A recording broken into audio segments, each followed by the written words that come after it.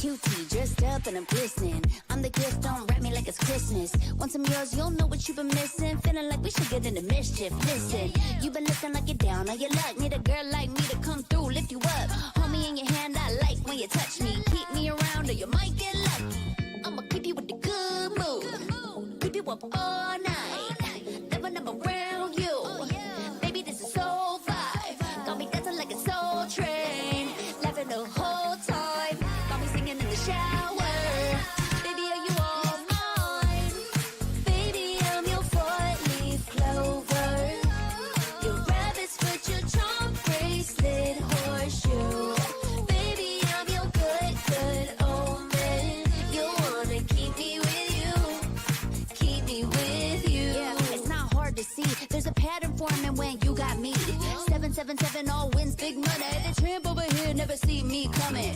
I was in your back pocket the whole time. A quiet power, a silent gold mine, a big old confidence boost. You never delude. Just know that you'll be winning cause I'm with you in the building. I'ma keep you with the good mood. Keep you up all night. Never, never around you. Baby, this is so vibe. Got me dancing like a soul train. Laughing the whole time. Got me singing in the shower. Baby, are you all mine? Baby, I'm your four-leaf clover. Your rabbit's foot, your charm bracelet, horseshoe. Baby, I'm your good, good omen. You wanna keep me with you.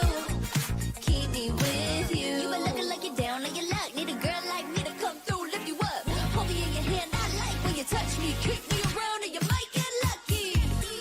Baby, I'm your four-leaf clover. Your rabbit's foot, your charm bracelet, horseshoe. Baby, I'm your good, good omen. Yeah, you wanna keep me with you. Oh yeah, keep me with you.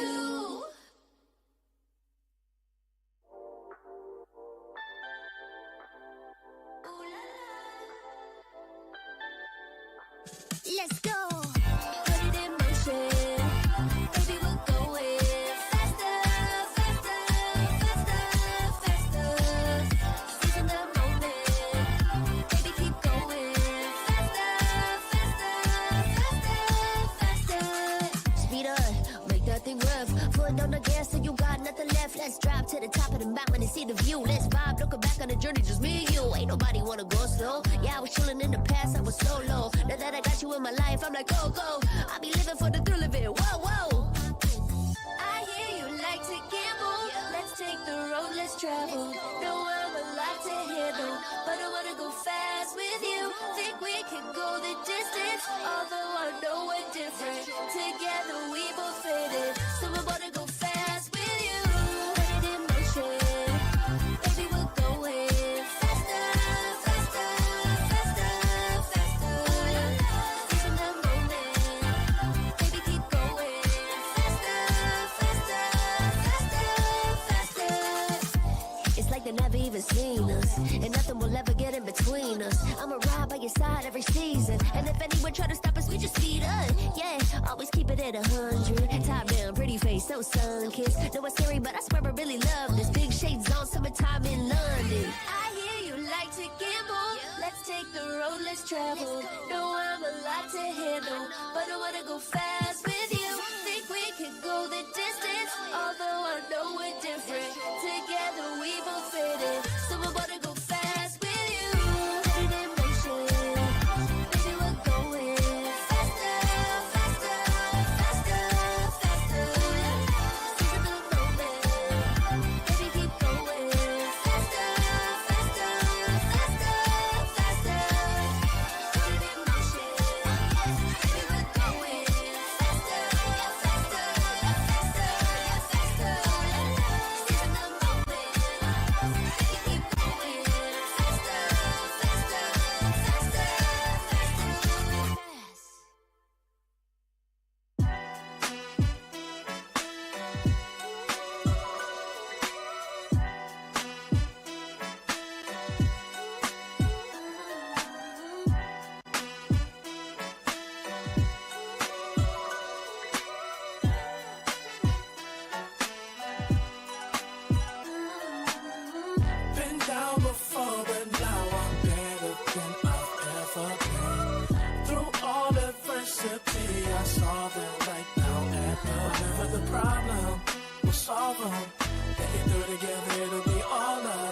all good.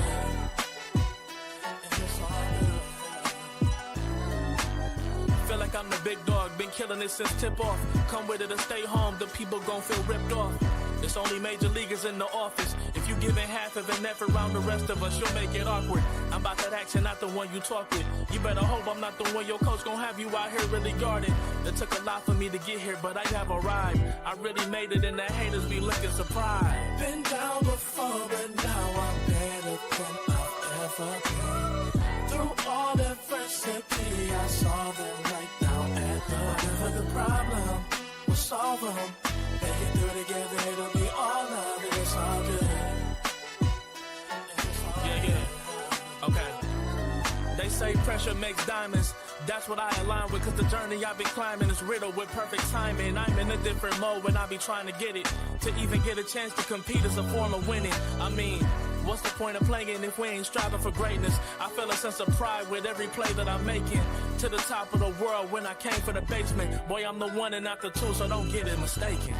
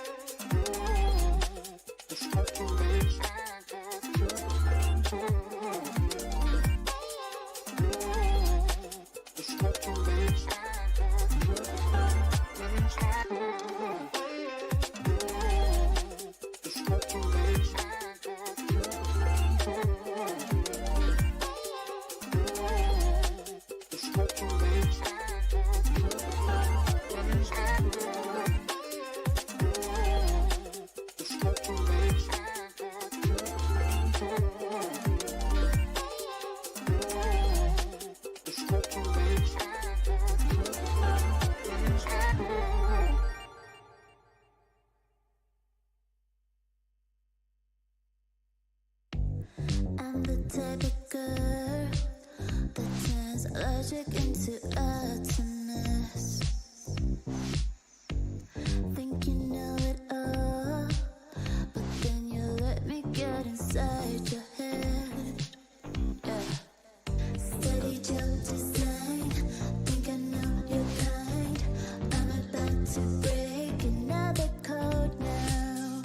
Pretty in disguise, bugging up your life. This is my syntax. 3, 2, 1, deploy.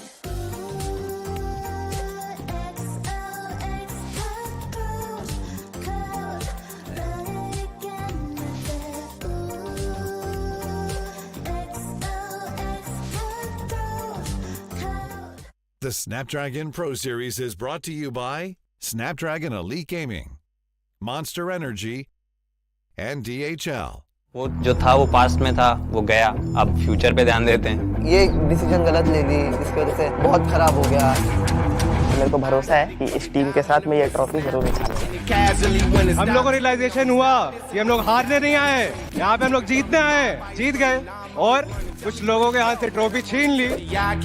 AKOP जो है को तो कोई जानता ही नहीं है।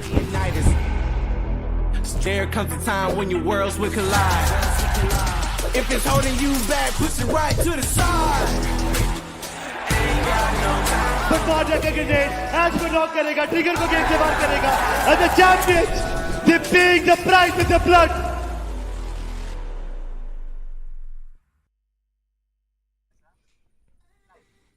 The Open Finals was just the first stage. The stage begins now. The real test for the teams that moved in from the Open Finals is now here. Welcome, ladies and gentlemen, to Snapdragon Pro Series BGMI Challenge Season. These 16 invited teams are waiting to be unleashed on the entire stuff. But before we move on with the show, I'm going to be your host and caster for the day. Joined alongside with me on the panel, it's going to be Shadow. And Shadow, as we know, the challenge season is finally over here. The 16 invited teams are waiting to be unleashed in the playing field. And we know what's going to be the outcome now. Oh, definitely. I'm super excited for the challenge season because all the teams in the Open Finals, the way they perform, especially the players of Gujarat Tigers and few new boys also like Bot Army and -40. I just can't wait to see how they're going to face against the top teams, the invited teams of the country. Yes, definitely they're the top teams, but not undefeatable. You can defeat them. And I would love to see a new team, a new name popping on my screen who takes a head-on with the top team of the country. And I just can't wait for the matches to begin, honestly, because these invited teams, of course, quite the experienced bunch. While you try and compare their performance to the teams that moved in from the Open Finals, of course, there's going to be a stark difference between the performance, because we talk about the invited teams. They've been competing in the pro circuit for such a long time, while they're going to face off against a few names like hidden ones that we're seeing for the first time, including Myth Official too. But nothing taken away from their performances as well. Myth Officials, they have been performing super well. So I would love to see how they're going to perform, especially when they move off against the invited teams. But you know what? We've been speaking a lot about the invited teams. We've been speaking a lot about the Open Finals. What exactly is the format of the tournament? Let's move on and have a look at the format of the tournaments. We started things off from the Open Finals, where 24 teams moved in from the Open Qualifiers. And then from the Open Finals, only the top 16 teams moved into the challenge season, where of course 16 teams were also invited in the challenge season itself. And then from the challenge season, we're going to move on towards the challenge finals, where the top 16 teams will be there, and only one will be crowned as the champion of the BGMI Snapdragon Pro Series. Oh, well, of course, we'll get the champion in the challenge finals, but before that, we have the challenge season, which is a long format. But if you move into the challenge finals, you can get that you can get the chance to grab that money, which is going to be 50 lakh rupees if you come on the first place. The second placing team will get 20 lakh rupees. The third placing team will get 8 lakh. The fourth one will get 5 lakh rupees. So every single team, the top 16 teams which move into the challenge final, are going to get something out of it. But there is also some individual prize money is also on the line, like the MVP is going to get the 50,000 rupees. For the teams also, we have like the first finisher will get 60,000, the second finisher will get 30,000. So a lot of money is on the stake, but along with the money is also the bragging rights which these teams are fighting for. Exactly. The bragging rights are, of course, going to be super important too, especially for the known names. The bragging rights really do mean a lot. But how do you exactly get your hands on the bragging rights and also the prize pool that you just saw? It's through this point system. We've been looking at this point system since the day one itself, but still, for the people that are joining in for the first time, if you do manage to place yourself in the game, on the first spot, you will be getting 10 points. On the second, you will get 6. On the third, you will get 5, and it's going to keep on descending down until you look at the best possible part about that point system. And that's going to be, you will get 1 point for each finish that you get in the game. Oh, the finish points are going to be super important because so many times we have seen the second placing team comes on the top of the leaderboard just because they have got more finish points, more elimination points. Also, if you go for the finish points, it also boosts up your confidence. You're very confident in those 4v4 fights. So finish points are also going to be of utmost importance, but at the same time, don't forget to prioritize the placement points also, because if comes a tie situation, then placement points are also considered there. So I think the perfect balance should be there between the placement and the finish points. But talking about the teams also, if I ask you, do you think the invited teams and the Open Finals qualified teams, any team in the Open Finals you're looking out for which can easily defeat the invited team?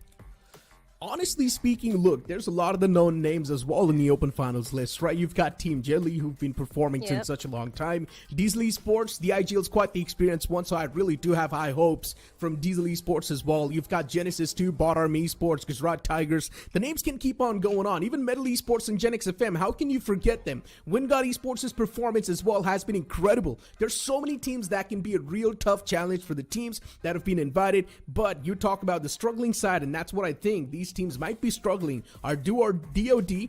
You've also got Team Empire, M40, because we did see quite a shaky performance in the Open Finals.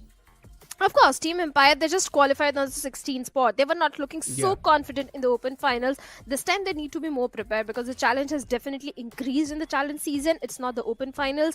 Yes, you came on the 16th spot, but now you need to come up with a plan B because plan A was not working really in the open finals. Along with Team Empire, there are a few other teams also which need to amp up their performance, just like Do or Die, minus 40. Even the plus of minus 40, they were on the 14th spot. They qualified just by few points. I think that's really important. That is not going to give you the confidence for the first week of challenge season, but if you get the average points every day in the first week, I think that is going to boost the confidence of the bottom team of open finals for the week number 2.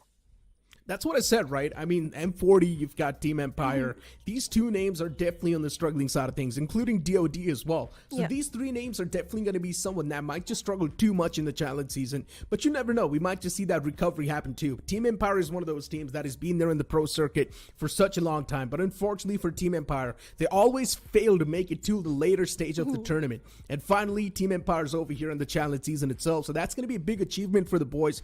But just make sure that you're not getting too complacent off the rip. Just make sure that you're putting in as much grind as possible, as much hard work as possible. That's the only way you're going to keep on moving forward. Because keep this thing in mind, you're still going to move off against some of the teams like God's Reign, Aiku Soul. You've also got Godlike in the mix. So these names are definitely going to make it as tough as possible. And you've got the invited teams too on the screen. Godlike, Wild Fangs. You've also got Team Tamilas right there, Reckoning Esports, Aiku Soul. You've got CG, K9 Squad, Orangutan, and the names just keep on going on. Oh, definitely. Then we have the players of Team Revenant, Xpark as well. Then God's Reign, 8-Bit, Vashishta Esports, 4AM, and Phoenix Esports as well. So many big names are there. Yes, there has been a lot of changes in the roster of these teams. So it's the time where they are going to be tested because all the teams which are sticking to the previous roster, the synergy is going to be much more better over there, just like the players of Aiku Soul. They have been sticking together since a very long time. So I'm expecting a good synergy from that particular team. But all the teams who have gone for a very huge roster shuffle, I don't know how they're going to kick things from the very first game. Will they go super aggressive or will they go for a passive approach and just go for the placement points?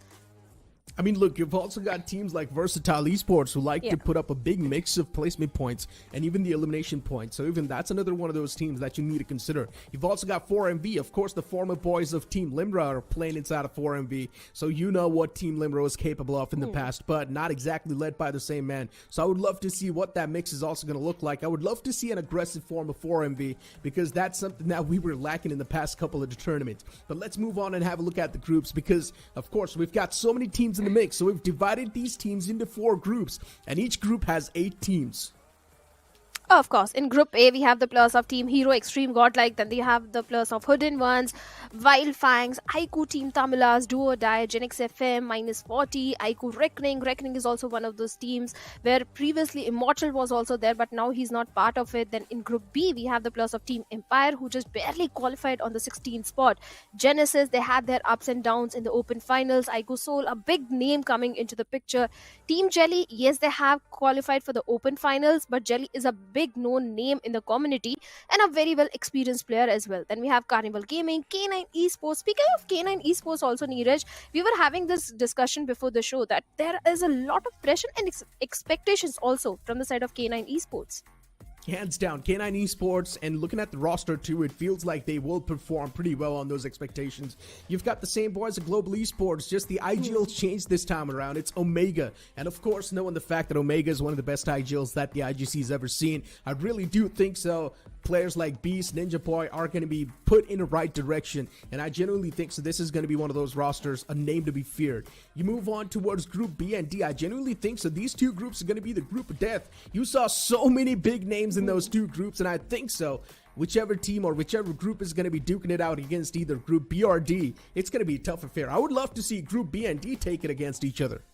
Oh, we will see that. We will see that in the coming days, definitely, for sure. One of the name could be the plus of Team Versatile, because if you remember Somraj, the way he played, he's a champion of the previous SPS. So maybe there is a possibility of Somraj also trying to redeem himself, because recently he has also been facing a lot of downfall. So maybe from the SPS he can get that confidence back and he could again be the dominant force in the lobby.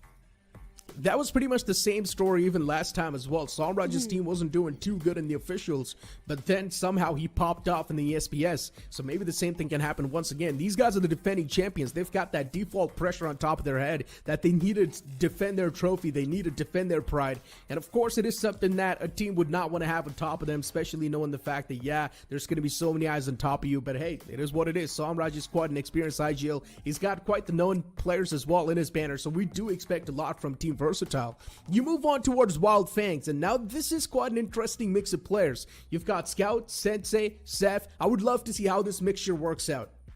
Even speaking of Sensei, I think the way he has been performing recently, he has not been performing up to the mark. Because if you remember the Sensei's performance when he was back in the days when he was a part of Team EXO, he was one of the most sorted IGL. He was known for his rotations, the way he used to bring his entire team inside the center of the circle.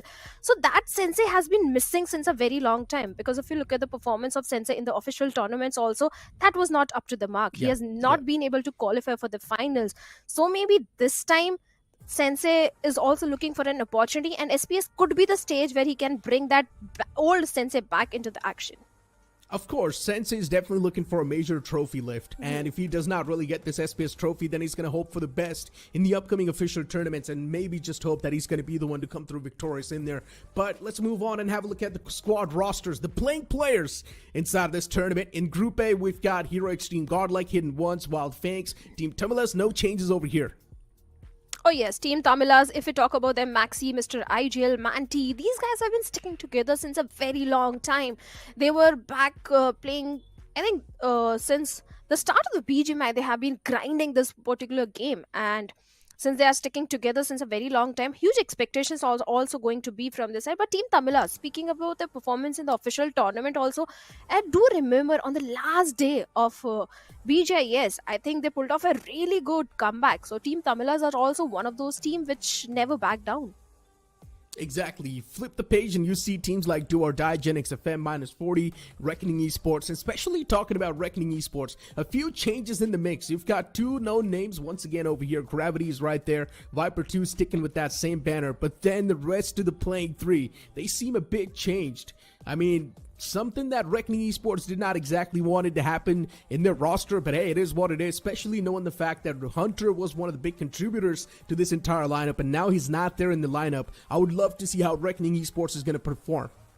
Oh, definitely. Team Empire, yes, they were struggling in the open finals, but this time they need to pull up their socks and perform really good because the competition has definitely increased. Genesis Esports also had their fair share of up and downs. Aiku Soul, well, they have been sticking together and they're performing really good. Manya, Nakul, Ronnie, Somme, Skips, these guys are known for their aggression. Jelly, yes, in the open finals, the entire team performed really good, but that was open finals. This is challenge season. This is not going to be an easy peasy cup of cake for the players of Team Jelly also. They need to be a little careful, especially the way Jelly and Ninze and the boys performed in open finals. Maybe they can focus on the finish points more than the placement points. With the way Team Jelly was performing in the open finals, I genuinely think so. If they keep on performing the same way, if the IGLing style is pretty much the same over here too, I don't think so they're going to have any sort of struggles. All Jelly needs to make sure is that he's taking the opportunities, he's taking those elimination points that he sees in front of him. He should be part of the third parties too, because if you remember the old Jelly problem, it was that he was a little bit too passive to the point where he was not even getting any sort of elimination points for his team. And it also felt like he was not putting in enough trust in his own teammates. So hopefully the same sort of mistake is not going to repeat over here. We might just see a complete new Jelly this time around, and we've been seeing that so far, and I've been loving it personally. Now you've got Group C on the screen. Orangutan once again back in the mix, and every single time, OG, they fail to lift the trophy just by a few points. Oh yes, that has been a real struggle for the players of Team Orangutan, Oru and the boys. They have been playing really good. Atanki, there is no second doubt in the capability or the skills of these players, but the way they choke on the LAN final day is something that's concerned them. But Myth Officials, like you pointed out, Myth Officials has been the aggressive force in the open final, so big things are expected from their side.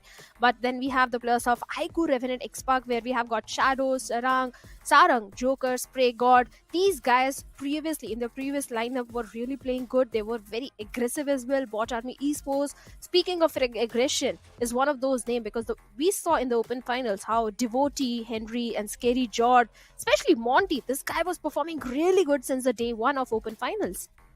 you can't really forget Revenant X-Park, a team that has won back-to-back officials.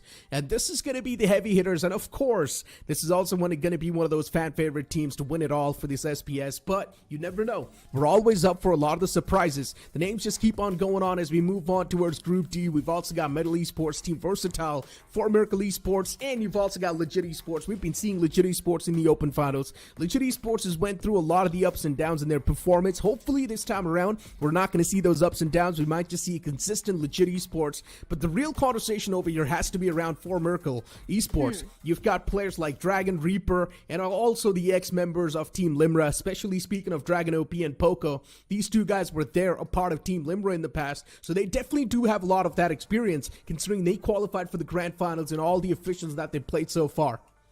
Oh, definitely. Team Limra performed really good in the official tournaments, but if you remember the recent third-party tournaments, they were not able to qualify for the finals. They were not able to qualify for the LAN finals, so that's something really concerns me, that Team Limra, yes, performed in the official tournaments because that was a very large league format, but will they be able to replicate the same performance in the SPS, considering one of their player is now their foes? Will that impact the performance in a bad way or a good way? I don't know. The time will tell. But yes, definitely Team Limra or previous Team Limra is definitely under some pressure now. Exactly. I mean, Gokul now part of Team Diesel Esports. Definitely the IGL is not there, so you can't say completely the driving force has now changed. So I would love to see the playstyle too for this entire 4MV, because in the past 4MV was a complete different lineup led by Adi himself, who used to be part of Team Insane in the past. So yeah, it's a complete different history. But now you speak of this 4MV, they definitely do seem pretty promising, but I would still love to see them in an actual gameplay where they face off against some of the known names, and I would love to see them how things pan out for themselves, because you talk about Diesel Esports, definitely for them things have been quite tipsy-turvy. They have been going through a lot of that rough patch, but hopefully now they're going to fix things around, and even the man himself has figured out how to exactly lead his team, because let's be honest, Gokul as well as an IGL was making a lot of those mistakes. Yeah, in the open finals, we saw a few of those mistakes, because if you remember one of the fight where Team Jelly was just having a fight with the players of Team Legit Esports, and two of the players of Team Diesel Esports just directly rushed onto the players of Team Jelly. They were outnumbered. That was a big mistake from the side of IGL. Making that sort of mistake in the challenge season is definitely going to punish the players of Diesel Esports. So Gokul definitely needs to be very careful. Along with that, I think Team Jelly is looking very promising. The Gujarat Tigers are also looking very promising, and if you remember last time Gujarat Tigers, they didn't had a very good performance in the previous SPS because they placed in the 15th spot, and this time they are looking for the redemption. Gujarat Tigers looking really strong, but still they haven't been tested to the fullest limit, and now they're going to be tested. You've still got the man like Clutch God in there who's been performing up to the mark, and honestly speaking, Clutch God, his form has increased even more. He seems even better than the last time when we saw Clutch God perform. You talk about the rest of the teammates, even his teammates are doing super well. But you know what, ladies and gentlemen, we've got an interview lined up on the Hindi desk itself, so let's move on to the Hindi desk and have a look at the interview. Welcome to the Snapdragon pro series challenge season में आपका स्वागत है। आपकी जो open finals की performance थी बहुत ज़्यादा ताबड़तोड़ काबिल तारीफ थी। You guys did amazing. आसान था क्या इतना ज़्यादा डोमिनेट कर पाना, यही पूछूंगा मैं। लाइक लॉबी तो कंपैरेटिवली इजी थी अभी सेमीज से। तो रावण ना काफी टाइम से परेशान है ज़ेरेफ कि देयर वाज अ टाइम आप और विंड गॉड एक दूसरे का होल्ड कर रहे थे और उन्होंने वो नेड मारा, तो उस टाइम पे टीम के अंदर क्या हुआ, मतलब कैसी बातचीत हुई कि ये क्या हो रहा है भाई, इतना समय ढाल दिया कुछ मिला भी नहीं? ना वही था हमारी स्ट्रैटेजी थी कि एक बंदा मार दिया, अब बस बैठ जाओ, ना हम कुछ करेंगे ना वो कुछ करेंगे। हम हीलिंग्स थी हम पे, हमें पता था उन पे हीलिंग्स नहीं है, तो गुस्सा आया था कि मतलब यार ये क्या हुआ, इतना टाइम डाला कुछ मेहनत कुछ मिला ही नहीं। हम उनको परेशान कर रहे थे। अब आप खुश हो रावण? मैं बहुत खुश हूँ यहाँ पे जरा ये वर्ड सुन के, क्योंकि मुझे बुरा लगा था स्पेशली आपके लिए। बट मैं जानना चाहूंगा यार, क्लच गॉड के अराउंड ये लाइनअप बनी है, हमेशा वहाँ पे वेल नोन प्लेयर को भी हमने देखा है जो बहुत ज्यादा नामी कामी और एक्सपीरियंस रखते हैं, बट आपका यहाँ पे एडिशन हुआ है क्लच गॉड के साथ, तो कैसा माहौल है उस लाइनअप में और आगे क्या एक्सपेक्टेशन आपसे हम रख सकते हैं? एक्सपेक्टेशंस तो बहुत हैं, हमें भी अच्छा करेंगे हम डेफिनेटली। इससे पहले आप WSB में थे ज़ेरेफ, सो उसके मुकाबले गुजरात टाइगर्स में खेलना मतलब कितना अप एंड लेफ्ट हुआ है, क्या हुआ है वहाँ पे, कैसा माहौल था, यहाँ पे कैसा है, यहाँ पे कोई अप्रोच बदली है या बिल्कुल सिमिलर रहा, ज़्यादा मुश्किल नहीं हुआ आपके लिए? थोड़ा लाला के साथ खेलने में थोड़ा अप्रोच तो बदली है, थोड़ा पेस चेंज हुआ है गेम का हमारा, थोड़ा फास्ट अप्रोच है। ओह बस हमारा तो हो गया। जॉनी भाई आपको कुछ और पूछना है तो? मैं तो बस ये पूछूंगा कि आई मीन चैलेंज सीजन अब स्टार्ट होने जा रहा है, ये आप लोगों के लिए एक इम्पोर्टेंट स्टेज रहेगी। Coming from the open finals you already look very good, but main competition I think अगर आपसे पूछूं कि टॉप 3 थ्रेट्स आपके लिए कौन सी रह सकती है कि भाई फाइनल से पहले अगर ये टीम में बाहर हो जाए तो फाइनल्स में ट्रॉफी उठाना आसान हो जाएगा। क्रेजी। थ्रेट तो कोई नहीं है अभी। सॉफ्ट मत कर लो यार, जरा बोल दो दिल में आ रहा है। मतलब विनिंग टीम्स ही हैं थ्रेट, सोल, सीजी, टीएक्स। या फेयर, क्योंकि 32 में से सिर्फ 16 टीमें आगे जाएंगी, 16 बाहर हो जाएंगी। सो 50% कंपटीशन यहीं पे रैप अप करने की कोशिश आई थिंक सबकी रहेगी। बट ज़ेरफ, thank you so much for joining us for this small little interview. Best of luck for your matches ahead. Day 1 है आज चैलेंज सीजन का, so good luck. Thank you. देखिए यही बात होती है, मतलब Zeref, the former player of WSP, and of course he had quite a lot of choice words to say. Of course, new IGL in the mix, so it's going to take a bit of that time to adjust around and still know what exactly the play style of that IGL is, how he wants to drive around the team. But still, GT's been doing much better, right? On day 1 of the Open Finals, definitely GT did struggle, but that recovery was quite neat. Oh, definitely. They recovered very well by getting double chicken dinners on the day number 2, day number 3. They were a force to reckon with. They were super aggressive. They were just going for the finish point, especially in the last 2 games. I think Gujarat Tigers was performing really good. But when he was asked that which 3 teams he wants to get, he wants that gets eliminated at this stage and don't move into the challenge finals. Yeah. There was a time when everyone used to talk about Hero Extreme Godlike also. But this time, Hero Extreme Godlike, let's face it, Neeraj, they are not that confident in their fights. Because if you look at the previous performance of Hero Extreme Godlike, especially in the third-party tournaments, I don't think they were performing up to the mark. Okay, I mean, looking at the entire roster, we haven't really seen any sort of changes. You've got Punk, Admino, Jonathan, pretty much the same boys playing with each other. Once again, you've got Simp in the mix as well. And looking at the roster on paper, it seems like a pretty strong roster too. Especially looking at the official stats, they were doing pretty good in the official tournament as well, considering they got a podium finish. But you move on towards the third-party tournaments where the players usually do not really tend to take those tournaments that seriously. So maybe Hero Extreme Godlike as well was pretty much doing the same thing, not really taking things that seriously. But this is the SPS, and looking at the prize pool itself, you know there's a lot of money on the line. And all these known names as well, they would try to get that moolah in their hands. They have to. At the same time, they have to get the bragging rights as well. Then we have the plus of Team Hidden Ones also, who are performing really good in the previous Open Final. So big things are expected from the side of Hidden Ones because they suddenly popped off.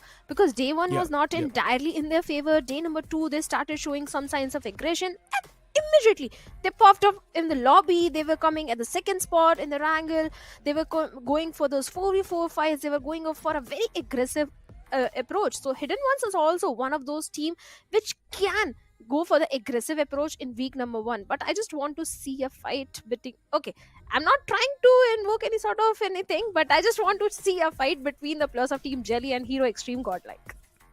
Okay, I mean, I would love to see that as well. Brothers fighting inside of the battlefield. Who's going to be the one to come through victorious? If it is going to be Team Jelly coming through, then definitely a lot of the surprises will be there. Then I would love to see the fans. Who are they going to support? Are they going to support Team Jelly in that case? Or are they going to support Team Hero Extreme Godlike? Of course, Jonathan in the mix.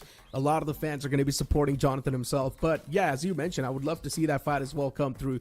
But honestly, another fight that I would love to see is Hero Extreme Godlike versus Clutch God and the boys. GT. That is also one of those teams that does possess a lot of that firepower. So I would love to see that come through as well. And Aiku Soul in the mix too. You cannot really forget the fact that Aiku Soul as well is quite a champion lineup. You've got Manya and the boys performing from such a long time. Knuckle too. He's been quite the main performing player for this entire lineup. Knuckle has always been one of those players. He steps up when his team needs him the most. So he's sort of like that reliable torch. If you remember last SPS, one of the game of Vikendi, Ronnie was the guy who was going like... he was playing that like a classic match with that buggy. He was roaming around the entire map of Erangel. He was a crazy guy in the lobby, the way he was performing, getting those elimination points. Even the casters were very shocked that what has happened suddenly to the players of Team IQ Soul and Ronnie. What is this guy doing? He dropped in towards the side of military base, then went to Yasnia, Rozok. He basically traversed the entire map of Erangel and Vikendi because they were so confident. They were right at the top of the leaderboard and they could do anything. They can experiment anything. And Ronnie was not even spotted by anyone. That was the major concern at this point. There were so many teams in the lobby and no one spotted down Ronnie. So yeah, Ico Soul is definitely one of those teams to look out for. But speaking of Carnival Gaming, what are your thoughts on that particular team? Carnival Gaming, recently they've went through a lot of the switcheroos, so it's a complete new roster in the mix now. And for CG, honestly speaking, I don't exactly know what to expect from them. I would just need to watch the first game and see what sort of path CG is looking to take in the game. And if that path seems pretty right, then fine. CG can keep on moving with that same path. Because keep this thing in mind, for CG, once again, it's an opportunity to make a name for themselves. If they fail this shot, one thing is for sure, a lot of the fingers will be raised on this roster. And that's something, of course, the players and the organization would not want to have. Another team that I'm really looking forward to is also Cincinnati Kids. Now, it's the ex-roster of Team 8-Bit. You know, Juicy, Aditya. These guys have been there in the pro circuit for such a long time. Of course, quite the experienced bunch. The veterans, if you'd like to call them. And they always do make it to the grand finals. But unfortunately, they're not even close to taking it home. Yes, they are not able to lift the trophy. If you remember the previous third-party tournament, also 8-Bit performed really good. I won't say 8-Bit, Juicy performed really good, especially the way this guy was going for a very aggressive approach right off the bat. I think this 8-Bit, not 8-Bit, Kinkinati Esports is definitely one of those teams to look out for. At the same time, I want to see how Vingod Esports is also going to perform. Because if you remember, in the open finals, Vingod Esports performed really good on day number 1. Day number 2 was also in their favor. They were at the top of the leaderboard, but day number 3, they were avoiding most of the fights. They were going for those they were just denying finish points to the opponent also, let's be honest. They were not going so aggressive despite being on the top of the leaderboard. I expected Vingod to be more proactive in that fight against the players of Gujarat Tigers, but that didn't happen really. So I hope that doesn't get repeated in the challenge season from Vingod. Exactly. For Vingod Esports, look, knowing the fact that it was just the open finals, I'm pretty sure Vingod Esports and a lot of these known names were not exactly taking the competition that serious. They knew the fact that, it's just the open finals. We can easily move on towards the challenge season. And we've seen this complacency hit to a lot of the known names as well. It's not exactly the complacency, if you'd like to say.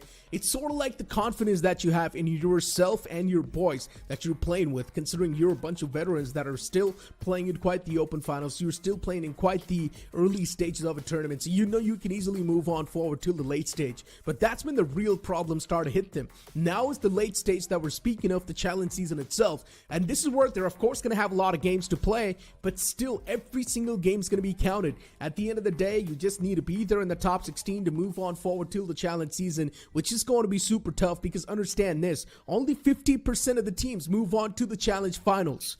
So that's still a big cutoff that we're speaking of. You need to be there at the top of the board if you want to stand a chance to move up, and you need to have that cushion to play as well, because if you're going to be somewhere at the bottom, you're always going to have that thought hindering your performance every single time. We've got the schedule for the day 1 of the challenge season. Group A and Group B is going to be the one to duke it out for the first game of Erangel. Oh yes, Group A and B, where we have the plus of Team Godlike, Jelly, K9 Esports, Vingod Esports, then we have got Miramar, Erangel, then Sanhok and Vikendi also comes into the picture, and we end things with Erangel. Sanhok, Vikendi, Erangel. Group C and D will be coming into the picture, where we have the players of OG, Diesel Esports, Cincinnati Esports, Revenant Xbox, Bot Army, Versatile, big names. So they'll be kicking things from Sanhok and Vikendi. These two maps, let's be honest, Dheeraj, are not so very easy to play, especially Vikendi, and because it's one of the most unpredictable. Even Sanhok is also most unpredictable, but for now we have got Group A and B, where we have Godlike, Hidden Ones, Wild Fangs, Team Tamilas, Do or Die, Genesis, -40, and Team Aiku Reckoning. I mean, look, once again, Group A and B, quite the stacked bunch. As I mentioned, Group B definitely does seem like the group of death. You've got so many big names inside of the Group B. So, of course, I am really expecting the Group B to sort of be on the dominant side of things, but you never know. In Group A, you've got teams like Hero Extreme Godlike, and that is one of those teams that can definitely possess a big threat to the lobby. You can't even forget about the Wild Fangs too. Even they can be someone who can strike down the opponents in quite a harsh manner. So I would love to see how that entire sort of kerfuffle pans out in the first game of Erangel, considering they're going to be the one to play it off the rip. Definitely there's going to be a lot of the confusions, and you know, in game one, usually things are sort of haywire. They're all across the board. No one knows exactly what's going to happen inside of the game. People drop anywhere they want. They sort of want to figure out each other's drop locations. That's why they do not exactly know what sort of route they want to take. It's a big confusion in the game one itself. Oh, of course. And I'm just waiting for those drop clashes because when you are not aware where your enemy is going to drop in, those sort of drop clash do tend to happen, and that makes things very interesting because if you win that 4v4 fight, that is going to boost your confidence for the rest of the game. So I would love to see those drop clash happening in the city of Yasnaya or maybe military base somewhere Novorupnoy, because that makes things very interesting.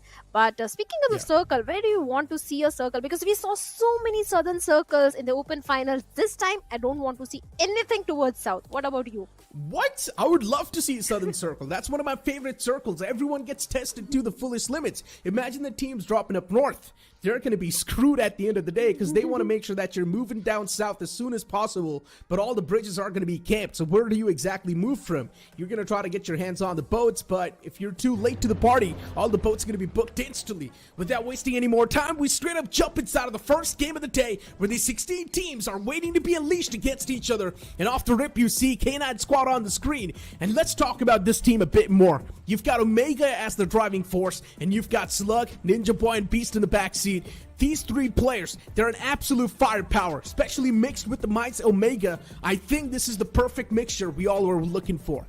Oh, of course, Omega, Slug, Ninja Boy, these guys. Ninja Boy, he was part of Global Esports previously, and we know how they performed in the previous SPS, especially in the challenge season. They came on the second spot. But speaking of the flight path, we have a complete southern flight path starting off from the side of Primos towards Novorupnoy. So that means this time we might see a northern circle, which is going to upset you, but I'll be very happy if it goes all the way towards the side of Stalber or shooting range, because all the terrains in that area makes things a little tricky and difficult for the teams. But for now, we have the players of Genix FM going all the way south towards military base. Then we have the players of Team Tamilas, Aiku Tamilas, towards the side of Primos. That has been their drop location since a very long time. And if you go a little north towards Quarry, we have the players of Hidden Ones, Windgod, Team Tamilas, Team Empire in such close proximity to each other. Maybe we can see a fight brewing up there.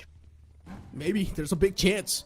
You've got K9 Squad instantly getting their hands on one of the vehicles and instantly moving towards their own designated drop location. And I would love to see K9 Squad at least take a fight against someone. This is one of those teams with a lot of potential, and they can easily rip through the opponent, shred through the opponents. It does not matter if it's Aiku Soul standing against them. We've seen these boys play in Global Esports, and you know what they did in the lineup of Global Esports. No matter who stood against them, no one stood any sort of chance against the players of Global Esports because the firepower, it was just immense. And now looking at Genesis, they're in a big world of trouble. Unfortunately for Genesis, they failed to get their hands on the weapon before the players of Phoenix Esports, and that's where Phoenix Esports, they gained the edge. And off the rip, Phoenix Esports is already taking down the players of Genesis, and just like that, even the last man gets ran over. Phantom's going to be the one to put that nail in the coffin, and Phoenix Esports, they kick things off with a squad wipe already. Phoenix Esports definitely going to be extremely happy. 4 finish points in their pockets with no casualty whatsoever. But Team Genesis, this is not the way they wanted to start things off. By getting eliminated in the open finals, they had decent finish points, decent placement points, but challenge season is definitely proving to be an extreme challenge for them, at least for the very first game. But look at that spray conversion from the side of Viper of Team Reckoning. Instant knock onto the players of Team Phoenix Esports. Yes, I do agree the players were on a very low HP. 2 players already down. Seems like the victory was very short-lived for Phoenix Esports as well. Unfortunately, even Altu gets taken down. As you mentioned, yeah, the victory was pretty short-lived. A bad start even for the players of Phoenix Esports, but at least they got some sort of points to kick things off with, right? Even if they do not really have all the players standing, it is completely fine. The first game is usually filled with a lot of confusions, but even the plain flat path added a bit of that spice, and now because of that, everything is all across the board. No one knows what sort of measures to take. No one knows what exactly is happening on the map either. Everyone's getting caught off guard. You've got Reckoning on the screen, and Reckoning Esports have already taken down 2 of the players, still hunting for 2 more. Waiting for the rest of the 2 to sort of show themselves, as Reckoning Esports would want to get a squad wipe themselves. Oh, definitely. They are on a hunt. They know that the players of Phoenix Esports are just left with only 2 players. And this is a time where they can capitalize and go for a little aggressive approach and grab those 2 crucial finish points for themselves. So maybe they'll go on a hunt, but at the same time, they also need to prioritize the loot. They need to collect the resources because the city of Yasna is completely unoccupied. So the players of Reckoning can definitely head over there. This time, the circle is going to be heavily favoring Yasna, but seems like Phoenix Esports Venom. He's got an eye on the players of Team Reckoning at this point. With the VSS in his hand, he can't be that aggressive one at this point.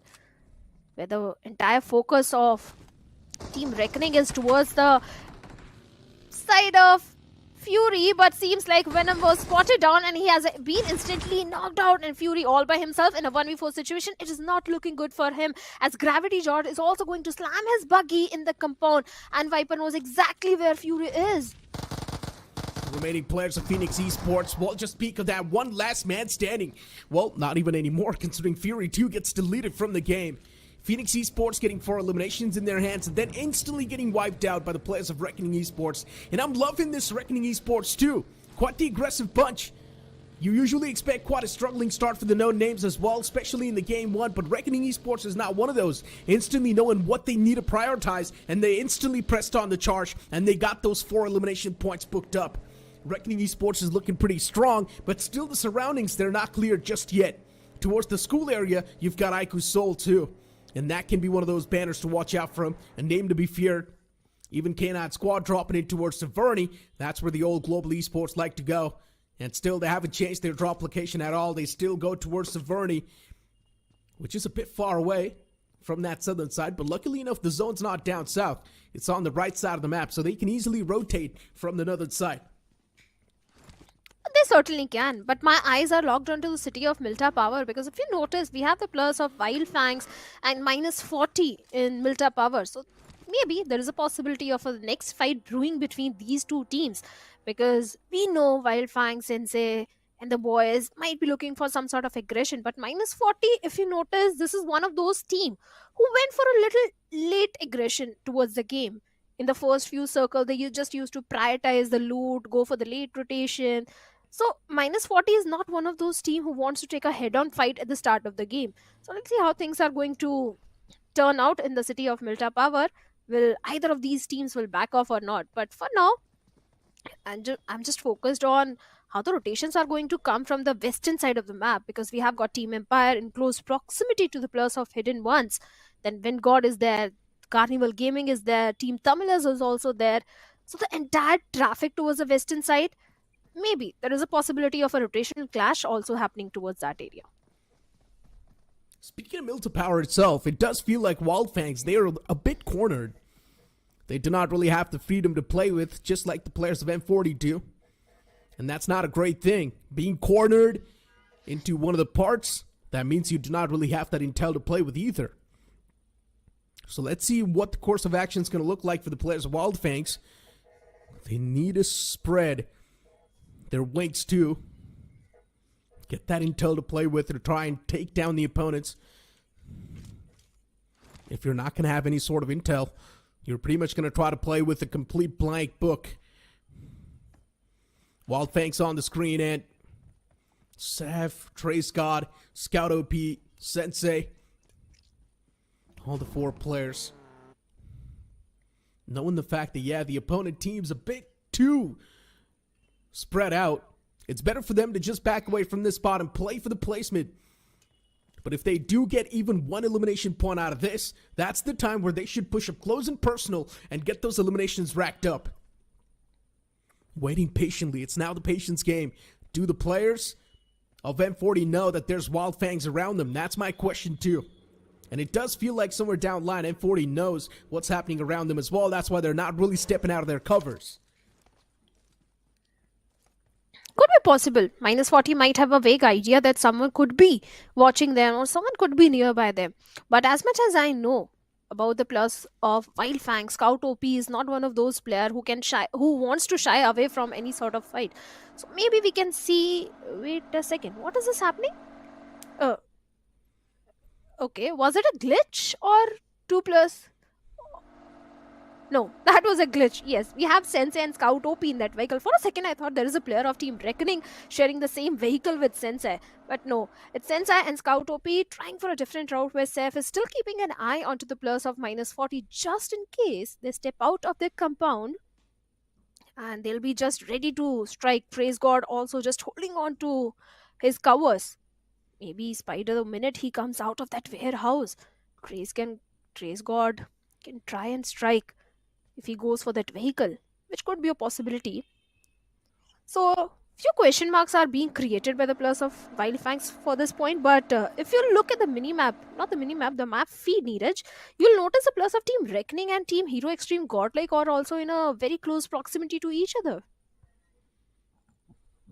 But I highly doubt we might see a battle between them. They are in close proximity, but they haven't really spotted each other, so that's a thing as well. On the map, it seems like they are in close proximity, but not yet. But talking about the scenario and the circumstance that's popping up on the screen right now, it feels like M40, they've got some sort of clue on what exactly is happening around them, but they still do not want to take any sort of measures against it. They just want to continue their loot, and then once they're done with the loot, they're probably going to try to move out and get their hands on the vehicle and then just rotate away from this spot. That's going to be the ideal game plan for the players of M40. You can see somewhere down line, even Spider wanting to be a little bit more careful before he steps outside of that bunker or warehouse. In the elimination feed, we did see Reckoning Esports fall prey to one of the players of Godlike.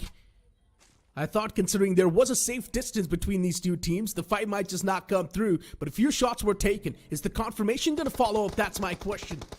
Hero Extreme Godlike being super aggressive in this scenario.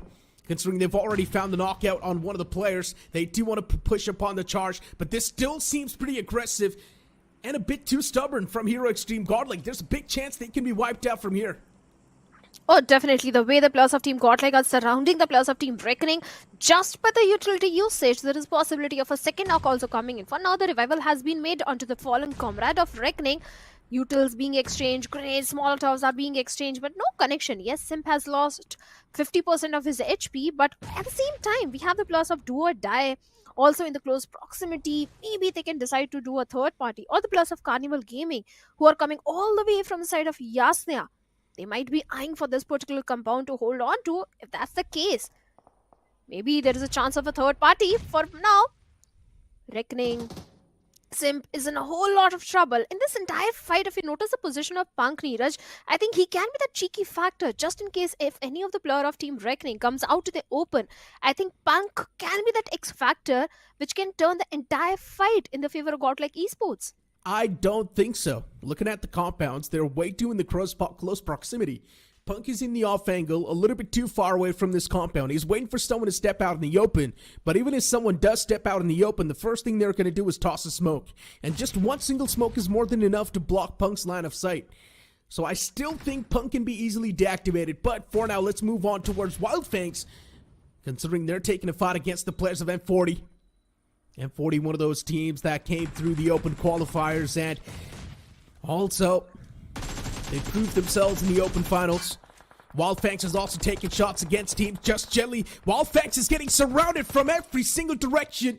Even Team Just Jelly want to be a part of this entire trifecta, as they're going to be the third team stepping inside of the action. A third party's already here before the fight even erupted. And M40, they definitely do seem on the receiving side of things, but Wildfang Scout OP was able to find one of the knockouts against the players of Team Just Jelly, as he also hands out the death blow instantly. Seth was able to get the trade on to Nishu, but Faceless is going to be the man to save the day for his own teammate. Nishu can be easily brought back on his feet. Wildfangs, they definitely do seem quite hurt now. Seth being knocked out, it does not look too safe. The confirmation 2 follows up. Even Scout gets taken down in return. Wildfangs in a world of trouble. almost on the verge of being wiped out, or have they been wiped out? That's my question.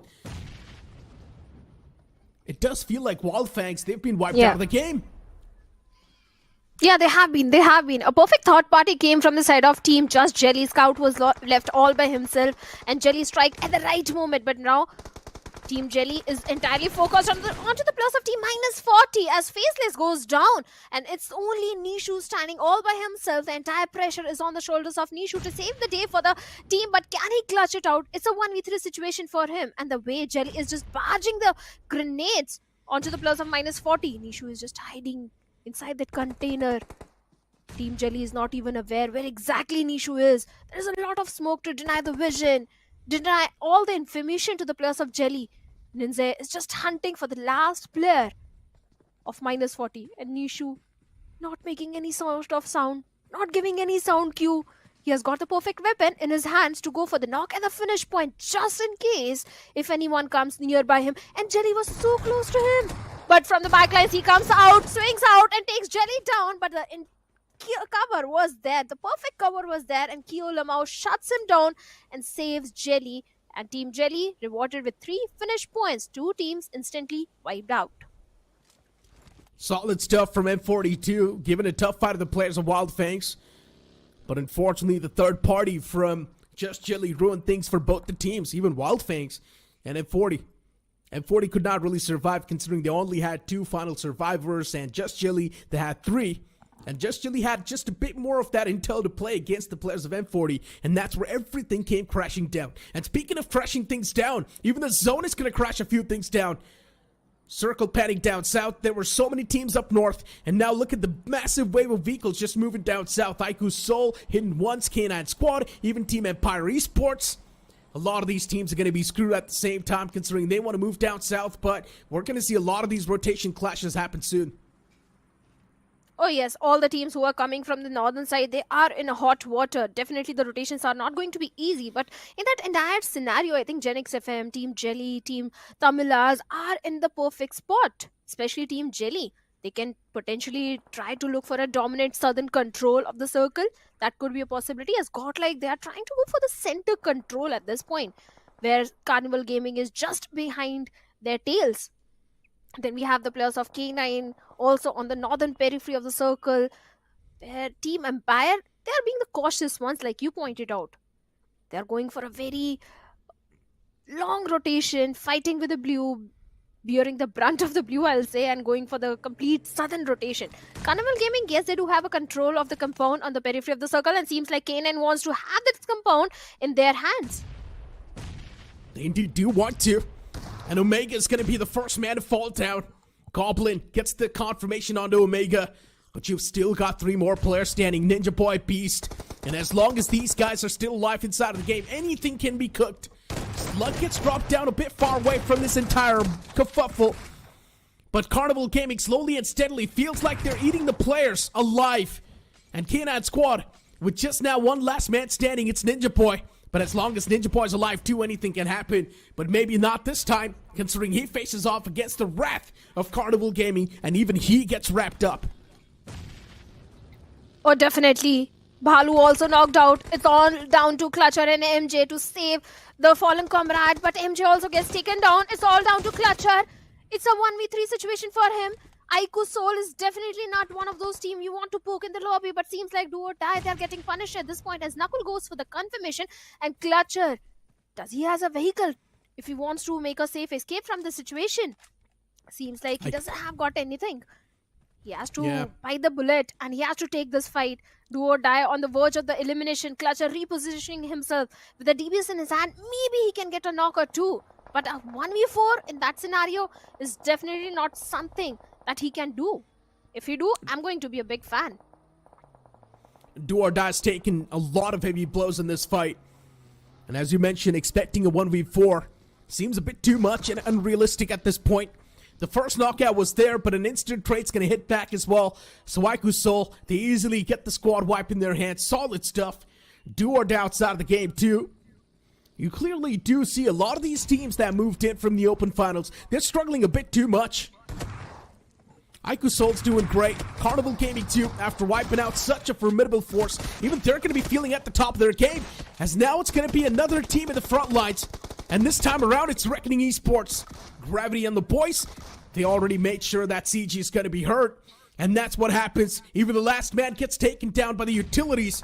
As Carnival Gaming, they take an exit from the lobby, but you've still got Hidden Ones around the corner. And Hero Extreme Godlike 2 want to be a part of this third party.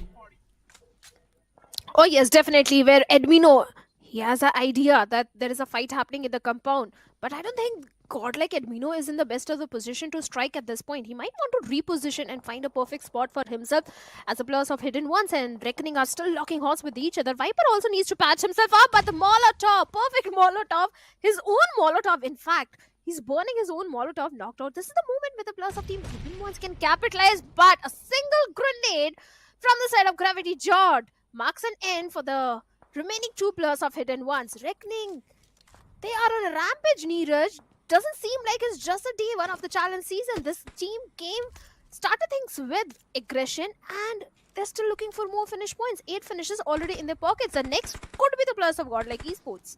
That's experience right there. Just utilities tossed out and still getting the confirmation with those. Precision. It only comes with a lot of experience in these pro circuit. And right now, Hero Extreme Godlike wanting to camp out the players of Reckoning Esports. Do not even want to get their hands on the vehicles. Bursting out the tires, making sure that the opponents, they're not going to have any sort of escape routes. I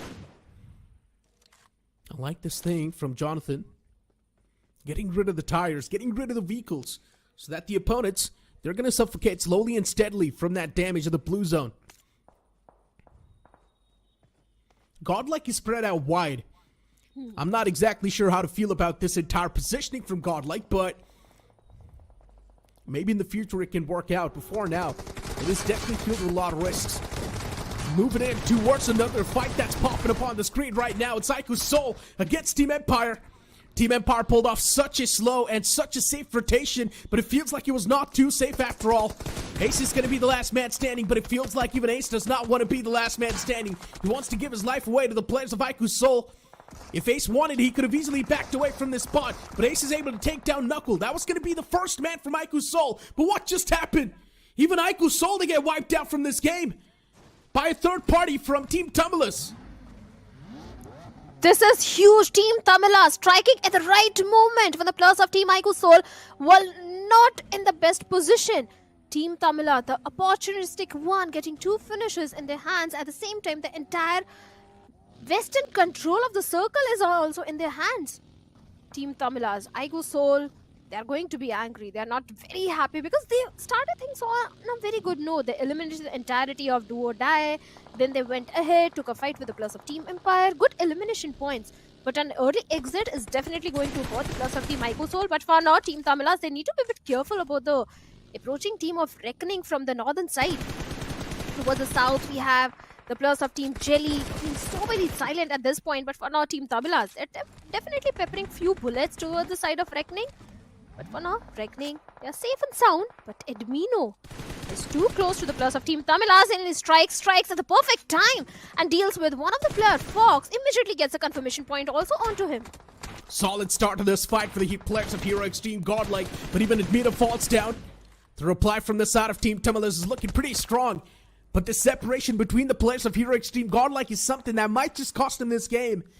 Team Tamilas, final 2 players standing. And they do want to back away from this spot. Rico hands out the death blow to Edmino as he hands out the confirmation too. 3 eliminations backed up by the players of Team Tamilas. And Team Tamilas, 3 eliminations are not enough in the first game at least. You at least need somewhere around 7 to 8 points per game. Play around that average, because that's what a lot of these known names are doing in the first game at least. Aiku's Soul, they had so many elimination points to play with. Reckoning Esports too, they had a decent amount of elimination points. So majority of the teams are just trying to play around the average. And looking at the circle too, once again, it's going to shift down south. And Genix FM, they seem like they're in the prime spot. They can hold off so many teams that will try to rotate from up north. Oh, definitely. Genix FM is in one of the prime spot to get those finish points. But I think Team Jelly is also in one of those positions to rain on their parade. But Jelly and the boys are just being very silent at this point. They're godlike. They do have a good compound to their name, but seems like Jelly and the boys were peppering few shots towards the side of Punk, taking hefty HP out of him. But Jonathan right on the rooftop, trying to get a lot of information. He has spotted on one of the players. The spray comes in and there goes the Viper. But no, it was actually Shogun of Genix FM who took him down. Jonathan still on the rooftop. Godlike need to defend this compound, Neeraj, at any cost. They need to. But I'm loving this confidence from Godlike. The split that they were playing was so risky, but they still did not shy away from that split at all. They were super confident in their own skills and their intel gathering. They were able to gather a lot of intel, and around that, they were able to execute that split perfectly. And now you move on towards this spot. Once again, Godlike is split quite wide. You've got Punk on one side, Jonathan right in the middle, and then Simp on nothing. These three guys, they're definitely playing for a lot of that intel. And looking at Team Jelly too. Sam was the casualty a while ago. A lot of the teams with just a 3-man squad. And then you look at Genix FM with all the players intact. Even WinGod Esports, they're looking forward to move from down south. Team Just Jelly now in a big world of trouble. And Godlike would want to be a part of this fight as well. From the backlines if they want, they can definitely third party. But the utilities tossed from the side of WinGod Esports, they're starting to hurt. Hero Extreme Godlike looking to move up, close and personal from the backlines. They would want to get some sort of an angle in this fight. But unfortunately, it's going to take a bit more time, and Just Jelly, he backs away from this entire scenario. He wants to play for the placement points for his team, which makes a lot of sense. Just try and get as many points as possible from the first game itself. That's going to give you a bit of an edge in the overall standings. And looking at Hero Extreme Godlike, still with 3 players, they look pretty strong. Or definitely, they even tried to get a confirmation point onto Jelly. WinGod Esports also going for a little aggressive approach. They are on the southern western periphery of the circle, where Genix FM is also trying to traverse inside the safety net of the circle. But Jonathan, he has a lot of information, seems like, still holding on to his grounds. On the other side, we have the player Gravity Jord inside that compound. I don't know, as a solo man, for how long he can hold on to his grounds. As Genix FM, they have the numbers advantage with all the 4 players alive in the lobby. And just a minute, I say it. Team Tamilas, Mr. IGL strikes and takes one of the players down from the side of Genix FM. But the cavalry was there to save the day and eliminated him. Shogun will be going for the rescue mission. But Jonathan is very much aware about the position of the players of Team Genix FM. Let's see what's going to be the approach of Godlike at this point. Because they have got a lot of info to work around with, Neeraj. Yeah. They were playing for that information off the rip, right? They had such a wide split. The only reason why they were going for that wide split was for the intel. With all that information now implemented inside of the game, Godlike, they seem so confident. They're taking fight against some of the teams that are supposed to be the top contenders. And Genix FM right now, they're definitely struggling quite a bit. Jonathan was the man who found that knock, but once again, the fallen player is back on his feet, so it's not that big of a deal for the players of Genix FM. But look at the next circle. It's going to pop right in the court of Genix FM. WinGod, they want to take a fight against Genix FM too. But that one man from Reckoning Esports, he can be the party spoiler. Gravity Jod is getting pushed up by Sahil OP from the side of WinGod.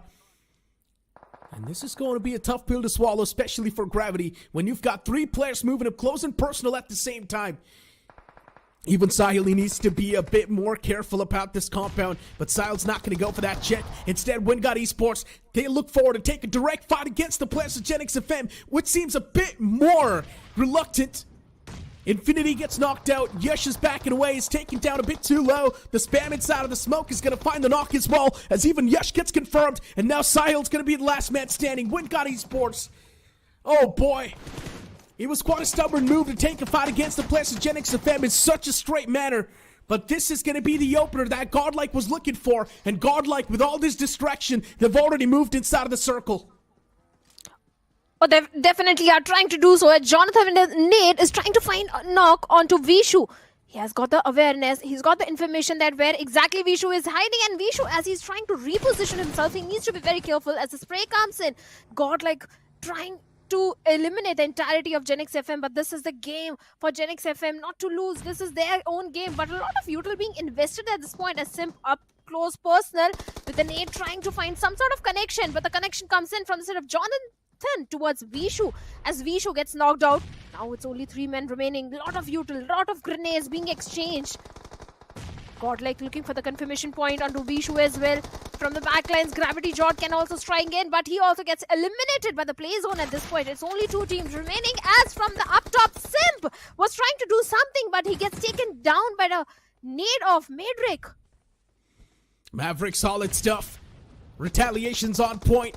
For a moment, it felt like Godlike had a better position inside of the fight, but still, Godlike now, they're getting countered hard. Even Punk's taken down pretty low. Jonathan is still there around the corner. He's right behind that tree as well, and Jonathan wants to get the revival on the fallen player. Simp, still knocked out. Collecting the information for his fallen comrade. Jonathan finds the knockout. Shogun gets taken down. There's still one more man in the front lines, and Genix FM, they're going to be the one to come through victorious. That's the last man at Genix FM, shuts down Jonathan. But what a game that was from Genix FM. For a moment, it felt like Godlike. They had the upper edge in that fight. But once again, Genix FM, they rise back up from the ashes and wipe out the entirety of Hero Extreme Godlike. A solid winner chicken dinner off the rip. And this first game, it's going to give the confidence off everything for this team. Genix FM is one of those banners that has been trying from the start to be till the end. That has been trying to get their hands on the trophy. But this chicken dinner, it just gets them a step closer. Just as we were saying, all the teams from the open finals are getting early elimination. Genix FM is one of those names that held on to their crowns. They prioritized a rotation. They were looking for a dominant control from the southern side of the circle. And the minute they got the final circle control in their hands, they went on a rampage. Because if you notice, before that circle came in their favor, they had just a single finish in their hand. They were super silent in the entire game. But the minute the circle favored them, they were just taking fight for the players of Team Vingod Esports. They were just taking fight everywhere. And in the end, the way they inherited the entirety of Team Godlike Esports, that was wonderful. But I won't say that the Godlike Esports did too many mistakes in that fight. Yes, Godlike was also playing perfectly. It was just that Genix FM had the numbers advantage. Not exactly. Godlike had the position advantage in that scenario. Simp overextended, and he got taken down by the utilities. There was no reason for Simp to overextend so much, especially when he knows his teammates got really good position inside of the game. But still, Simp overextended because he wanted to get that elimination in his hands, and that's one of the main reasons why Godlike just came crashing down. As soon as Simp got taken down, Punk was taken down pretty low. Jonathan was the final man standing. Even Jonathan tried to play around that high ground, but in a final 1v1, it was the man of Genix FM to come through victorious. So yeah, Hero Extreme Godlike losing that game, but it's completely fine, right? Hero Extreme Godlike still had a decent amount of elimination points to back it up, so it's still a pretty good first game.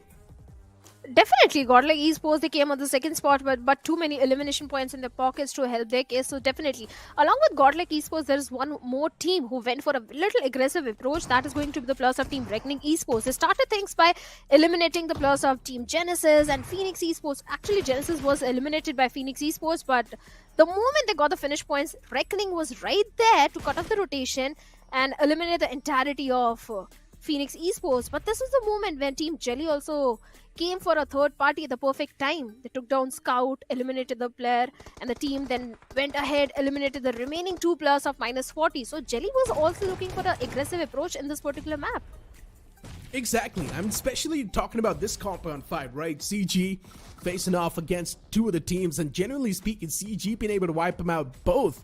That was super impressive. But then later on, a third party came through in the name of Reckoning Esports, and unfortunately, CG could not really do a lot considering they just had one last man standing. In the final few moments, I love the fact that Godlike took the advantage of that distraction caused between the players of Genix FM and Wingod Esports as they were facing off against each other. And Godlike moved in from the back and stole that high ground away from Genix FM, and that's where everything just came sinking down for Genix FM, or at least we thought everything was sinking down for Genix FM until Godlike pulled off a big blunder where Simp overextended, got himself taken down, and then the rest of the 2 players as well, they could not really do a lot considering Genix FM, they had the man advantage in the final few moments. Yeah, they had the man advantage and they got the beautiful winner chicken dinner for themselves. That is going to boost the confidence of Gen X FM, because if you notice, in Open Finals, day number 1, Gen X FM was also one of those teams which was struggling. Day 1 didn't entirely go in the favor of Gen X FM. It was day number 2. Since they started showing a comeback, they went for the aggressive side, they went for the elimination point. But in the challenge season, seems like Gen X FM is very much prepared. They went for a good rotation inside the circle. They held on to the grounds. So I think Gen X FM is looking very much prepared for the challenge season. Exactly. A lot of these known names are going to try to play around that average. I mean, at least after looking at that first game, that's what it feels like, right? Reckoning Esports, they went for a lot of the elimination points. IQ Soul pretty much tried to do the same thing. They were playing for the eliminations. Even a few more teams, they were trying to go for the eliminations. So it definitely does feel like a lot of these invited teams are going to try to play around that average 6 to 7 points per game, and that should satisfy their need of moving towards the challenge finals. That's what they think. But I'm pretty sure every other team is pretty much thinking the same way as well. So they're going to try to pull out some big nukes in the future. But as we've got the match MVP of the previous game, it will be Viper from Team Carnival Gaming with 4 finishes and 50% finish contribution and the map impact of 7%. Although the team got very early elimination, it was Team Reckoning who reigned on their parade. But I think Viper did really well in that particular fight. Just like you said, 4 finishes and 50% finish contribution. It was Team Reckoning. Reckoning was just going for the aggression. They knew it's match number 1. We don't have any history. We don't have any read where which team likes dropping in, what's the rotation path, which team is going to take in. So just let's play it just like a casual BGMI Erangel and go for the elimination points. That's exactly what Reckoning did. And it worked out as well, right? Off the rip, they got 4 elimination points after hunting down the team. And then they moved on forward, got a few more eliminations, considering they took down Carnival Gaming too. Carnival Gaming was taking a fight against Hidden Ones. Reckoning Esports came in as a third party. Then Reckoning Esports got third party by the players of Hero Extreme Guard. Like, there were a lot of these third parties happening, right? Considering it is the game 1, you really do expect the aggression to be amped up. And that's exactly what happened. But I'm pretty sure in the second game, things are going to be much more settled. And that's where maybe the entertainment factor is going to dial down a bit. But hey, what's going to happen for the future? Only future can tell. But right now, we need to take a short break. You guys don't go anywhere. We'll be right back. Gonna do our thing. Ain't never do the Broncos thing.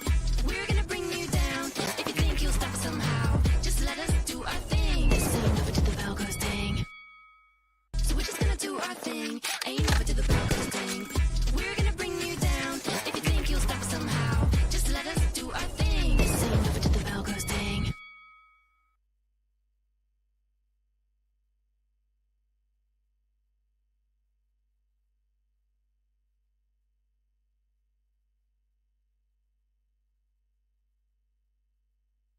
और कहीं दर्द हो रहा है? थोड़ा सा shoulders में, back pain. Hello, dentist. वसूलना तो पड़ेगा। 10 नंबर। वसूल तो करना पड़ेगा। फुल वसूल करने का है शौक तो do it like a boss. BGMI royal pass, यहाँ मिलते रहेंगे अमेजिंग इमोट्स, कूल स्किन्स और बहुत सारे रिवॉर्ड्स और साथ में फुल कैशबैक यूसी में। तो अब सोचना क्या, गेट फुल वसूल with BGMI। This ain't never did the Broncos thing. This ain't never did the Broncos. This ain't never did the Broncos. This ain't never did the Broncos. If you think I've had enough, well I guess you don't know tough. I'll never be the one to back down. You haven't been the first one to show me down. 'Cause baby, I can't fly without you by my side. You're never breaking me, never stopping me, never making me be less than all of me. Some time to say, but you're never stopping me. I know that we ain't giving up. If you thought so, well, tough luck. So we're just gonna do our thing. Ain't never do the Broncos thing.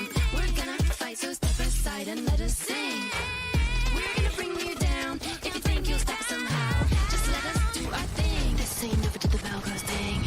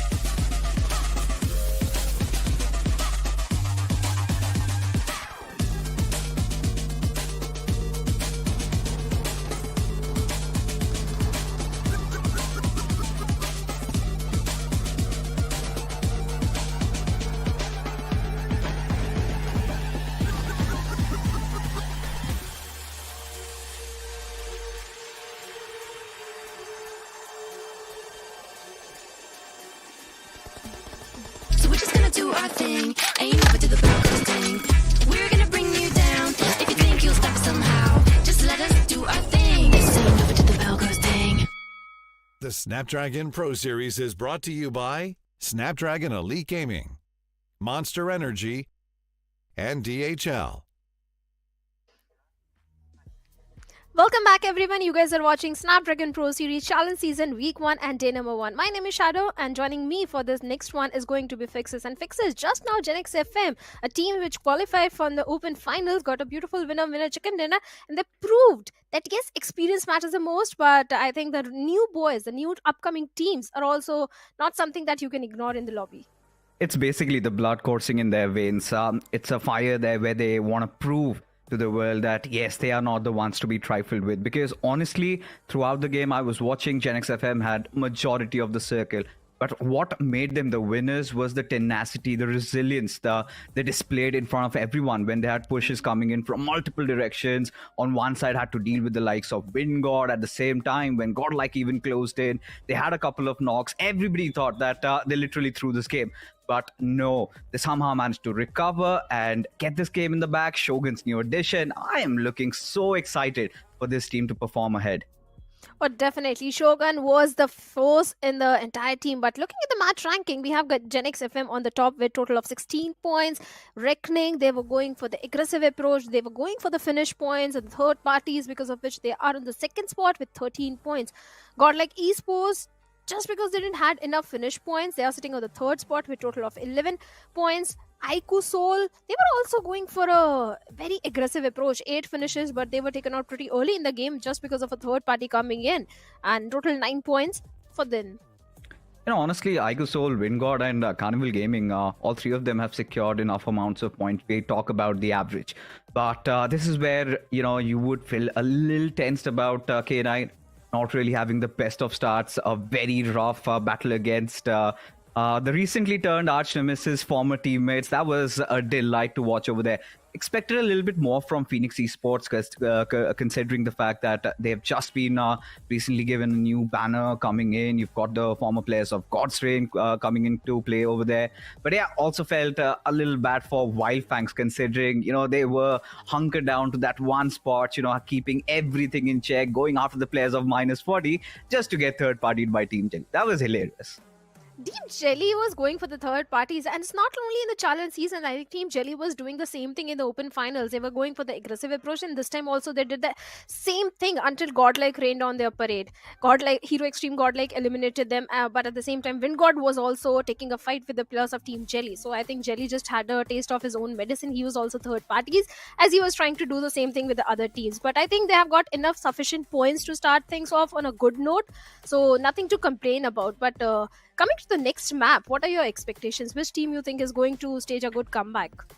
Honestly, with the way things have started, would love to see the likes of the newer ones. In fact, the ones that have made it through the open finals gave a little bit of a reality check to the invited teams that, hey, you've got your hands still cold, you need to warm up, because they have stood the test of time, right? So many matches they have had to endure, and through that grueling process, even just played the open finals a couple of days ago. So I'm pretty sure they know the lay of the land now. They know how to approach these fights. But again, with all these invited teams into the mix, so many fights took place where it could have been 50-50.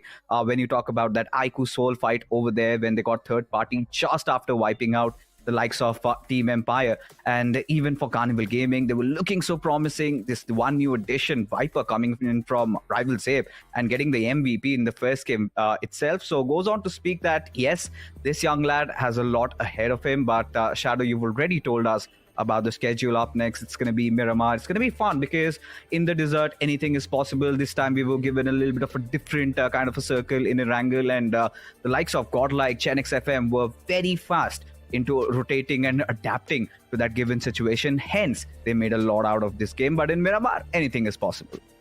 Oh, certainly, anything is possible. But speaking of the winners of the previous game, Gen X FM, I think if you look at the performance of Gen X FM on the map of Miramar in the open finals, I think it was not too shabby. They were performing decent in the map of Miramar, so good things are expected from their side in this particular map, and from Team Jelly as well, because they were also having a gala time in the open finals on Miramar.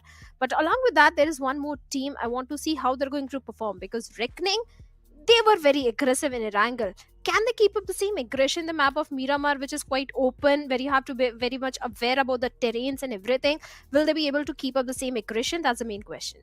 No, that's the thing with Reckoning. What really amazed me is despite not having hunters in their roster anymore, they're not shying away from those fights. Getting Kyoya, one of a player who's shown a lot of promises in the past, but recently has failed to deliver. So a little bit of a redemption story and a perfect time. And I'm shocked to not really see hunters in any of those rosters. If he's going to miss out on one of the biggest tournaments of the year, that would be such a huge bummer. But that being said, I think let bygones be bygones.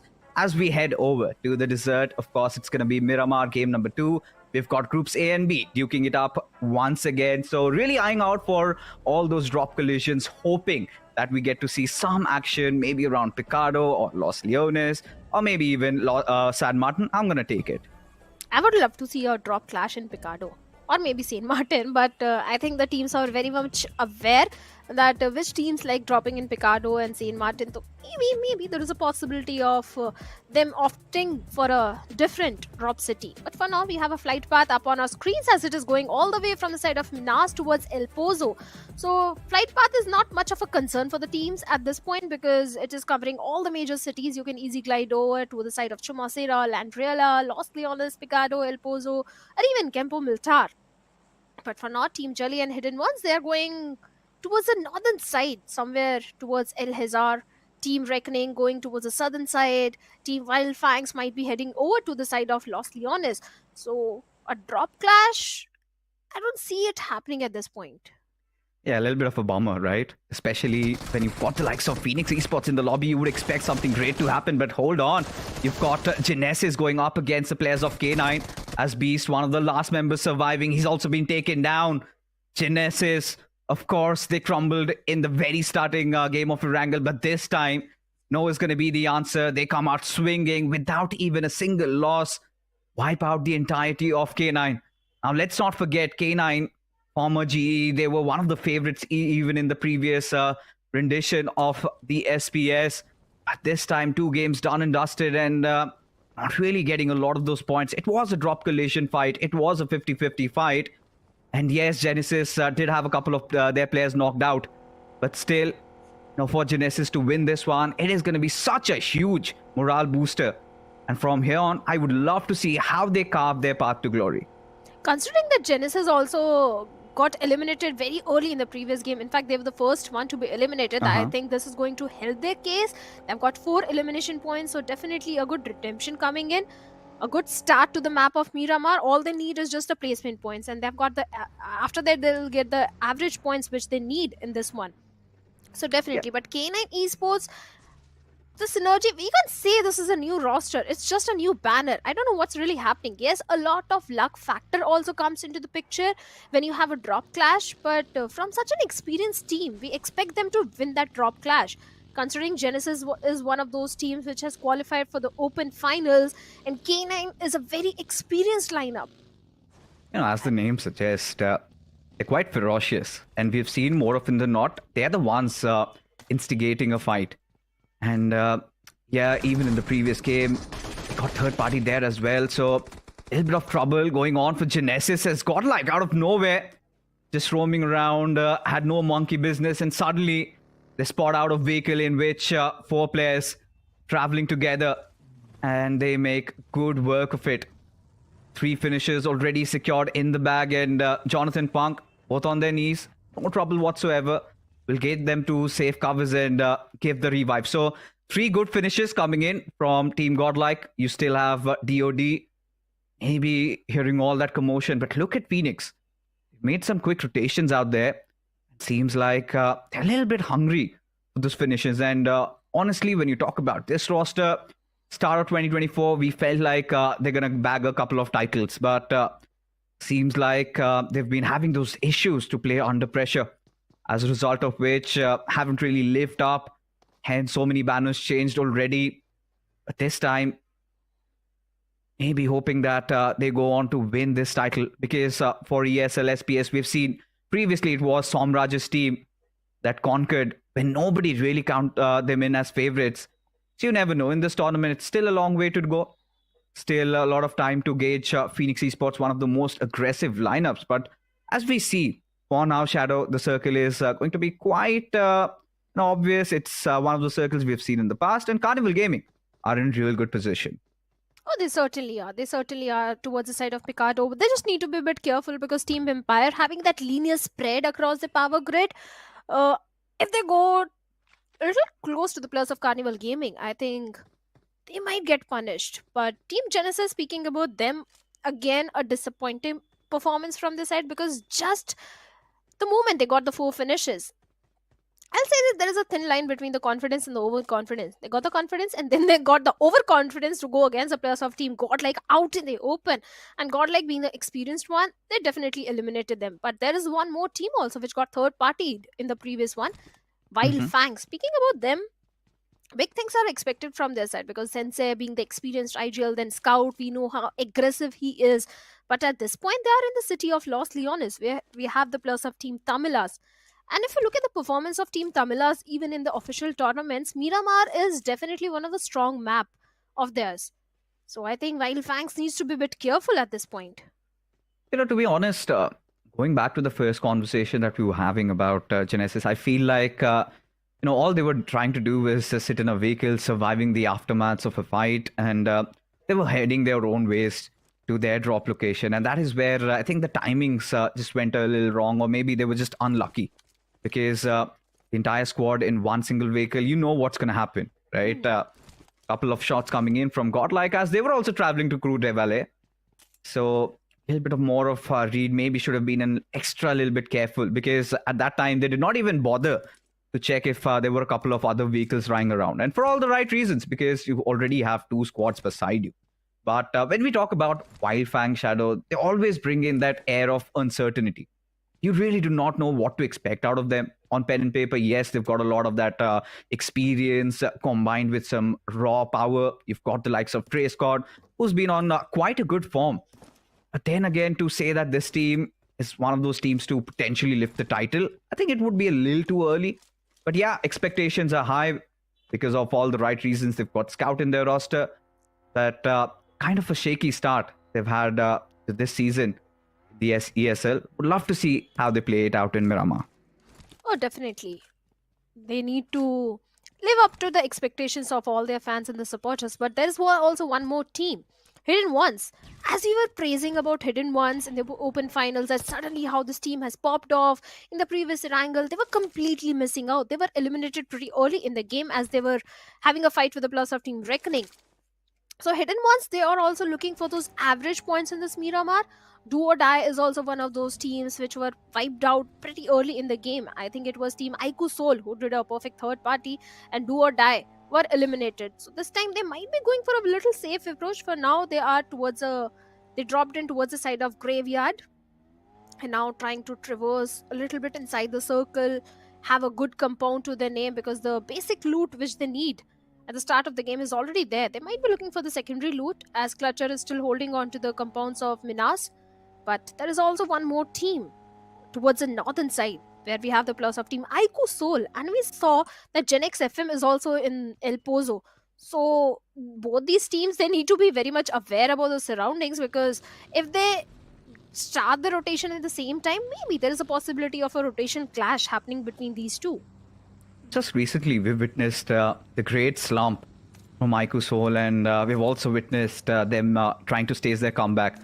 Recent third-party tournaments, we've seen them getting back to their old ways. That one title we had given them in the previous edition was being the Badmosh Gang, and their approach sort of justified why they were the notorious ones inside of the lobby, spreading menace. But hold on, Team Tamilas fight against the players of Wild Fang. You've got Saif coming in from the backline, Stray Scott not having the best of HPs as Fox needs to readjust his position. He's got a grenade cooked out. Really waiting, maybe flush out or hoping that he finds a knock. But Wild Fang, look at them, so separated from each other. Sensei around the back lines. He's got a good position, but for now, Trey Scott needs to play a little defensive. But apart from the ordinary, they decide to do something different. They decide, or rather, they've got that understanding that Fox is just that one man inside that warehouse. might as well push in with the numbers that they have. As you can see, quick flood in coming in from the other players of Team Tamilas. This is where Wildfangs really need to watch it out. 3-on-2 situation. You've got Rico on the flanks. That is going to be playing such a key role in this particular fight. Grenade flung over. Does no damage. Even another thrown in from Wildfangs' side. As Seth decides to just go after Rico. Blindfolded, Trace God not having the best of HPs. And this was inevitable, bound to happen. As Scout from elsewhere gets knocked on towards Rico, but the damage has been done. And as now Team Tamilas deciding to press on the front, but Trace God dealing with all the issues with finish. Hold on as Mr. IGL still trying to keep things afloat, at least for Team Tamilas. Where on earth is Maxi? He really needs to come in as Sensei goes in, drops that molly, gets shot in from elsewhere, gets a beautiful knock once again on Fox as Mr. IGL reduced to very low HPs. As he was also burning, giving enough time for the players of Wildfangs to somehow get back into this fight. Definitely, Sensa is going for the rescue mission, and Aid was lobbed to find something onto the players of Team Wildfangs, and Scout is trying to provide all the backline support to his teammates at this point, where Team Tamilas also going for the rescue mission, as Scout will be looking for the confirmation point onto Rico. The confirmation is already there, but all the players of Wildfangs are again back on the feet. The rescue mission is there, but Team Tamilas, they also had that little window to reset. 3 players remaining from the side of Team Tamilas. A lot of util being exchanged as Maxi is trying to find some sort of connection with that grenade, but Seth takes hefty HP out of Maxi as he's surviving on just 10 HP. Mr. IGL is there to provide all the backline support to Maxi as he goes a little aggressive towards the side of Seth with the device in his hands. What? Right on the face of Seth, takes him down, knocks him and gets a confirmation. This is a hefty blow to the side of Wildfangs. Sublime stuff coming in from Max's side as Sensei does not get there in time, still gets the work done. Trace God having a different angle whatsoever, gets some key values as now Sensei just trying to buy in enough time as the flank from the backlines. It's going to be none other than Scout who cleans things up. Wildfang annihilating Team Tamilas, but at the cost of one of their players where Safe did have the upper advantage, did have the majority amount of HP on him, but hold on. Phoenix Esports now against do or die, and suddenly Reaper just drives over the players as Phoenix, one of their players already done and dusted, but is the retaliation going to be there? As Clutcher, he's down on his knees, he's been taken out, Fury right out in the open, needs to patch himself up. There's a lot of things happening inside the desert. A lot of those early fights these teams are resorting forward to as Phoenix, they double down on their aggression, this time going after the players of DOD. Bhalu getting taken down, Clutcher already down on his knees. He's just waiting to get wiped off. There you go. As DOD, one of the final players, MJ, is going to make a run for his life. Does he escape with it? For now, surely he does. But DOD almost on the verge of shattering into pieces as MJ position already compromised. Phoenix pushing in at his direction, and he's just about to get blown over. But seems like Phoenix, they do not want to force any of those unwanted pushes. But for now, Reaper is also down on his knees, and Phoenix, they're looking for the confirmation point.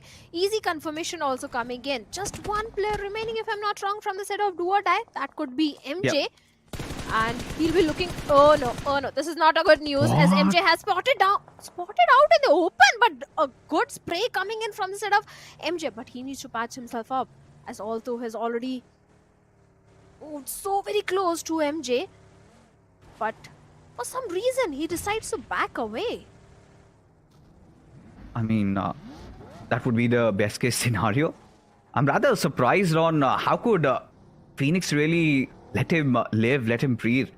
Position was pretty much compromised. They had the better numbers. Instead of that, did not decide to charge in on him. Maybe they're going to make up for it now. MJ, he's got nowhere to run, nowhere to hide. Pretty much out in the open. Has to deal with that 1v4 situation. But for Phoenix, they'll have to be very quick about it. Got a lot of the other outliers, and there you have it. MJ being dealt with, but for Phoenix, still not out of the woods yet. Pretty much lurking around the center positions of the map. You've got it quite clustered. You've got the likes of Carnival Gaming. You've also got Reckoning in the horizon. And there you have it. Viper just spraying down on one of the players of Phoenix. In fact, the the heads of Phoenix. General taking massive amount of damage. Venom, his vehicle almost smoked up. Couple of more bullets and that could explode. Speaking of Carnival Gaming, they're having a very segregated approach towards this game, as they have a linear split towards the side of Graveyard. But if you look at the position of Neo, he's all the way towards the side of Picado. So very close to one of the player of Team Empire. So Neo needs to be very careful. If the entire team of Team Empire decides to rush onto Neo, that won't be a good news, because his entire team is so far away from him. There won't be any cavalry or a backup coming in to help him out in that situation. At the same time, we have the players of Hidden Ones and Godlike also in the close proximity. But as the circle takes a southern-western shift, Gen X FM, they're again going to find themselves in a very good spot. The circle is definitely favoring them. They're the next zone magnet, I'll say. For sure. I'm enjoying every single movements being made by Gen X FM. So calm, so collected in their approach. I think this is what you would expect from such a top-tier team as of the likes of Gen X FM. We've seen them even in the past. It was a different roster, but under this banner, we've seen many of these undergods being forged and carved. And seems like they have a lot to prove, they have a lot to show to the world, and this is the kind of approach that you need to have to get the momentum rolling in your favor. Oh, definitely. Gen X FM would want to do that, but I'm more concerned about the players of Team Hidden Ones, because I think Punk has a vague idea about the position of Hidden Ones, and as Jonathan decides to charge in along with Simp onto the compounds where Hidden Ones are, and Mortis is trying to back off, trying to reposition himself. Two nades right in the hands of Simp, and Jonathan could mark an end for Mortis, as Executor might try to provide all the backline support at this point, but Simp takes him down. Instant knock is there, and we'll be looking for the confirmation. This is a big blow towards the side of Hidden Ones, because in Erangel also they had a very bad outing, and this Miramar was one of the map where they were looking for some sort of redemption, and Punk is very much aware about the cavalry of Hidden Ones coming in, as Jonathan still holding on to his grounds, and Simp gets a confirmation run to execute, and look at the position where Mortis is. One single grenade can mark an end for him. I'm loving what Godlike are doing right now. Look at them just switching gears. Game number 1, they were ever so patient, did not go for a lot of those finishes, but now cometh game 2, they've already got a couple in their bags. And now Mortis, he's also getting surrounded. This balanced approach from Godlike is what I'm really enjoying lately. Especially with them being so calm, so composed, so collected. And they know every single move of theirs has a certain reason. Not just barging in on the doors. They know it could be risky.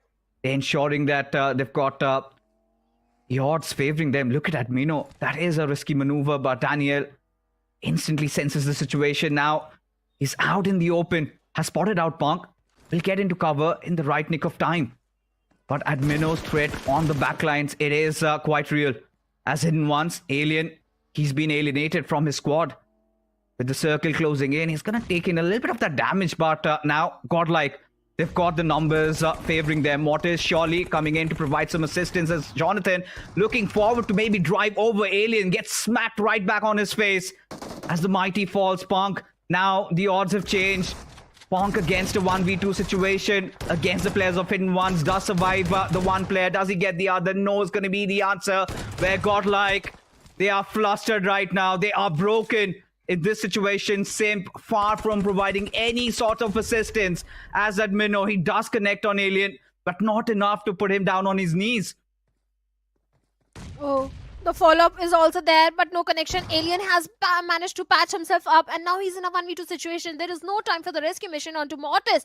Let's see what the decision is going to be there, as Alien, with the nade, is still trying to look for some sort of connection, but right from the uphill, both the players shut him down, and Hidden Ones, they have been eliminated on the 12th spot. Godlike, yes, they lost 2 of their own, but look at the amount of finishes which they have got. 7 finishes already in their pockets, and Godlike, after the very dominating performance in the previous Erangel, they are looking very confident, but now they have a journey inside the circle. They have to go for the rotation as well at this point. On the other side, we have the players of team Aiku Soul also holding on to the grounds towards the southern western side, where we have the players of team Jelly as well.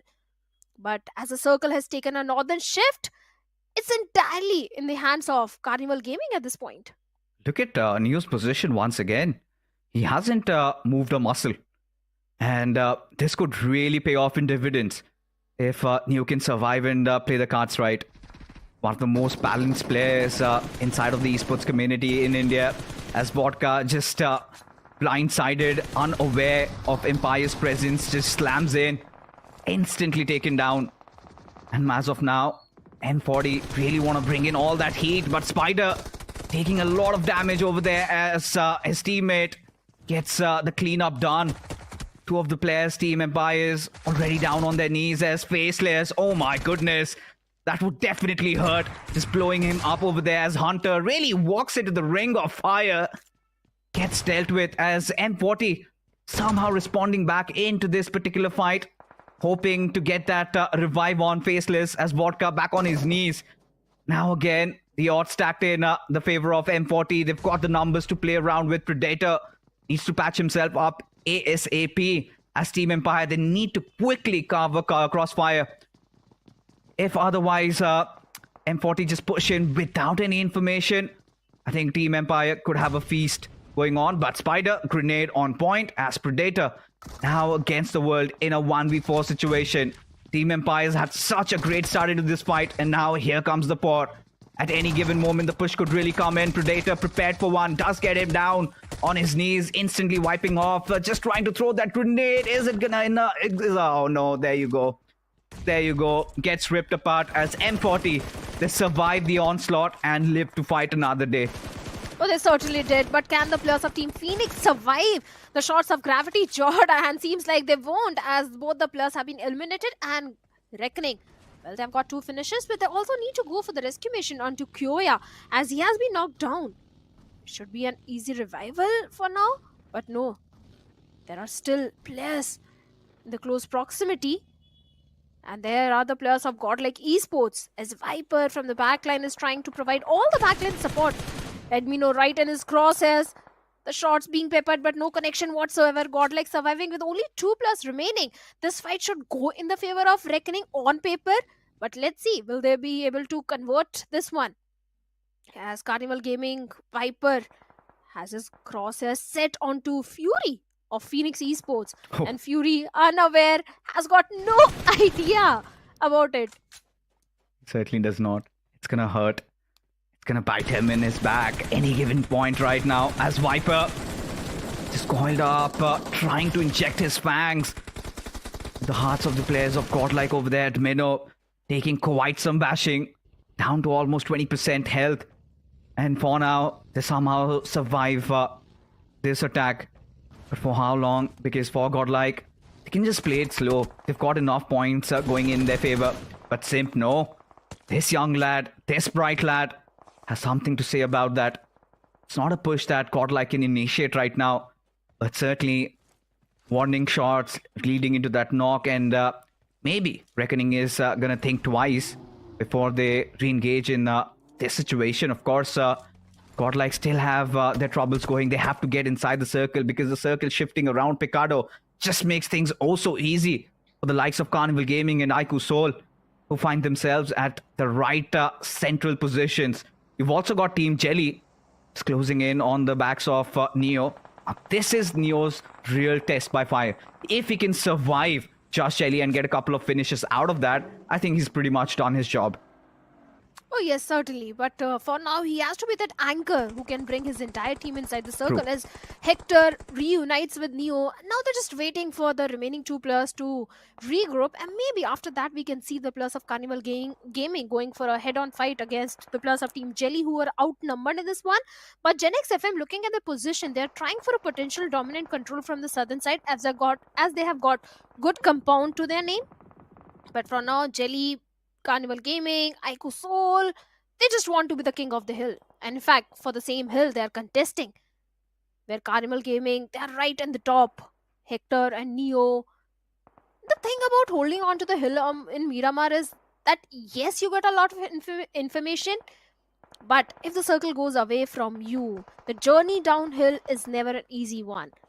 So that's something which Carnival Gaming also needs to reconsider, as one of their team it is trying to barrage grenades onto the plus of Team Reckoning. One single nade can mark an end for more than one player, as Reckoning they are pretty much pinned down between those two big mountains. Carnival, they have got a lot of information, as Neo is also trying to pip a few bullets towards the side of, I believe it's -40. Actually, it's Wind God. Carnival, they're picking fights fixes at multiple fronts. I don't like this approach. I mean, I'm enjoying it. Why not? You've got such good covers to play around with. You've got the high ground vision. You pretty much know where your opponents are, and even if they knock you, they cannot just head first push on you, right? As a result of which, they're really making the best out of this situation. Loving the shot callings coming in from Hector and his boys over there. Everybody knowing what their position is supposed to be, how their roles have been defined. But Xerx just getting a little ahead of himself. Again, when you are isolated, you should be very wary of your positions. You've got two players up top, you've got two players downhill, where, you know, all the orders are being relayed from above, all the information's given away, whilst the players down below, they've got to do the dirty job. They've got to get in all those finishes, get those executes there. So for now, Carnival Gaming really looking strong, with not even having lost even a single player. 4 finishes already in their pockets. As -40, they face the players of face the players of Genix FM, and -40 at this point. Nishu OP, the last player alive, also gets dealt with. Not a difficult task for Vishu and Genix FM, considering the fact that they are having such a good momentum going in their favor. But now they've got such a big task ahead of them. They have to climb atop the hills over there, with Aiku Soul keeping watch. It is going to be such a tough knot to crack for them. 100% agreed. Genix FM is going to be an uphill task for them. But for now, Carnival Gaming, Neo, he found a knock onto one of the player of Wild Fangs. Might be looking for the confirmation, but look at the position where Jelly is. He has a clear line of sight onto the 2 players of Carnival Gaming. As the smoke dissipates, maybe Jelly will strike, and strike hard even on the plus of Wild Fangs, as Trace God has been knocked out and Jelly is looking for the confirmation point onto him. So Jelly's position is definitely going to be extremely important, as he can go for that finish points, but a need from the side of Ronnie is going to take him down. Definitely Aiko Soul is raining on the parade of Team Jelly, as they're trying to get a knock onto Ninja as well. Oh, just making matters quite difficult for just Jelly. Especially with Jelly having his entire focus fixated elsewhere. Whilst the players of Aiku Soul, maybe they were just left unchecked. Now this circle shift is quite interesting, because now it suddenly favors the players of Genix FM. Whilst Carnival Gaming, they have to go downhill. Same goes for the players of Jelly, and also for the likes of Aiku Soul. Everybody trying to get a spot inside the zone, and now feels like Carnival Gaming might just get exposed. But Viper is doing so much for his team, along with Xerx. 2 really young assaulters carrying in a lot of promises, as Manya tries to keep them at bay. Having lost out on Some already, Aiku Soul has to work with the 3 players they've got remaining for them. As Genix FM, 3 already waiting for the frontal assault that's waiting for them. As Nakul being the tip of the spear over there.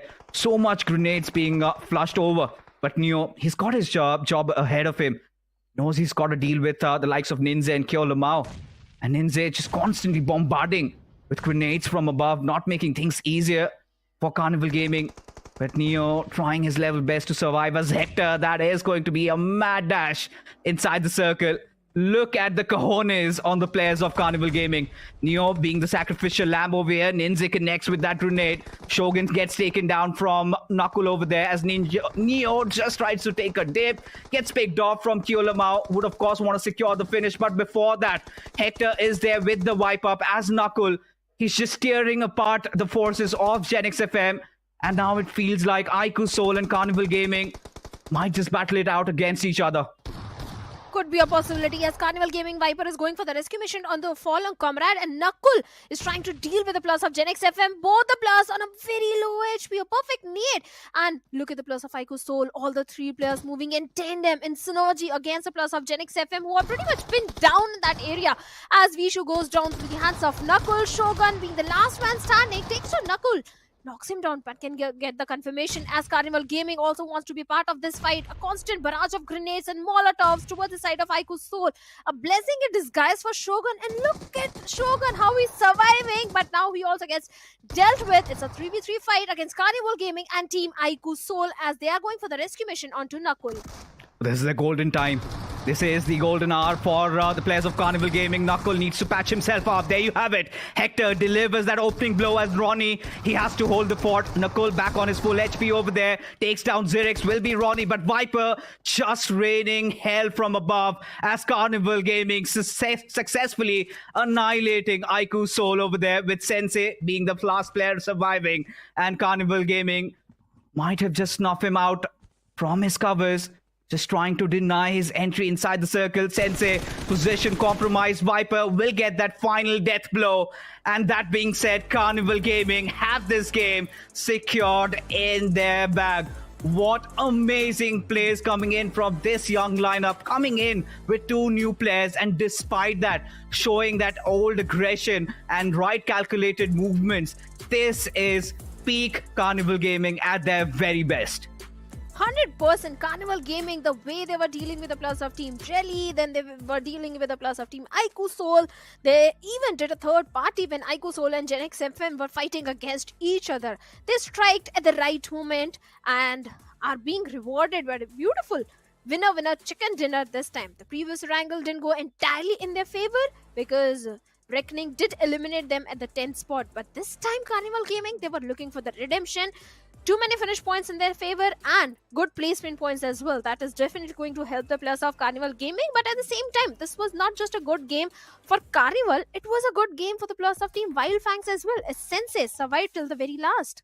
Of course they did, and I think Sensei sort of kind of getting his stealth mode on, that was quite needed, because for Wildfangs, they had a couple of finishes to work it along with, and getting those crucial position points, getting those 6 points will sort of help them in their endeavors of pushing through a little bit, even make up for the previous debacle in the Erangel that they had. But Carnival Gaming literally stole the show, Shadow, because honestly, everybody was having doubts in their head. And let's be honest, you were also one of them. But at the same time, it was such a risky play that they somehow transitioned into something so beautiful that even the best minds cannot really process how they got it. Every single player did their job really well, right down to the T. I mean, you talk about Zirix and you talk about Viper. They were doing so much of the dirty work down the hills, while you had Neo and Hector from above relaying all that information, even whilst coming down, dealing with the players of Jelly, even taking a fight against Gen X FM. And for Aiku Soul, that fight was, I think, a delight that we got to witness. Even for Aiku Soul, we saw a couple of few tweaks, few smart moves where they kind of tossed in those stun grenades before going for a push over the players of Gen X FM, but felt like it was not properly timed, because Shogun did somehow manage to deal with a couple of their players, still did manage to, show those guts to kind of go for a first aid patch right in the midst of the battle. Had no other options, but for Aiku Soul, a decent game. Gen X FM being consistent as ever, but Carnival Gaming, boy oh boy, what a menace. Oh, definitely. Like you said, I had few question marks against Carnival Gaming, and all the questions have been answered perfectly. If you look at the highlights, the game started with Genesis and K9 having a drop clash, and Genesis completely wiping them out. But as the minute the fight got over, they wanted to get into the vehicles and Godlike eliminated them. This fight was also quite prolonged, and I like the position of the Scout as well, because he was providing all the backline support which Wildfangs needed at that point. Definitely this fight, Phoenix, I don't know what's happening to them, because they are not having the best of the time along with Do or Die. I think, honestly, to be honest, for Phoenix Esports, they sometimes get ahead of themselves. Against Do or Die, they somehow survived, and later what followed up against them, I really do not know. this was one sketchy fight, M40 taking on Team Empire, where Team Empire did have a great start, and suddenly M40 just switched things around.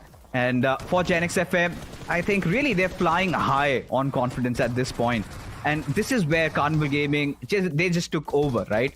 Look at how well spread the players are, doing everything by the book, not taking any of those unwanted fight. One player pushes in, the other player providing cover fire, everything just so so calculated. They were so immaculate in that situation, and they were just in a flow state, to be honest. And I think Carnival Gaming certainly, and they're doing this all without their star assaulter Goblin, who is apparently absent today. So I'm just starting to ponder if this is the way to go, because we know they've got the likes of Zirix, one of the most promising assaulters in the BGMI scene right now. They've also gotten a new addition of Viper from Rivals Ape, a team that not a lot of people have heard about, but surely they've been creating quite a ruckus in the T2 and even in the officials scene. But here you have it, the IGL himself being Hector and being the MVP, 5 finishes, goes on to speak about what a bright future waits for Carnival Gaming if they keep on playing like this. I think kudos to Hector, because if you notice the rotations of Carnival Gaming during the entire game, initially I had few questions about the position of Neo, because every single time this guy was so very close to the opponent team, where his entire team was somewhere else on the map. But I think Neo's position proved to be extremely critical and important. Kudos to Hector and the entire team. But looking at the starts of the match, we have the plus of Genesis as well as Grind being the best companion and Viper being the finisher, as he landed the last blow with 3 finishes. So the synergy between the plus of Carnival Gaming is absolutely perfect. The split which they were having initially, I think it worked entirely in their favor.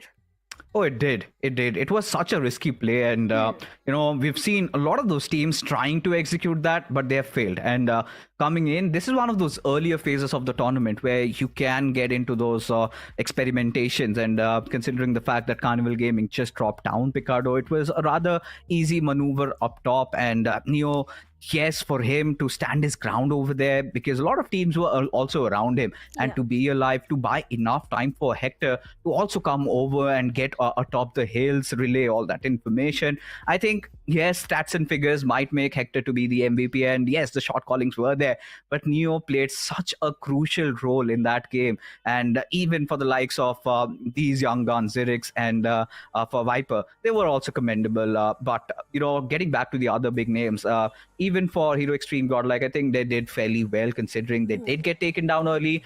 Few chokes nonetheless. I think that push coming in from Jonathan along with Punk wasn't really well timed, because Jonathan was hoping that Punk would be having his ADS opened to get that trade right off, because when you are going for those diving pushes with your vehicle, there are chances where you get taken down, and this is not an easy lobby as a matter of fact. But had Punk been there, because at Minnow he was busy cleaning up the southern side. There was one player, I think if my memory serves me right, one of those players of Hidden Ones was still alive. He dealt with him. Eventually they got the squad wipe.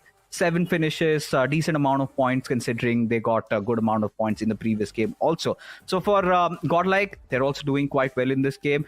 But for K9, things aren't looking good, Shadow.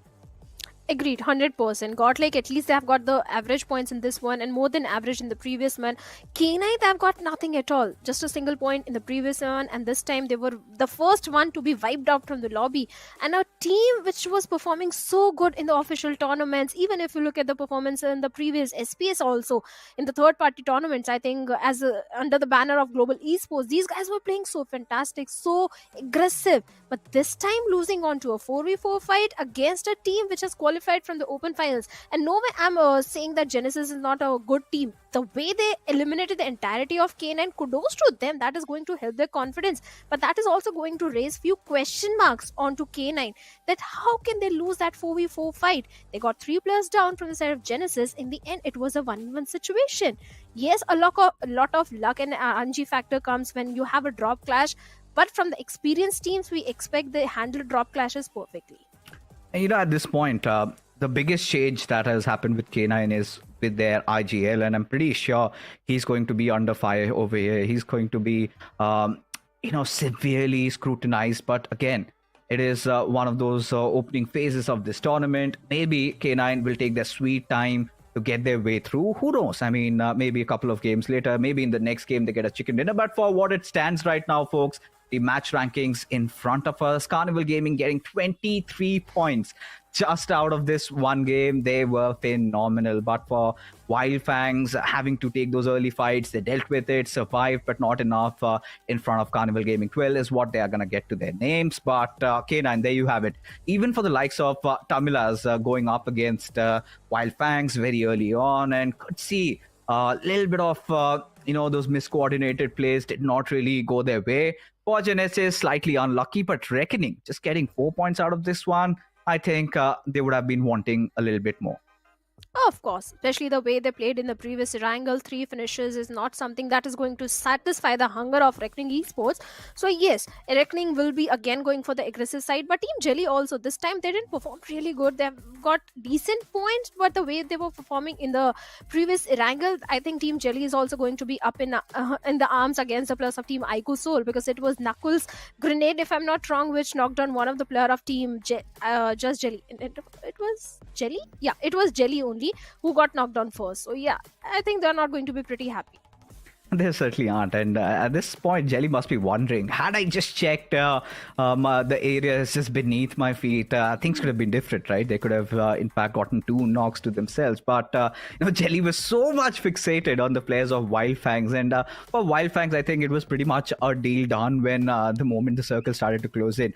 I think their position had been compromised, even from above the hills. We could see the players of Carnival Gaming going after them. And I think kudos to Sensei to survive till the very end, just going unchecked, let the others fight. He just kind of tried to sneak in and getting that second position. I think he's definitely getting into the groove, and massive improvements from the likes of Jelly and Sensei in terms of how they've started to redeem themselves slowly but surely. It's still a long task ahead, but who knows, in the coming days they might be here to dominate the table. But for Wingod, another team coming in from open finals with such a good momentum.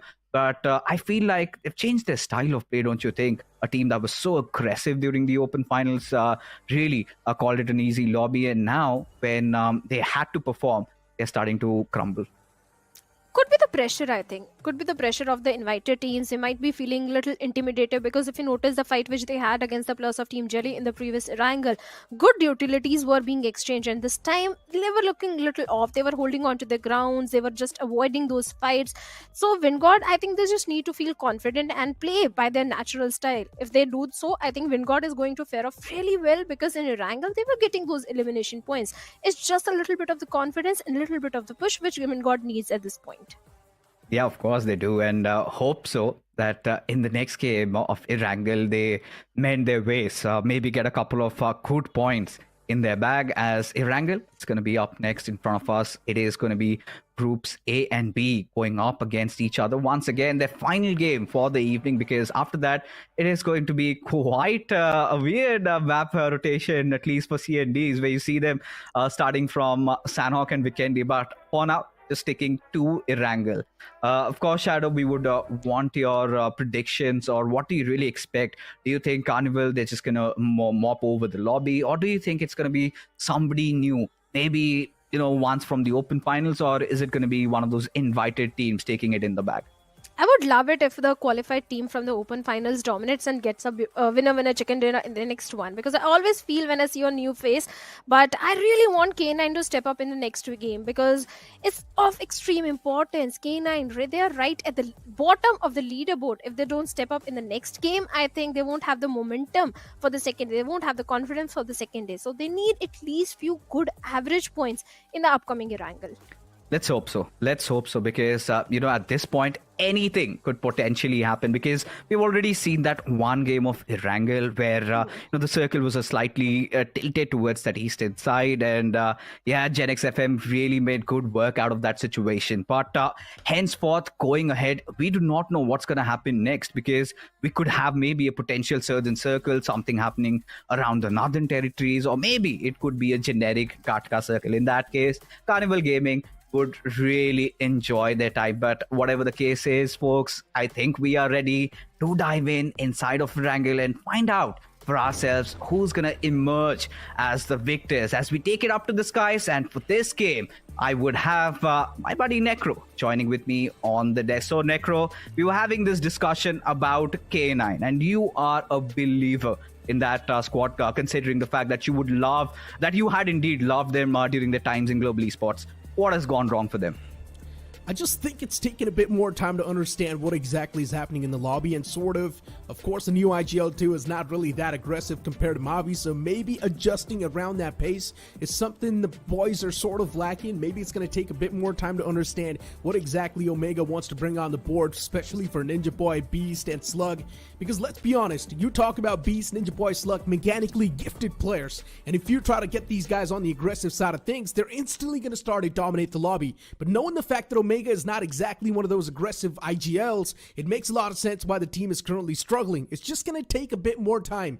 Let's be mindful of the fact that challenge season's going to last for a long time. They're still going to have so many more games to go in the future, and that should be more than enough time to understand what exactly K9 squad wants to bring on the board, what exactly Omega wants to bring on the board for this squad. And honestly, being a team that carries a lot of potential, but hold on. Carnival Gaming, they are enjoying themselves. Do not need guns, do they? Making good work of the players of Team Empires, of course, a drop fight, and seems like Viper is gonna get the second one as well. As Team Empires on the verge of a massive collapse, down to just Hunter and Ace. Not exactly surprised. Team Empire, every single time, they're just getting ripped apart like 3 points in the lobby. Something needs to be done. Team Empire, they need to tie things up. Even inside of the open finals, barely squeezing their slot in the challenge season on the 16th spot. And now look at Team Empire. They're getting picked off by every single team in the lobby. They're getting bullied. Even in the previous couple of games, Team Empire was not able to make a name for themselves. Off the rip, getting picked off like that. Yeah, it's definitely something Team Empire needs to work on.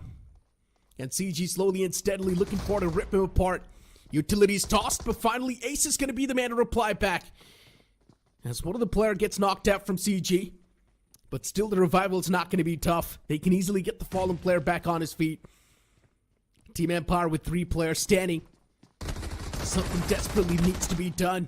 The measures, they need to be there as soon as possible. Viper, one single man, look forward to challenge down the entire team of Team Empire. But unfortunately, that's not going to be the course of action.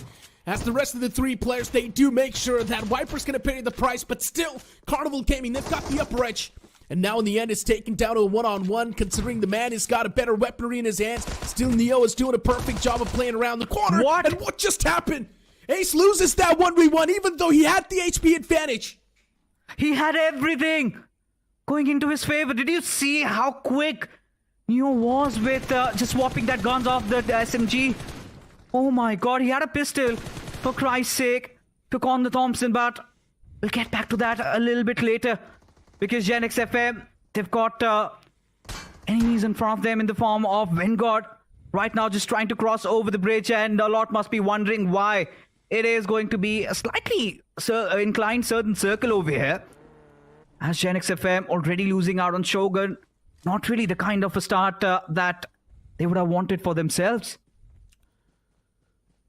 I would like to move back to that moment. And that moment from Neo reminded me of that 1v4 against Team Zero in a recently hosted third-party tournament, which was done just by a pistol. So, of course, Neo is one of those mechanically gifted players. He's super skilled. But hold on to that thought. Once again, moving back to this scenario, that's cooking up on the bridge. Maverick, he was able to find the first opener. LeBron's knocked out. And that's where WinGod Esports is sort of in a big problem. Gen X FM wanting to make a few more moves. This nade from Maverick, it has to hit the gold spot. But unfortunately, it's not going to do so. Maverick, still his presence is known. WinGod Esports, they've got a lot of demons there fighting in their own heads. Another man gets spotted out in the open. It's Silo BAF. Shots taken against him, but no connections found from Dhruv. WinGod Esports in a big wall of trouble. Another man gets knocked out, and Vishu as well. He's going to be the man to step inside of the playing field, but as soon as I say so, it's a return knock, actually. Vishu gets knocked out himself. WinGod Esports making slow and steady moves as well on the board, as they're making sure even Gen X FM will pay for their mistakes. Quite a scrappy fight, to be honest. None of these teams really intended on taking this, but given the opportunity arose, none of them really want to back off from the situation. As Infinity comes to the aid, and you've got Dhruv in front of him, the one man who clutched it out against Jonathan. Surely high on morale at this point. Infinity, he's got his grenade clocked up. Just lobs it, not into the right direction. Madrik, does he have an angle on him? That is a question we will answer later on, as now Dhruv. Okay. Quite easy for this lad. Easily gets the knockoff and gets the finish in a whisker, as Wingod suddenly are on a verge of a collapse, as LeBron not having the best of HPs to work around with, barely surviving on a sliver there. What does he do? Where does he go? How does he run from here? LeBron wants to take the fight against Dhruv. Dhruv was out in the open. And what just happened?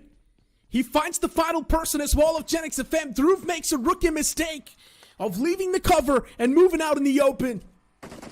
And just gifting that entire squad wipe to the opponents. Wingod Esports, they come through victorious. They shouldn't have in the first place, but hey, it is what it is. That outcome is definitely something the players of Genix FM are not going to like, but IQ Soul, even they rush against the team in the front lines. A few shots being exchanged at 40. They don't seem like in a top-notch form at all. Even Nishu gets wrapped up in a sheet, and with that, IQ Soul, they wipe out the entirety of M40. So many squad wipes happening off the rip, and we love to see it, right? We certainly do. We're enjoying ourselves at this very moment. And IQ Soul back to their notorious ways. Necro, we've seen this team going through such a heavy slump. But when the big tournaments do come arise, this team suddenly wakes up from their slumber, starting to get decent points on the board. Even in the previous game of Miramar, a top 3 position with a lot of finishes to their names isn't too shabby either. But really want to get back to how good Carnival Gaming were. Survive those early, maybe jittery phases. And with all their 4 players alive, and just going back to Neo, I mean, if we could have a replay over what he just pulled off there, barely had any time. His teammates dropping down that Thompson over there, him picking it up, reloading in the right nick of time, and going up against a shotgun is never too easy in those close quarter situations. But he did that with finesse, and he was so confident. Could speak volumes about how beautiful that play was.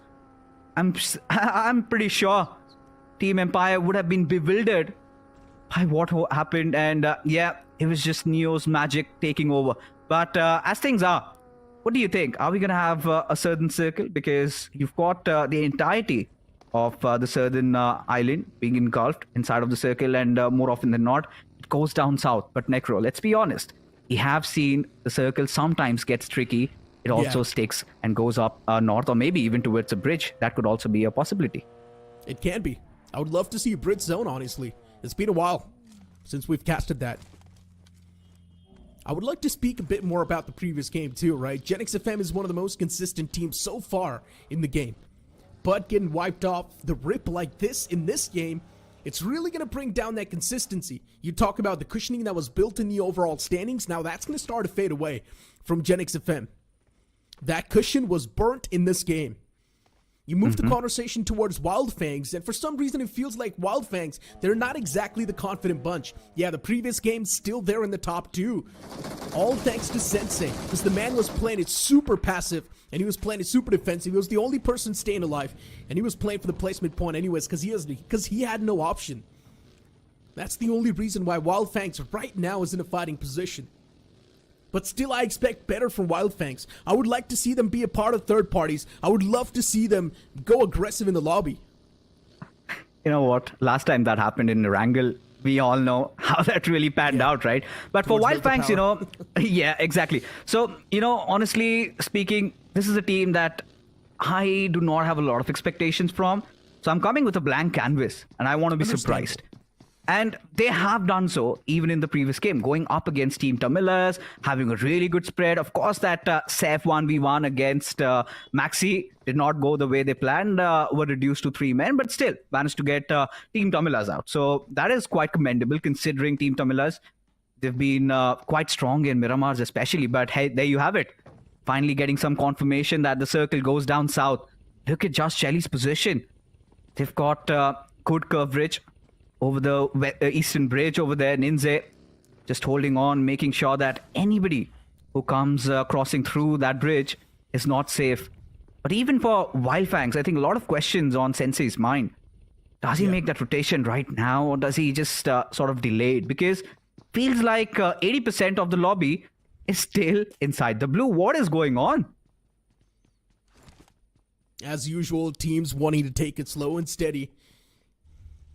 And unfortunately for the teams up north, a lot of the teams are pretty much taking the same route they are opting to take, which is going to be the late game rotation. And that's where all hell's going to break loose up north. This zone shift down south, it really confirms that military base shift. And that's where, as you mentioned, all the teams up north are now going to be in a big struggling posture. WinGod Esports, after getting such a remarkable victory, after wiping out the players of Gen XFM, a team that was on the dominating spree, finally outside of the game, and now that's going to be the confidence booster the players of WinGod Esports needed. But keep this thing in mind, WinGod Esports isn't doing too bad in the overall standings anyways. They were still getting that constant flow of elimination points anyways, so it's completely fine for WinGod Esports. The real sign of concern here is going to be for a few names like Team Empire, which just got wiped out a while ago. And speaking of Team Empire, as I mentioned too, I might be a little bit brutal with my statements, but they're being treated like free points on the map. Yeah. As hard and bitter it might sound, seems like their action is speaking for themselves over here. And to be honest, I kind of double down on your statements because they barely managed to scrape through inside of the challenge season. And, it's still a long journey ahead of them. Who knows? It's all about, making mistakes in the first day and eventually coming out. You have 36 games to play. So, too early to judge, but again, the sentiments aren't really positive from their side. But, I'm starting to get a little concerned about Phoenix Esports, especially the players. We have been ardent believers in them, even in the past, whilst their time at even Team Venom or God's Reign, whatever you call it, Kemin. We've seen it all throughout that 1 year's spree. Oh. But today, they have been a little shaky. But yes, there might be a fight brewing up, Necro. Yeah, Wildfangs. They had the players of K9 Squad in their crosshairs. And somewhere downline K9 as well. They know what's happening around the corner too. Here comes Slug. He spotted out the players of Wildfangs as well. But with the presence of K9 Squad, Wildfangs, they need to respect the opponents and back away from this spot. And that's exactly what they do. This is what happens when the alphas walk in the lobby. Wildfangs needed to respect the opponents, give them the benefit of the doubt, and just back away from that spot. They were not too confident in taking that fight. But here's my question. If you're not confident, why are you holding the edge of the zone? Just try and play for the centric part.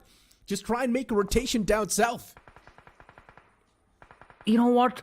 The slug we'd witnessed maybe a couple of months ago would have just stepped out of his vehicle and taken the shots.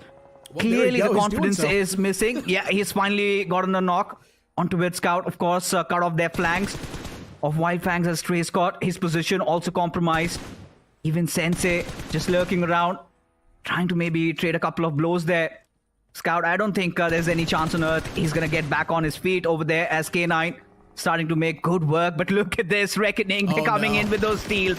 Reckoning certainly a force to be reckoned with as of now, as Wildfangs, they need to find any means of escape. This is a fight they cannot afford to take, and the best possible outcome is to get the hell away from this situation.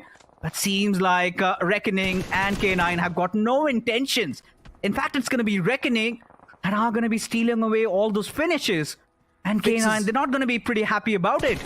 Here's another twist. It's also Aiku Soul and Hero Extreme Godlike stepping in the playing field. 5 teams in the same vicinity. And now K9 Esports too. They don't stand a chance. There's too many players around the vicinity. They need to take the fight or either gets eliminated themselves, and that's what is currently happening. K9 Esports, they get overwhelmed by the opponent's presence. As a few players get eliminated from the lobby too. Even Reckoning Esports, they lock horns against the players of Aiku Soul, as even Hero Extreme Godlike in the far fray. They want to be a part of this entire action as well. Maybe steal a few elimination points away if possible.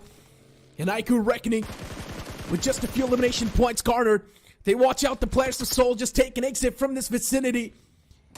Shots were taken, but the confirmation is something that's not following up. But as soon as I say so, Knuckle finds a knock against one of the players of Reckoning Esports. And this is where all hell's gonna start to break loose. Iku Soul as well, they're facing the brunt, but unfortunately for Iku Soul, even they've taken too much damage in the fight. Reckoning Esports is doing a fantastic job in making sure that Iku Soul's not gonna get out of this fight harm's way. Oh, look at this. It's such a massacre going over here as Somme, the last player alive, gets taken down. Look at that storyline building up over there. Hero Extreme Godlike, they get to have that final laugh. And as now Dionys is being surrounded by the piranhas in the form of Godlike over here. Surely Godlike would be yearning for those finishes, but look at this. Seems like Wildfang, they want to re-engage in the situation. It's not done yet. 2 more teams want to join the party. Do or Die and Phoenix Esports.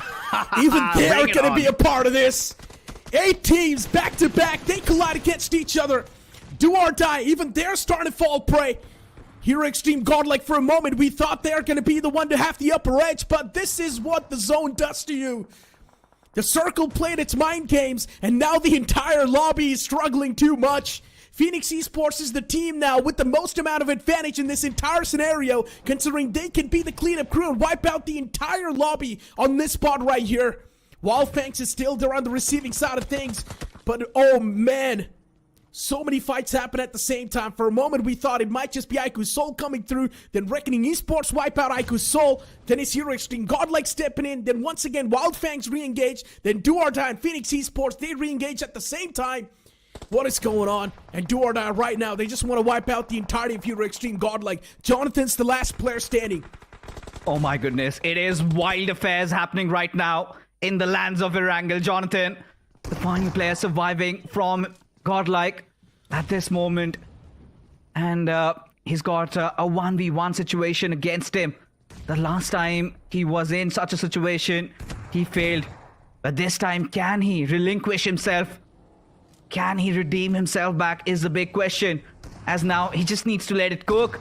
Because now Reaper, he's surviving the onslaught coming in from the players of Phoenix Esports. Jonathan, of course, getting a little bit of a time to breathe as Reaper under massive fire over here as Phantom just closes in, gets that final finish and that final blow. But now, Jonathan, he's got his fair share of those grenades going over.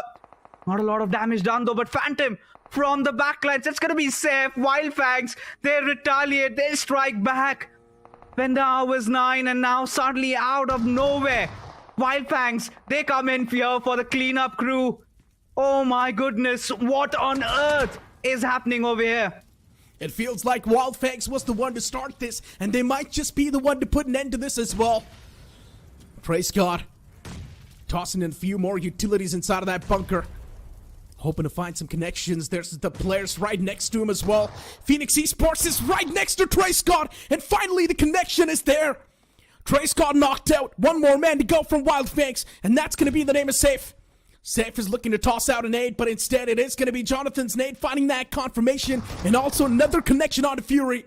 Altu is going to put the nail in the coffin against the players of Wildfangs, but that's going to give the opportunity for Jonathan, as Jonathan's looking to step out and take the advantage in his own hands, but unfortunately, the timing is now messed up. Jonathan needs to patch himself up. Here's a few more footsteps around the corner, but unfortunately, he walks out in the Molotov. What a good preemptive Molotov that was from O2. And just like that, it will be Phoenix Esports as they reign supreme in this entire area. Oh, it's the opening day, and we are witnessing such severe conditions over here. Surely Jonathan had to be a little bit patient over there. Should have really read the finish feed. Should have just let on for the revives to trigger in, and then maybe he could have made his mark. But now, moving ahead, Genesis find themselves in a little bit of a pickle over here. It is going to be against the players of Hidden Ones. Shiro holding the fort pretty well. 3 players of Hidden Ones done and dusted. And now it is down to the last man alive from their squad. Oh my god. I think we need to take a little bit of a breather for what we just witnessed over there. Of course, Phoenix Esports being the one surviving team, coming out of that situation alive. A lot of mistakes had been made, but eventually it was the brave that stood the aftermath and will live to fight another day as Genesis just go on with the cleanup crew. Whilst the circle has shifted further down, Wingod in such a captivating position right now. They've got beautiful high grounds to play around with. They've got the like of Team Jelly just beside them. But look at Reckoning. Oh, Dionysus. How is this man still alive, Necro? Maybe the gods blessed him this time around. But not anymore, especially when you've got Fury charging on forward. And Fury's shotgun does not find any sort of connections. Once again, somehow, this man of Reckoning Esports is alive. Fury getting knocked out, Phoenix Esports. They need to push up close and personal as well, but maybe going for this elimination is not going to be enough. It's better to just back away and play for the placement. That's going to be the best possible outcome you can have from this game. Survive for as long as possible. Fury wants to back away to safety, but he will be denied because the play zone is starting to chip out a lot of damage. And even this man from Reckoning Esports is better to just back away from the spot, play for the placement, because that's what exactly Phoenix Esports is doing.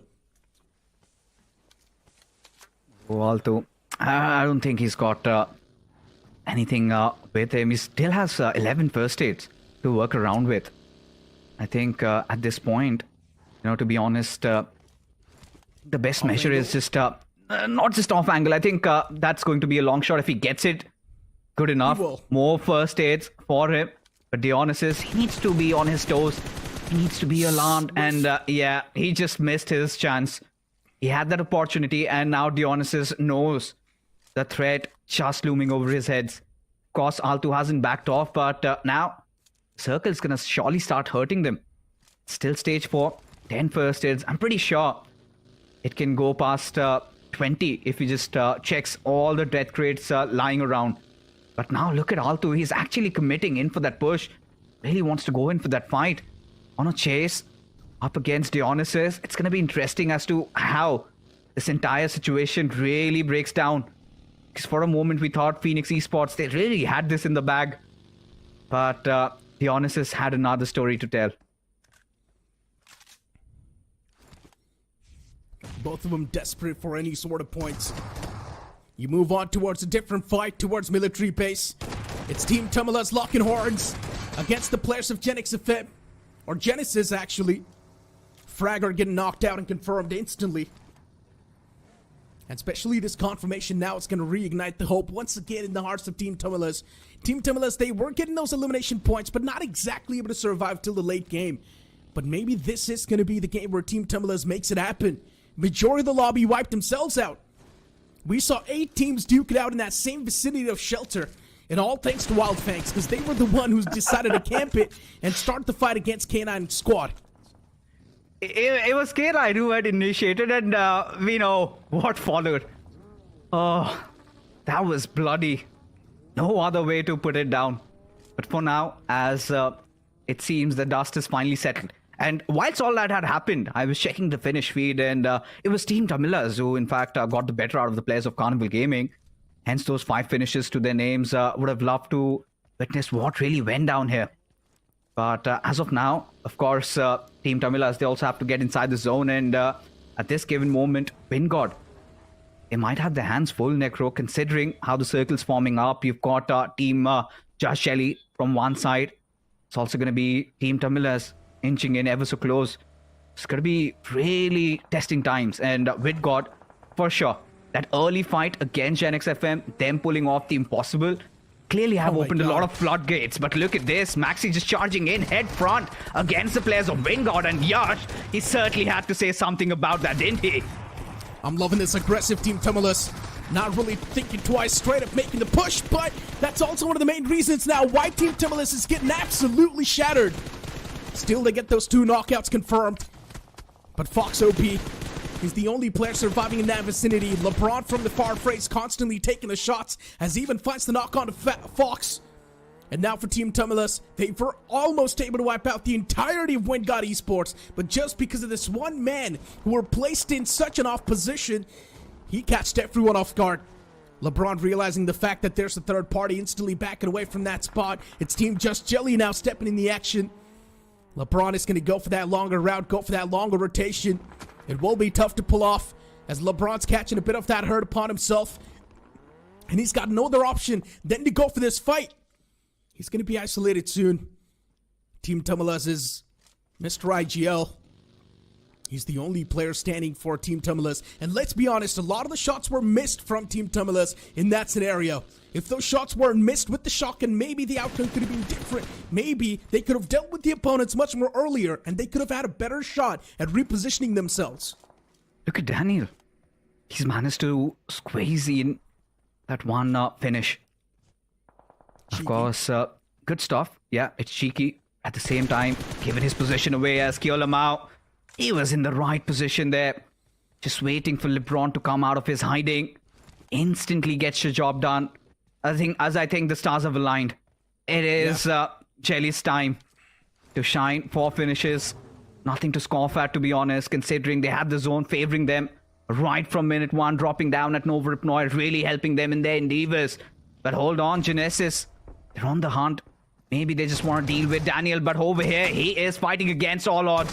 A 1v1 situation nonetheless. Daniel out in the open. This time does get that wipe on Genesis.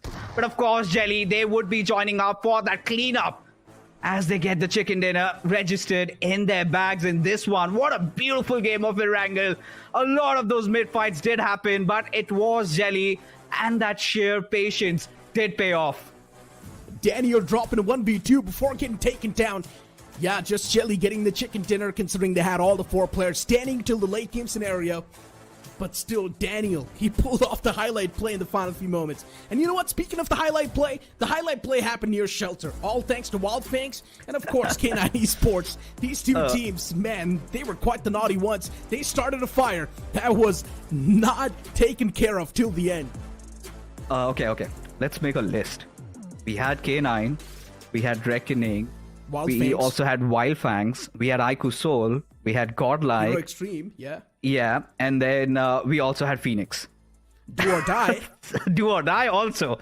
So exactly. Around 6 to 7 teams had come into that little layer over there. And honestly speaking, that was the exact same position. If you remember, even in the first game, Aiku Soul got picked off from.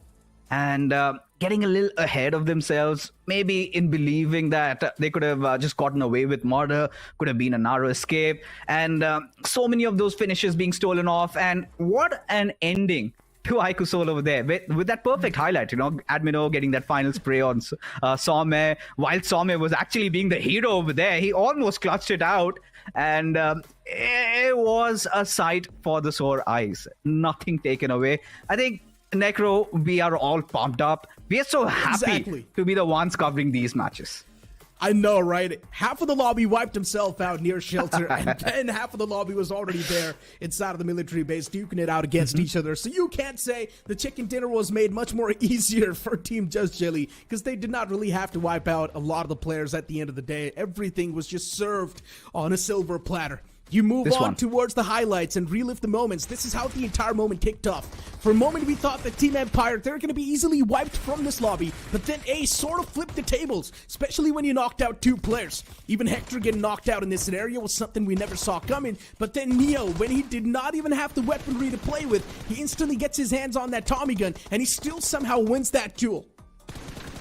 And this is something that we need to also talk about. LeBron. I mean, this brave man was on a mission, and this is how it all ensued, right? The entire chaos upon us. Fights were just happening left, right, and center all over the place. But, I expected a little bit more from Jonathan in that situation, truth be told, because I think against Phoenix, he had the cards in his deck, and he could have just, delayed it a little bit more, got a little impatient. But towards the end, of course, we knew what was in front of us. Team Tamil just going heads on against Vingod. And I think Vingod got the most value out of this match, considering they were the ones who took some extreme risks. They were the first team to be crossing over on towards the other side of the bridge. Were almost on the verge of getting extinct over there. And suddenly, LeBron just lifts them from the ashes. They go on, take over the entire military base, get an abundance of loot, and everything is going on in their favor. But I think that next circle shift going into Jelly's way, I think Jelly had his work cut out, and they made no mistakes in converting that. So good stuff coming in, and a very good electrifying game of Erangel. that we'll all love. And that is one of the main reasons why I love the circles down south. That is one of the main reasons why I love the military-based circles. Surely, now I do. You've only got pretty much 2 pathways to rotate from, and usually all the boats are also taken away during the late game scenario. So the only way you can rotate is either you yourself swim in the water, which is going to be the worst possible scenario that you opt for. And then the second option is going to be to clear the bridge lines and move in slowly and steadily. And that's what usually the players and the teams try to do.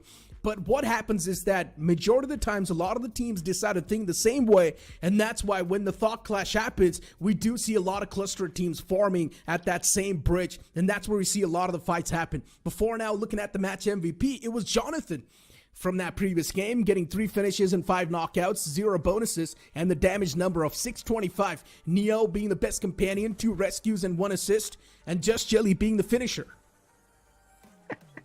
Oh my god. I mean, this was a wild game, really. And I don't think like the stats are doing real justice, because honestly, yes, Godlike were good in that situation. Jonathan did get a couple of finishes, but they need to dig in a little bit deeper. And it's all right. I think still Hero Extreme Godlike have had a really good time so far in the first 3 games. That brings the end to the matches of A and B. But again, I think the best value is, if I had to give an MVP, has to be LeBron, hands down, because he was in such a tough spot. Even could be contended by Dionysus. Man refused to die. He stayed up for quite some time. Phoenix also redeeming themselves. But again, brings us to our core issue. What on earth went wrong with K9? They were doing so good. They started things off in such a beautiful fashion.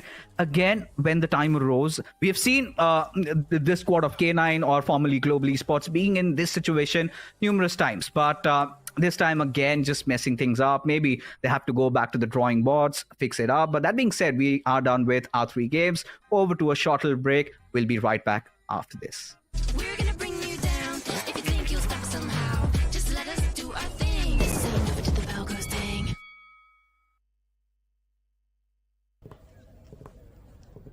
So Neeraj, slide path देख के आपकी landing strategy क्या होगी? बस सही angle, right grip, focus, और फिर इसको फेंकना नहीं आता. ओके, फाइनल सर्कल, 20 बंदे बचे हैं, क्या करोगे? प्रेशर नहीं लेता मैं सर, जेवलिन में दिमाग को ठंडा रखना पड़ता है. और फिर इसको फेंकना नहीं आता यार. नहीं आता. क्लोज रेंज में आपका फेवरेट वेपन कौन सा है? सबसे स्ट्रेटजी और टाइमिंग का खेल है सर, जेवलिन की तरह. अरे मेरा मतलब गन्स, M416 ग्रेनेड फेंक देंगे सर, सब फेंक देंगे. यार इसको सच में फेंकना नहीं आता. नहीं आता. अच्छा ये लो, नेट स्पैम करके दिखाओ.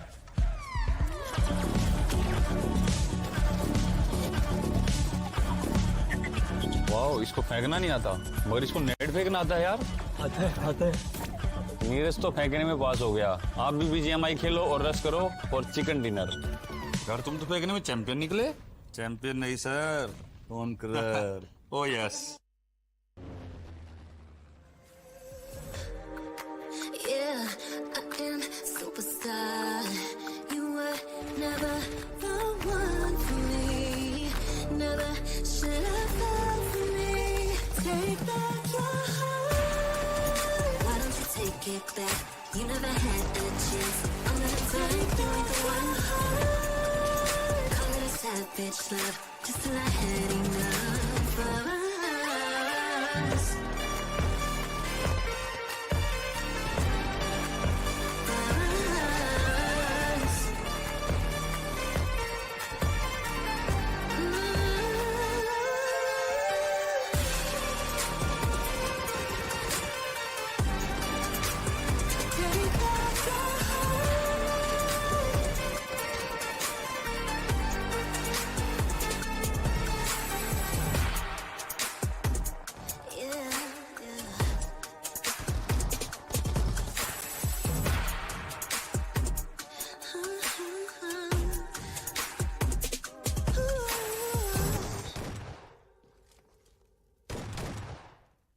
Ding ding.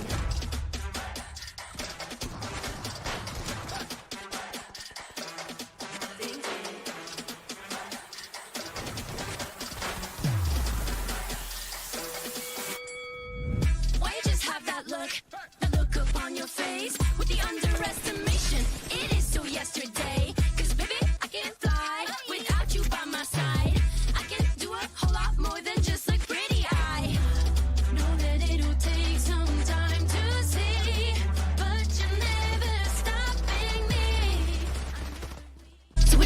do our thing. Ain't never do the bell goes ding. We're gonna bring you down. If you think you'll stop somehow, just let us do our thing. Ain't never do the bell goes ding. The Snapdragon Pro Series is brought to you by Snapdragon Elite Gaming, Monster Energy, and DHL. After witnessing such an aggressive game of Erangel, you can only hope for even more on the map of Sanhok. 8 teams colliding against each other around that vicinity of shelter, and all thanks to Wildfangs and K9 Esports, because they were the one who ignited that fire shadow. Oh yes, they certainly did. They definitely did. But Neeraj, I was feeling bad for the players of Team Jelly because they were waiting right on the bridge for the teams to cross. They just wanted to go aggressive. They were the first one to be there. They just kept waiting and waiting. But after that, getting a chicken dinner, I think that's going to make them feel a little better because they were denied so many finish points at that point. But a chicken dinner, I think they did fairly well. Well, I think so. Just Jelly is going to be much more happy for themselves because getting a chicken dinner is probably the best possible outcome you could have asked for yourself. Still getting so many points on the board. And they've been pretty consistent throughout the entire day, right? Still getting a few elimination points here and there. But if you remember, the previous game started things off with a clutch by Neo. That 1v1 clutch, Neo only had a pistol in his hands, but then he instantly switches on forward to a Tommy gun, gets his hand onto it, reloads that weapon, and he still takes down Ace from Team Empire. I never saw that coming. For a moment, I thought it's done for CG, but then Neo in these clutch scenarios, he's unbeatable. You move on towards the match ranking of the previous game. Just Jelly at the top with 15 points, doing really good. Team Tumulas with 10 points, consistency on the board. Hidden Ones 9 points, and Wingard Esports 9 points as well. Well, certainly, Hidden Ones also did fairly well in this particular one because Miramar didn't go entirely in their favor. Then we have the players of Team Genesis after facing a little stumble in the first Erangel. This time did really good, but Team Empire right at the bottom with 0 points, -40, K9. I don't know what's really happening with the players of Team K9 because this time only just a single point to their name. Then FM also just a single point.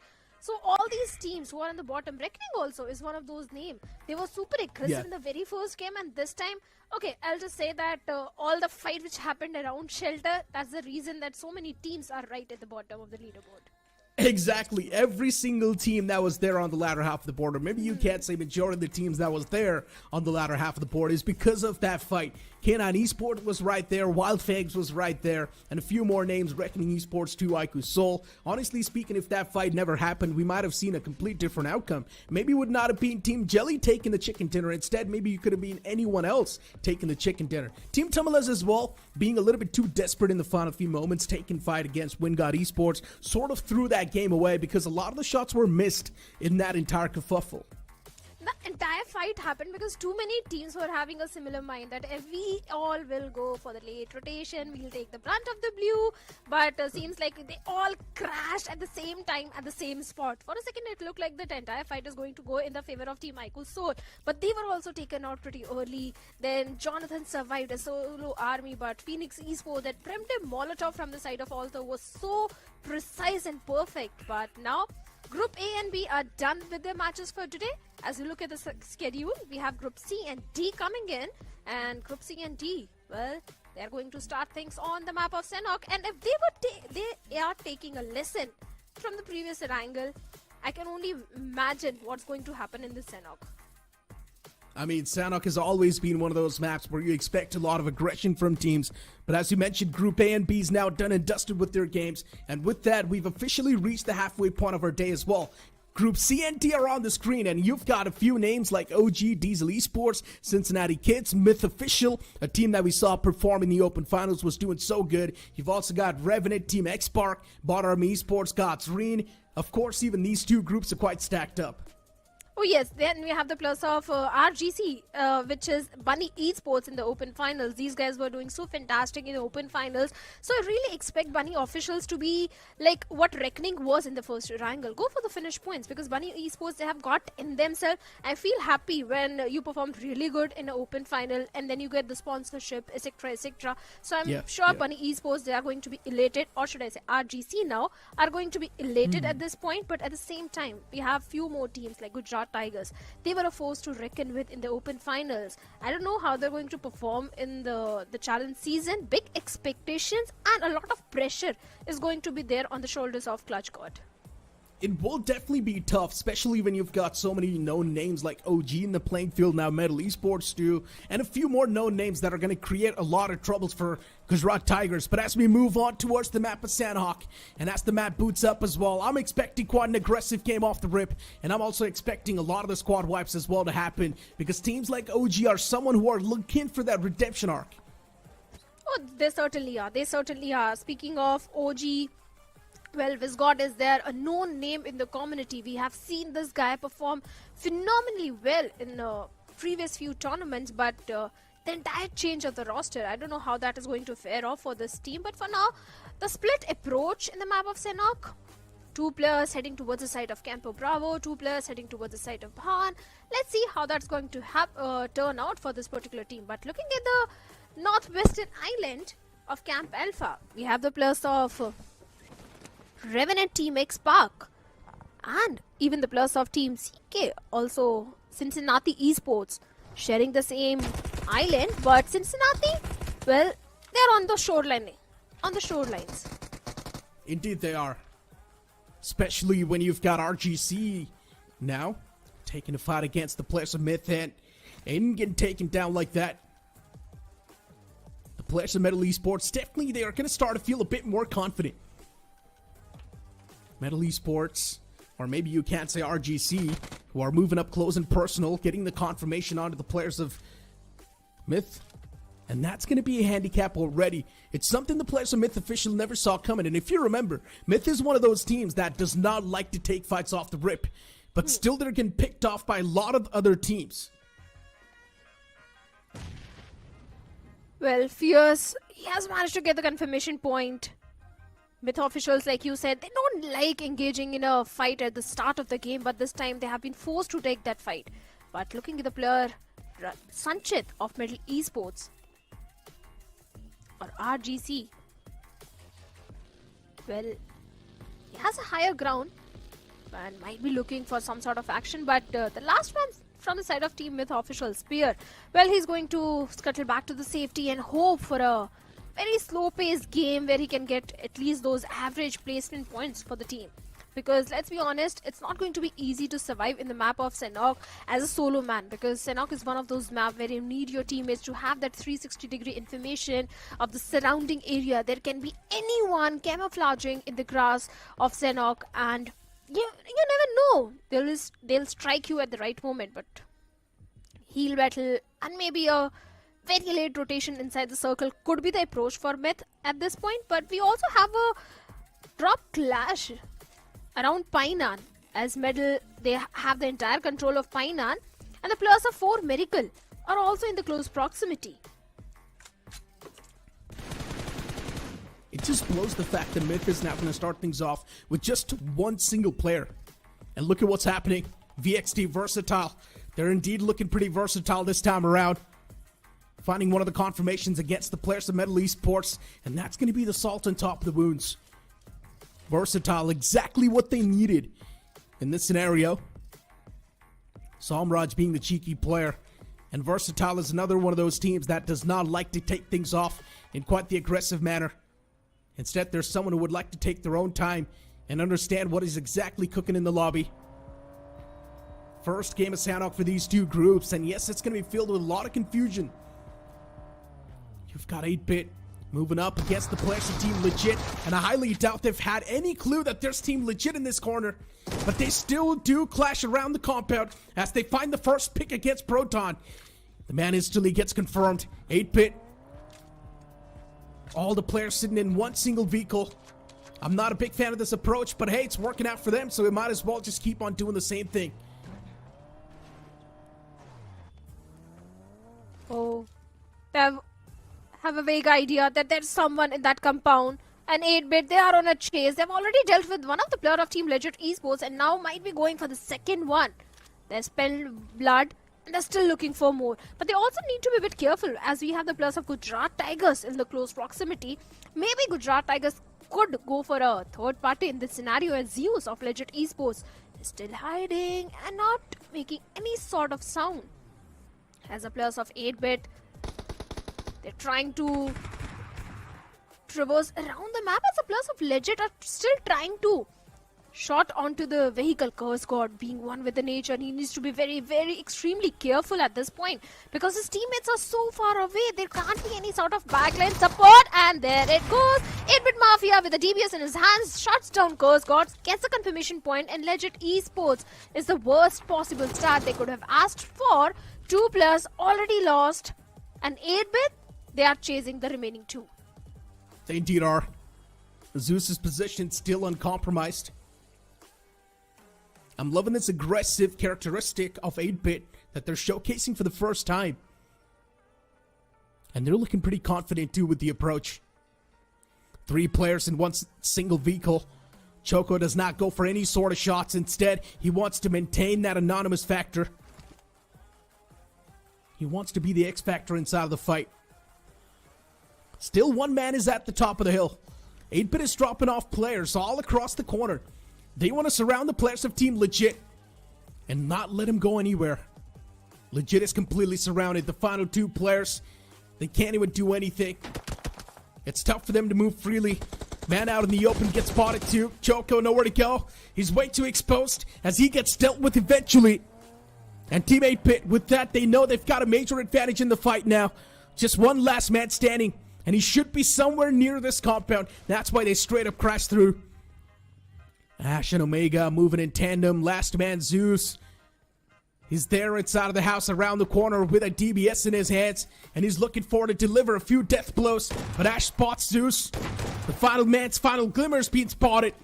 As Zeus now wants to play a bit more defensive. He's holding the corner, but he's also getting approached by Ash from a different angle as Ash catches a few shots and makes sure that Zeus is going to be hurt. Oh. Omega up close and personal with the UMP-45, and he's constantly doing that chip damage. Eventually, Zeus meets the maker. Well, Legit Esports has definitely kicked the bucket on the 16th spot. Not a start they wanted, but 8-Bit, they're going to be elated. But wait a second, we have one more team approaching the players of Team 8-Bit. Are the players ready? Because one of the players of Team 8-Bit is in a sliver of HP as always goes down through the need of Juicy. And Juicy will be looking for the confirmation as Aditya is stepping a little closer.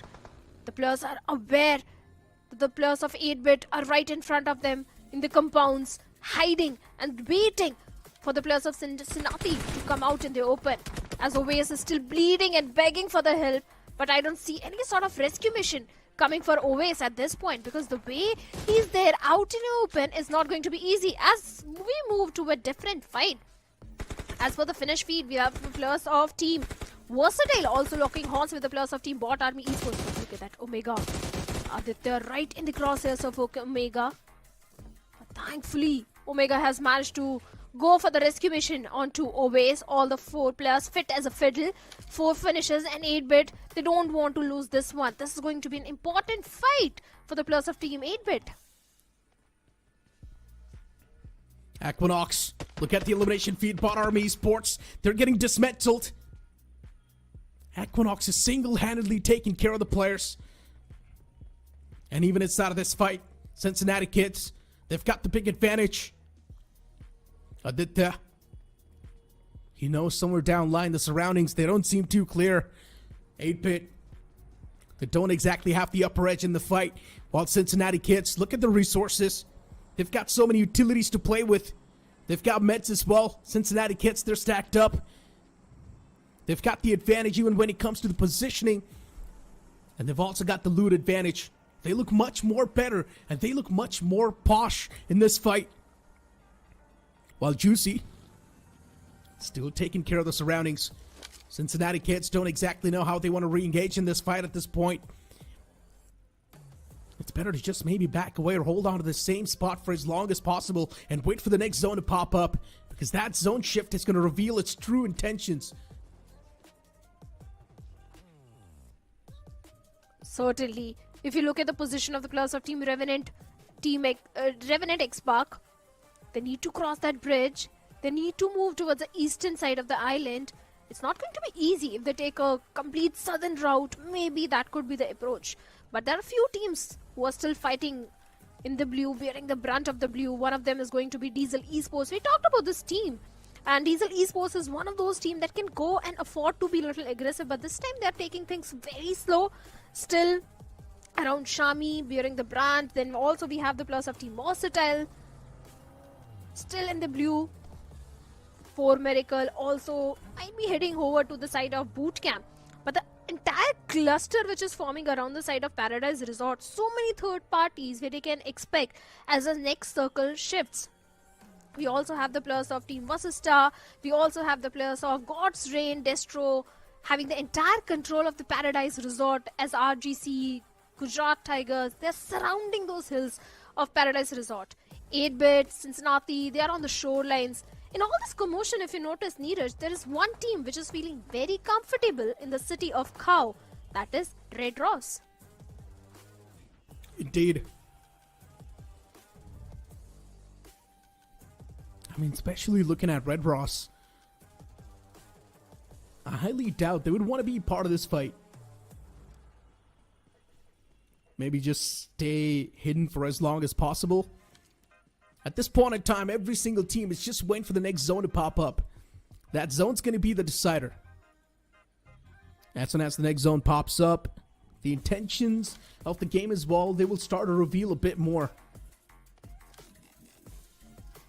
And especially teams like GT, Metal Esports, they might just go on an aggressive end if they do not really have the zone on top of them. And that's exactly what happens. GT's still in much more of a better spot compared to the players of Metal Esports, but now it's time for Metal Esports to reposition, move on towards the high ground, be a little bit more proactive, be the alphas in the lobby. OG2 playing from edge, and I'm not a big fan of this. So many teams still alive inside of the game. It's quite a slow start. We've just seen one single squad wipe so far. After that, the action's being dialed down. You usually expect the map of Sanhok to start things off in quite a fiery note, but instead it's been quite a slow game so far. It certainly has been. Even the players of 4 Miracle trying to move inside the circle from the shorelines of Boot Camp. And like you said, Gujarat Tigers, Team God's Reign, they are in the perfect spot. Medal, they're just holding on to the southern periphery of the circle. In fact, they have a good compound to their name, but the linear spread of the players of Team OG, they need to regroup. But look at the players of VE versus Star. So very close to the players of Team RGC, and seems like RGC versus Star, this is going to happen as Bunny is very much aware that there is a team trying to traverse inside the circle, and they're just waiting for the players to come out in the open. They're ready to strike as Bunny knows exactly where Viper is, and Sanchez trying to go up close personal to the players of Vasista as Gamla Boy with the S12 in his hands comes from a different angle, takes down Rishi, but gets traded off instantly. Bunny also gets taken down by Pukar. Vasista looking so very controlled and confident in this one, as Sanchez has also been spotted on. The players of Bunny Esports, who were looking so confident in the open finals, seems like this time they're getting dismantled by the players of Team Vasista. The confirmation has already been made, but look at that. The confirmation is also there onto the players of Team Vasista. 2 players already lost, and Fierce is also getting shots from somewhere else. A flank angle being created by the players of Team RGC, and Sachit is going to close the distance as Pukar is so far away from Fierce. No help, no rescue mission coming for Fierce at this point. And the entirety of Vasista Esports gets eliminated from the game. All thanks to RGC. Team Versatile, though, they want to be part of this action as well. Maybe get a bit of that piece of the pie in their hands too. A few elimination points before getting taken down themselves. I'm loving this aggressive approach from the players of Versatile.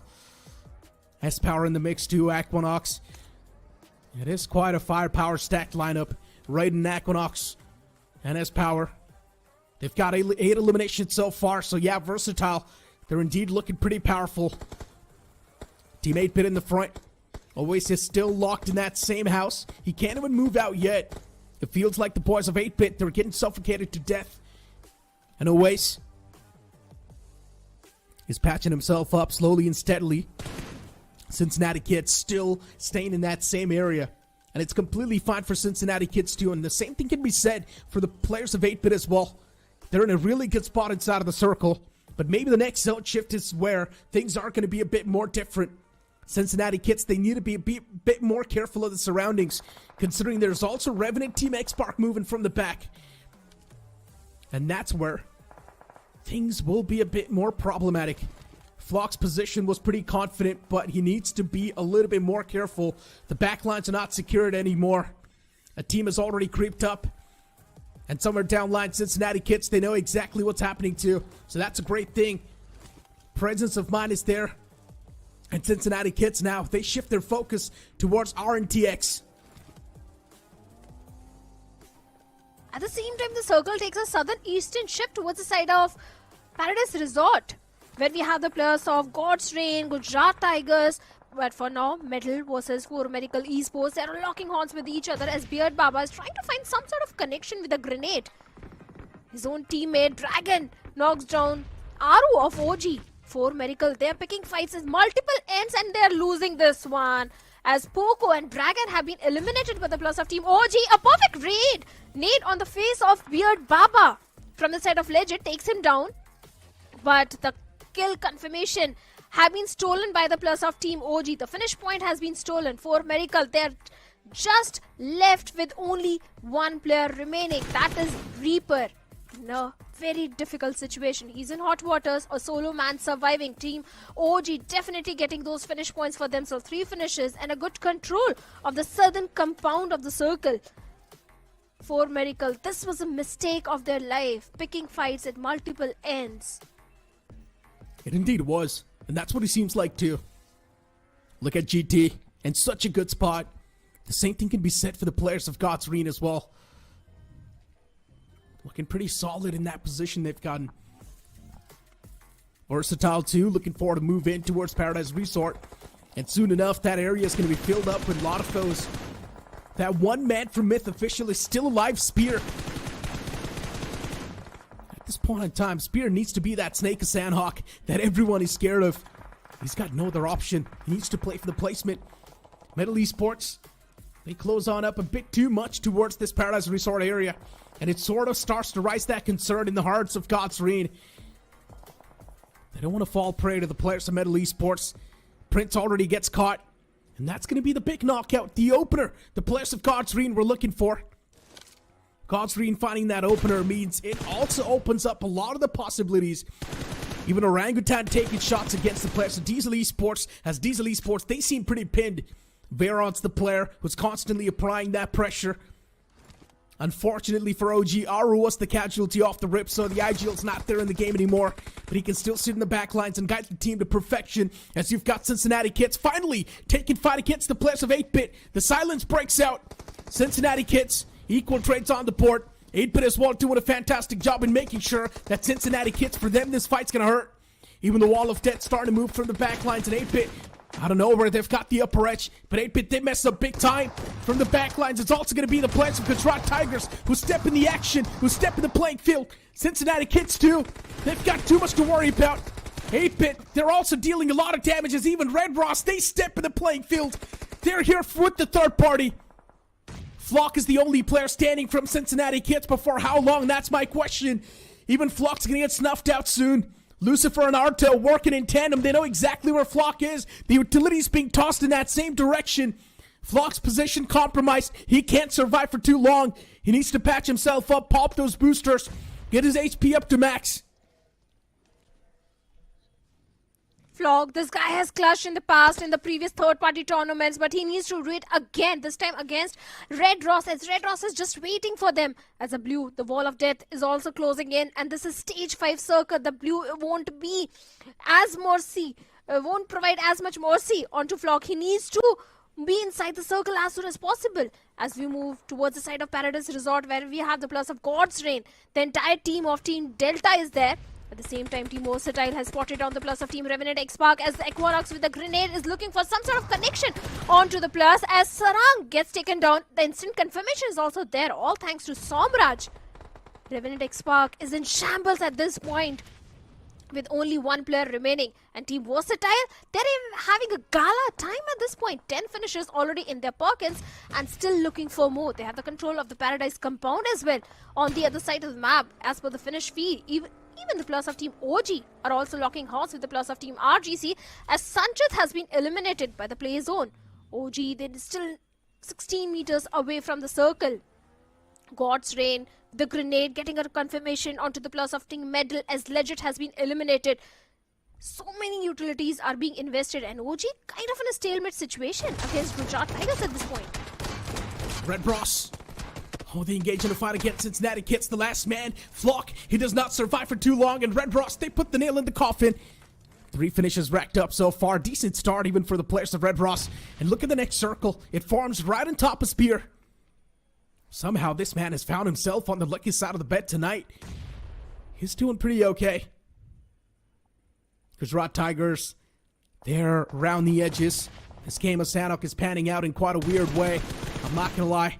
Quite the tactical one. And Gujarat Tigers slowly and steadily ripping the players off to shreds. As you see Red Bros on the receiving side of things, and OG as well.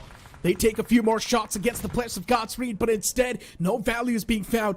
Just a bit of that damage was dished out against Ninja Jot. That's it. Justin is there too. As Justin wants to get his teammate once again backed up.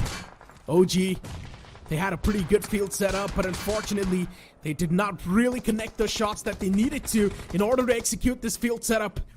Gujarat Tigers in the front lines. And even this man from OG, he does not exactly know what sort of an action he wants to take. AKOP is one of those players that can definitely dish out a lot of damage, but Gujarat Tigers, the surrounding awareness right now seems a bit lacking.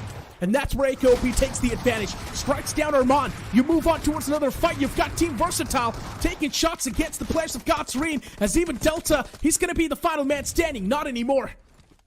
Oh, Versatile, they have annihilated the entirety of Team Godsreen.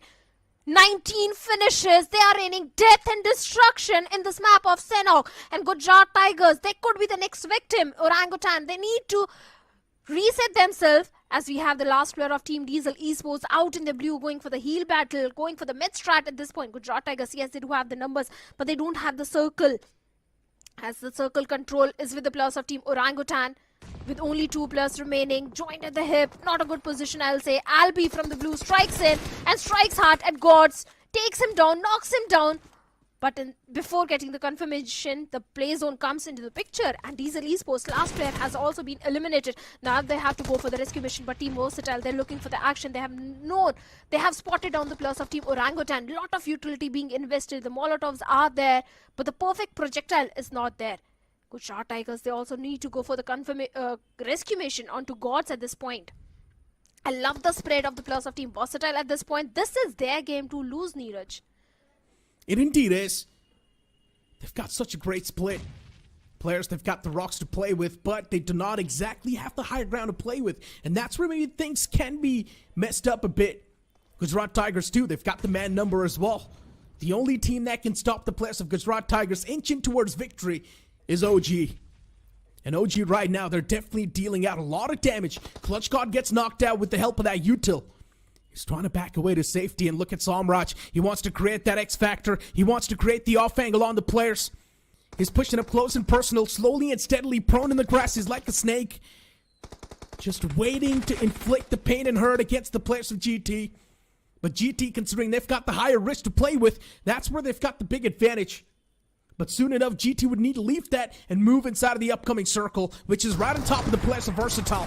GT, they decided to take the fight against OG, but OG, they've got the wretch to play with, and that's where AKOP strikes every single person down on GT.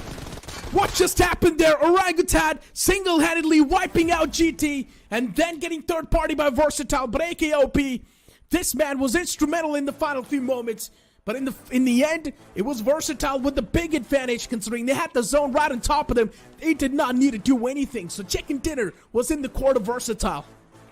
Oh, 100% it was. And Team Versatile, they were a force to reckon with. They've got, what, 22 finishes in their pockets? If not 22, at least 21 finishes minimum they have got.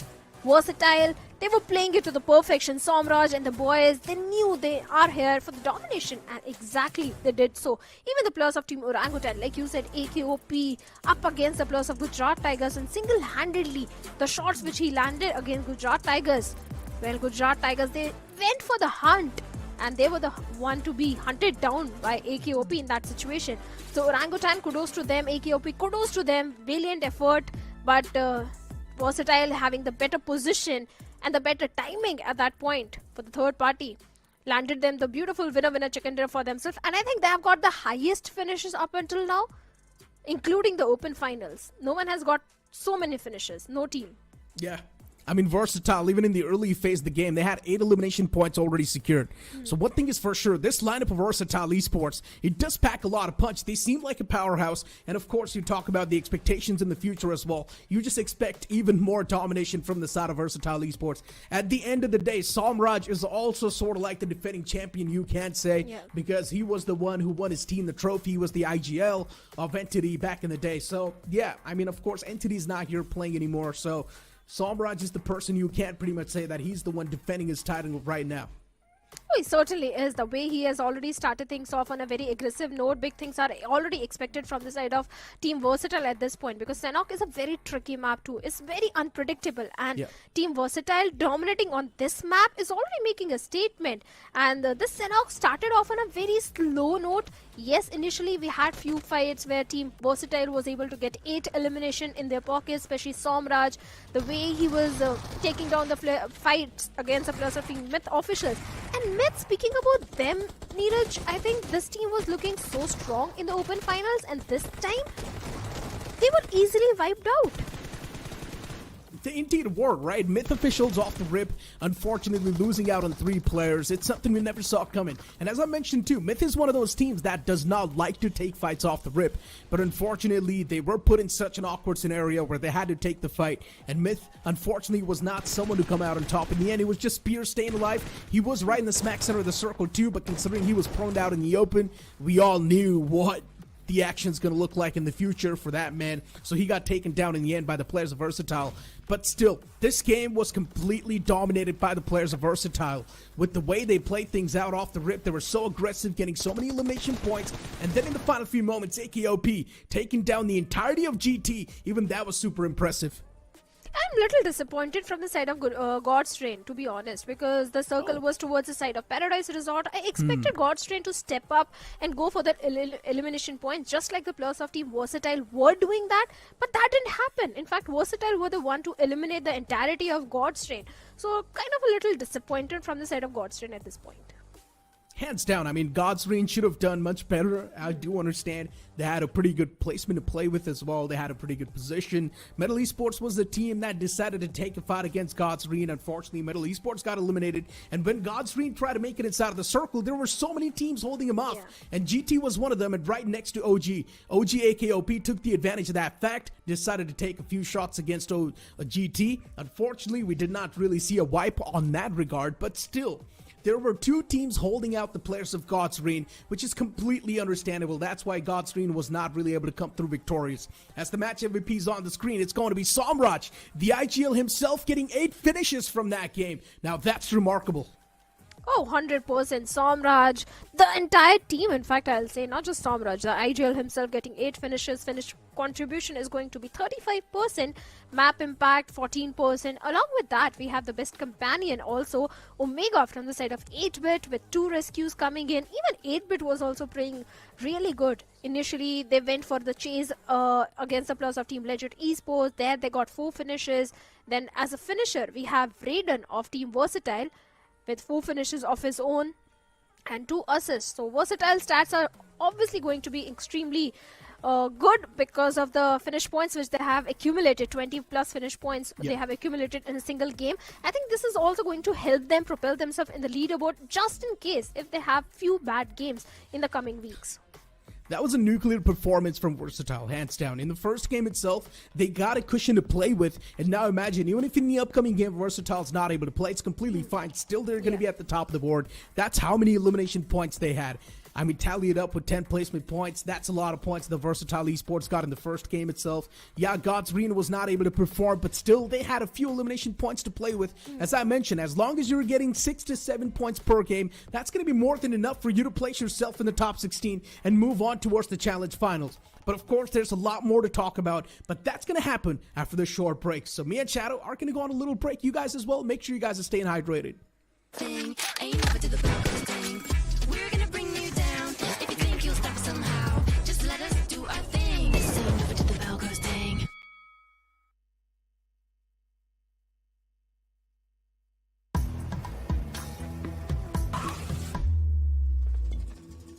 किधर मिलता वो collector? तो तुम आई collector? हम आए collector, guns का collector, attachments का collector, helmets का कलेक्टर और इन सब का स्किन्स भी कलेक्ट करता है BGMI लैब में। M416 की है, M249 की भी है। गन्स, हेलमेट सब मिलेगा fab in the BGMI lab. मैं भी collector.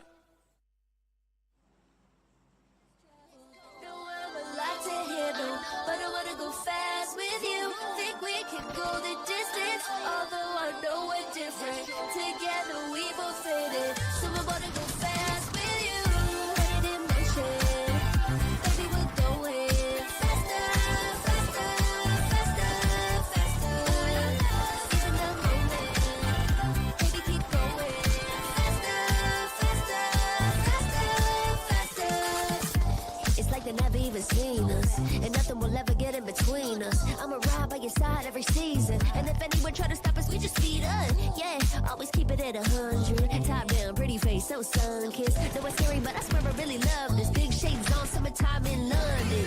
I hear you like to gamble. Let's take the road, let's travel. No, I'm a lot to handle, but I wanna go fast with you. Think we could go the distance, although I know we're different. Together we both fit in, so I wanna go fast with you. Put it in motion, baby, we're going faster, faster, faster, faster. Seize the moment, baby, keep going faster, faster, faster, faster.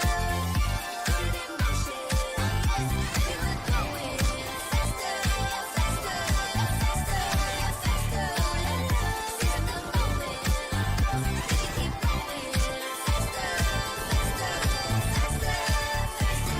keep going faster, faster, faster, faster.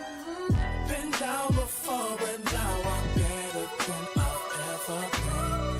Through all adversity, I saw the light now and whatever the problem, we'll solve them. Make it through together, it'll be all love and it's all good. And it's all good. Feel like I'm the big dog, been killing it since tip off. Come with it or stay home, the people gon' feel ripped off. So we're just gonna do our thing, ain't never do the Broncos thing.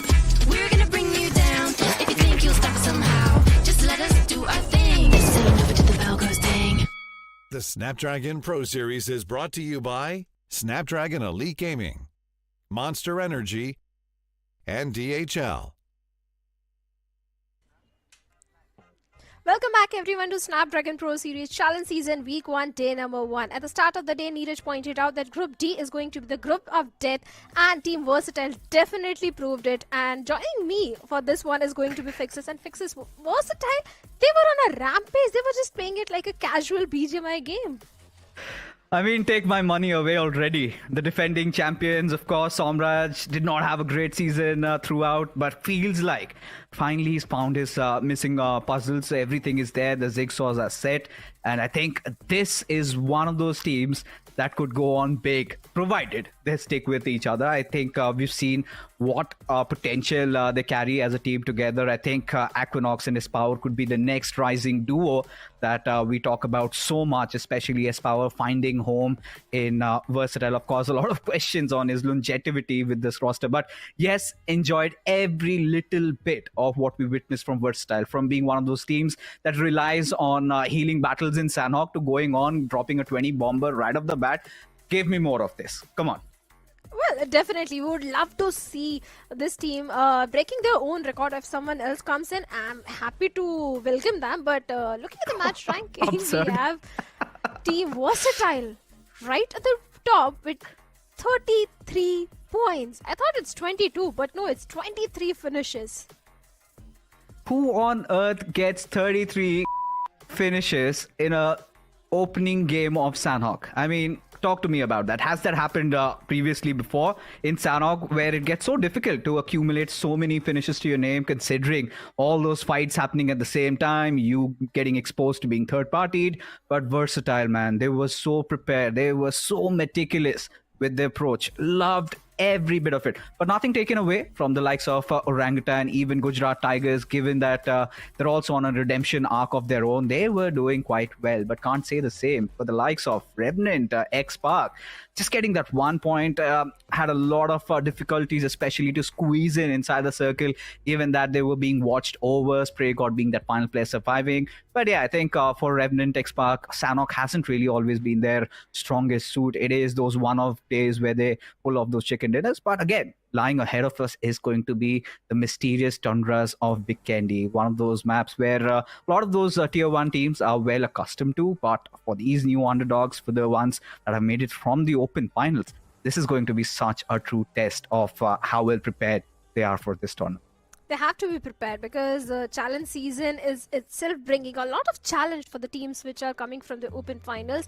And like you said, it is going to be the map of Vikendi. After that, we'll end things with Erangel, the comfortable map. So Group C and D, they're already starting off with 2 difficult maps, I'll say, or more unpredictable maps. Sanhok is already done and dusted. The teams which didn't perform really good in Sanhok will be looking comfortable in Vikendi, but for the teams like 4 Miracle, Myth Officials, the teams which are not able to have good performance in Sanhok, they need to get those average points. Like Neeraj has been pointing out this time and time again. Just get those average points. Nothing fancy, nothing more. I think in a map like Vikendi, we might get to see a little bit of those healing battles happening, but then again, I could be completely wrong considering it's day 1 and everybody wants to get a head start. I think it feels like one of those F1 qualifying days where you're just going to go all out, and I think that's the right approach, right? Test yourself, test how your grind has been really paying off as we venture into the frozen lands, and it's going to be really exciting. It is going to be cold. Of course, it is starting to rain cats and dogs here in Delhi, and we're feeling the coldness take over, but surely I think we're all warmed up because now with the intensity of these matches increasing tenfolds with every given game passing by, I think it would be fair to say this is going to be also one hell of a game to witness as the flight path trajectory in front of us all the way from Mount Kresnich towards Milna. However, Vikendi has come with its own problems, the zones, which can be quite sluggish. But for what we've seen so far, I am anticipating some early turbulence. Oh, that's certainly expected in the map of Vikendi. Could be towards the side of Port because that is where 2 teams, Red Ross and Revenant X-Park, they're heading. Maybe we can see a clash happening there. But if you look at the split which is coming from the side of Team Orangutan, they need to be careful because Pukar of Team Vashishta Esports is so very close to one of the player of Team OG Medal. They are opting to the eastern shorelines. Few players towards the side of Trevno, few players towards the side of Peshkovo, but Legit also needs to be very careful as he's so close to Monty of Bot Army Esports. Oh, quite a nice spread across the map. A little bit of early engagement, maybe between Miracle and Versatile, just dropping down beside each other. You've got Revenant TX also in close proximity to where we've got the likes of Red Ross. And we know Red Ross, they have definitely cemented their slot inside of the challenge season. The way they played in the open finals, surely one of those deserving teams against recent official winners. In fact, back-to-back official winners, Revenant, X-Park. It's not going to be an easy task. But this is one of those maps where we've seen Revenant X-Park really flourish. So I'm really interested to see even the circle favoring them. Then you've got Orangutan. They have been consistent throughout the season. Aru, Veron, Atanki have been such a breath of fresh air as Versatile making some quick movements, not really delaying enough time to get their loot done. Instead, preferring to get inside the circle earlier than the rest so that they have a good fighting position to play around. But they also need to be careful in their rotations fixes because if you notice around Castle we have the players of Team 4 Miracles as well. And speaking of 4 Miracles, the previous game didn't go entirely in their favor. Big things were expected from their side. especially the way this team has been performing in the official tournaments. But wait a second, we have Shadow opening things up onto the plus of Team Red Ross as Lucifer has been knocked out. The confirmation point has already been made, and you already pointed out this is a very strong map for the plus of Team Revenant X-Park, and seems like they're delivering the performance which is expected from their side. One player out in the open and immediately got punished. Every time you watch these players, especially Joker, come into the maps of Vikendi, it takes you back the BMPS and that wild clutch he had pulled off, such a crucial one at that. And since then, feels like Revenant X-Park find themselves quite cozy. This particular matchup, getting that early finish, I think, is a no-brainer for them. But they know they've got the task ahead of them cut out. Of course, they need to make sure they get enough points in this one, because Sanhok did not really go their way. And I mean, I'm not really going to point fingers, because Sanhok can really dismantle you.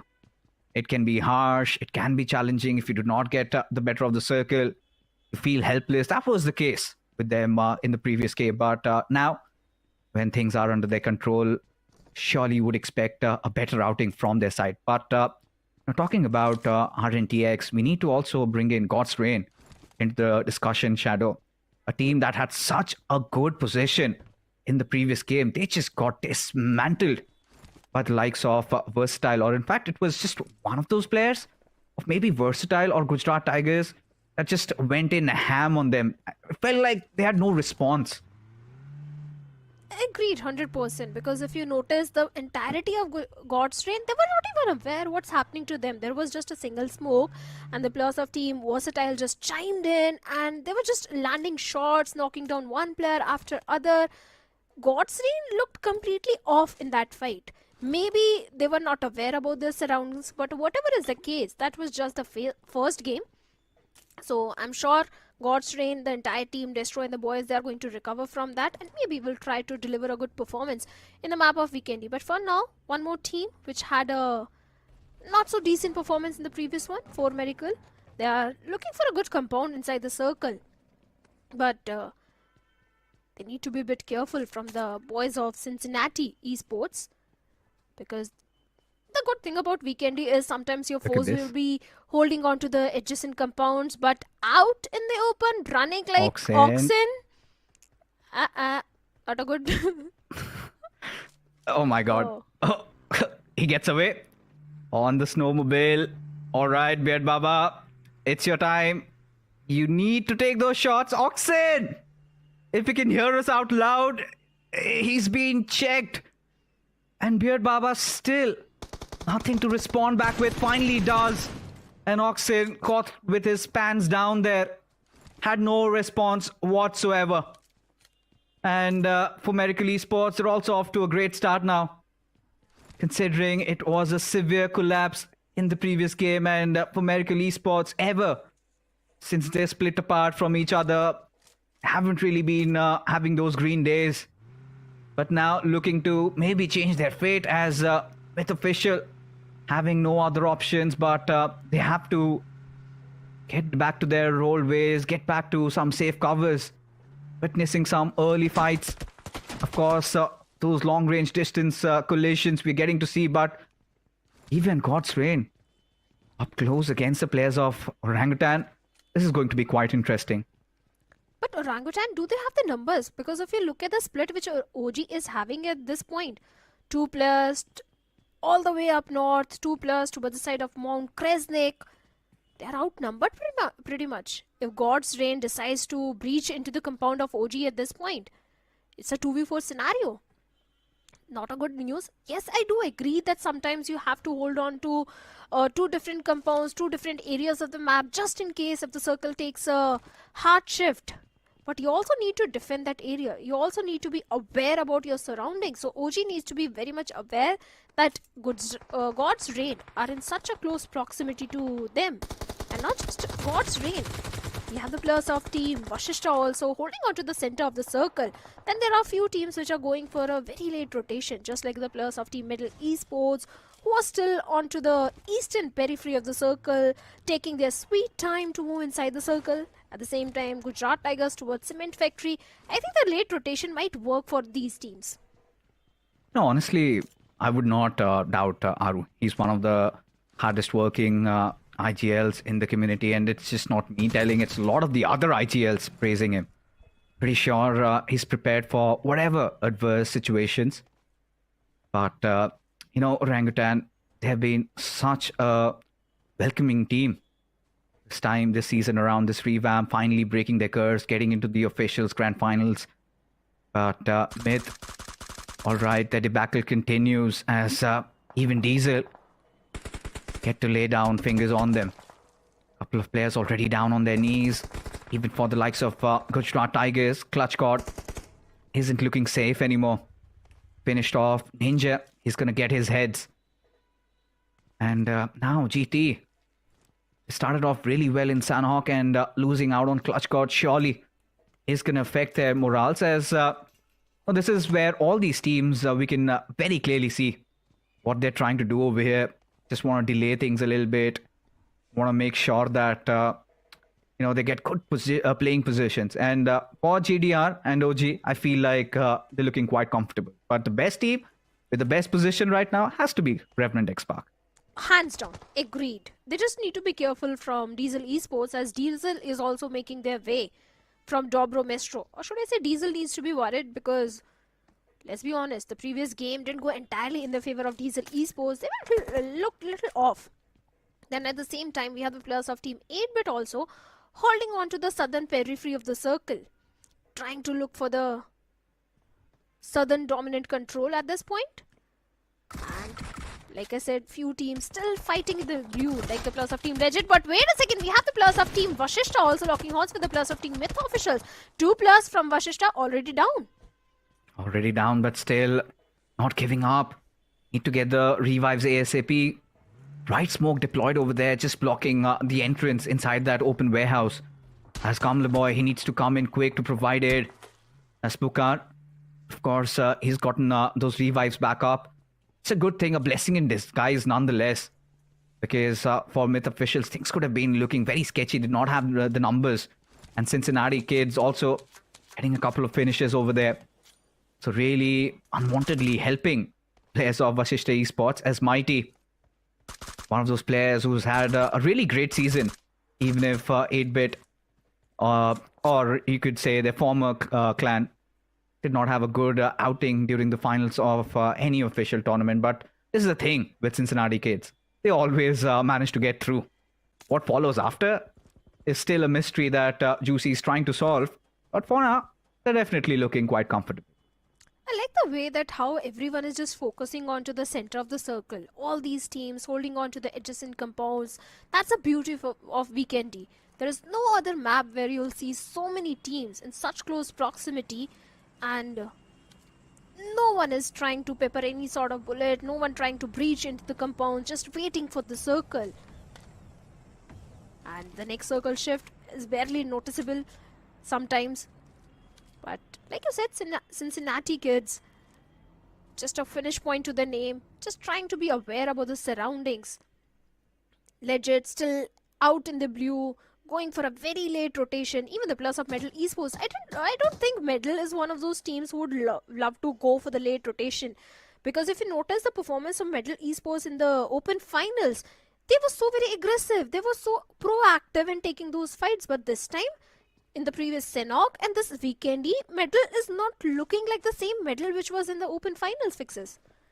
I think for Medal Esports also, they've achieved a lot of success in this very map. And, for Medal Esports, things are pretty basic. They like to just hold over the center of the circle and play to their deaths. But this time, like you said, we could see a few tweaks being made over here. Still day number 1. Not really a nice way to judge them, because honestly, I feel like Medal Esports, they've got so much depth in their roster.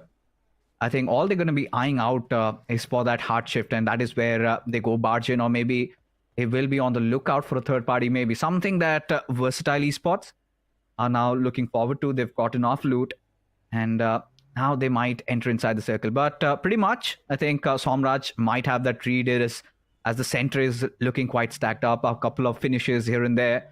He knows that he's got to wait for the perfect time to strike. I mean, honestly, Shadow, I feel like they've collected enough points for the whole day. if you just average around 10 points a game, they already have 33 from the first one.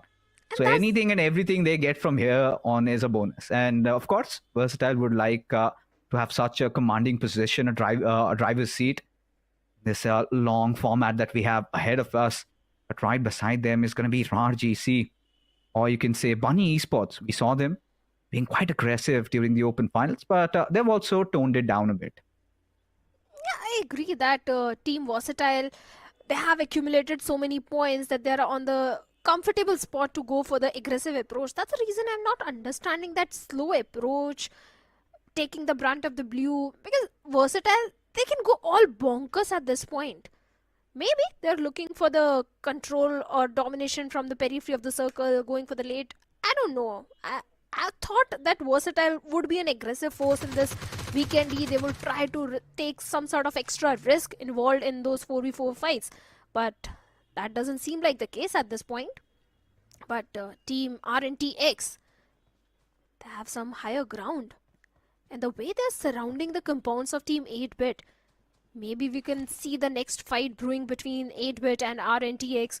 RNTX already having one finish point in their pockets, and this is definitely one of the lineup to look out for, because they have got so many achievements in the backpack, especially in the official tournaments. So Revenant X is definitely one of those teams which we at least expect to be in the top 5 at this point.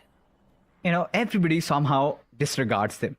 The first time, they said it was a fluke, but Shadow and the boys did it again.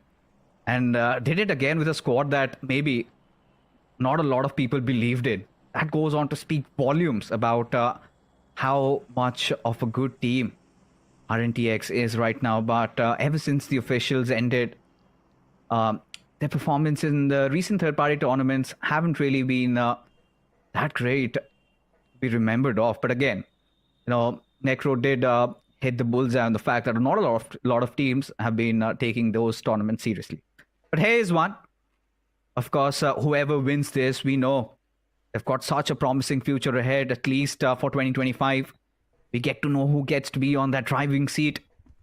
And for now, Revenant X Park do understand, in this tournament, they have to reveal their true colors, reveal their true self, and surely shut down all those doubters once again. And they've done that in the past. But yes, Vikendi always comes with its own adversities. It's always with those slow, pacey games. Enough time for us to, chat about what's happening so far in this tournament. We saw groups A and B duke it out, and everybody just decided to go all out. But seems like legit might just be in very close proximity to the players of Metal Esports. Metal, of course, hearing all that commotion, all those noises made out from their vehicles. Look at this. Vasista Esports also have got their players of Versatile in their crosshairs, deciding not to take those fights, deciding not to hitting them down with bullets. I think it's a smart decision because they still have that stealth to play around with. I think everyone is just waiting for that hard shift of the circle. I agree that Pukar had a lot of information onto the rotating team of Team Versatile, but he didn't want to give away his position at this point. Legit Esports, speaking about this team, their journey in the open finals was also full of ups and downs. The major problem of Legit Esports, which I noticed, was being not so aware about the surroundings. The way they engage in fight, yes, they engage in fight as a unit and a tandem as a 4v4 fights, but still not being so aware, either getting third-partied or something.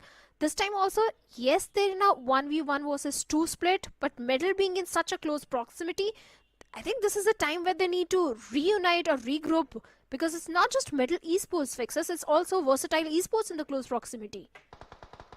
All right, Versatile. You could see them. They're just cruising through. Little did they know they are passing amongst so many of those teams. And for Somraj to be scouting along with his teammates, of course, Raiden has taken some damage from his vehicle. Surely has found some covers to play around with, but there you have it. Seraph just opens up on Biscott, one of the players of Orangutan. A key piece to what OG are trying to rebuild over here. Trying to gain some glory and not the best possible ways to have him knocked out. But it's still fine, I feel. Because the way all these teams are laid down, it's going to be so difficult to go in for a push unless and until you've got at least 2 knocks. And then again comes that question. You've got so many of those teams waiting to jump in on you given a moment arises. But look at this. Juicy just exposed himself a little bit. Felt like Sanchit could have given some responding fire. Nothing from their department as Ninja Jot goes down. OG and Godstrain in a fight of their own as now Cincinnati Kids trying to get inside the circle, have to deal with this push against RGC. Of course, Bunny very low on his health. Sanchit goes falling down. Juicy getting enough damage done as Mighty on another front goes after Dope. And there you have it. RGC had no response to this push coming in from Cincinnati Kids, and they live to fight another day. But this is where What Army Esports also break the deadlock over here. Go after the players of Vasista Esports as trades from both the directions coming in. Pukar already bought down Rage God, one of the final surviving members of Versatile. In fact, for Vasista, he still goes on to fight back. Leaves Gamla Boy just to be that final player surviving. Does he come back inside this fight? Does he try to get the better out of the situation? Or does he go away from here, Shadow? Oh, both these teams were trying to move inside the circle from the side of Coal Mine. Pukar also begging for the help, begging for the rescue mission. Gamla Boy also needs to patch himself up. Watch Army Esports. They were an aggressive force in the open finals. And Scary Jord with a grenade will get the confirmation point as well. But that being said, Vasista Esports, not a start they wanted at this point. The blue was also there. And now Bot Army Esports, they need to move inside the circle. Pretty interesting turn of events, to be honest, over here. Some fights we calculated and, yeah, rightfully won. But for Vasista Esports, and considering they've been having quite a good season so far, especially after the officials going for an entire rebuild, giving everything to Pukar and his team. And, yeah, they've delivered. Got the likes of Fierce, but look at this. Aditya spotting one. Long spray over there. Does manage to get that knock, but are Cincinnati Kids really going in for that push against GT? Rather prioritizing a better position in the circle. Have kept GT at bay. But the next on their hit list could be the players of Diesel, maybe. Just beside them, and Cincinnati Kids in the middle of nowhere. Just traveling through, cruising with their vehicles out in the open, and Sarang shall show no mercy over there as Spray God just continues on. And as Cincinnati Kids taking some casualties they did not really want, but wait, they have to live with that. 2 finishes already to the plus of Team RNDX. In fact, they are on the southern western side of the circle as well. The next victim could be the plus of Team Red Ross. Even the Red Ross players are having a good position inside the circle. But wait a second, Sarang at the wrong time goes for the reload, but finally gets a confirmation point onto the fallen comrade of Team 8-Bit Mafia.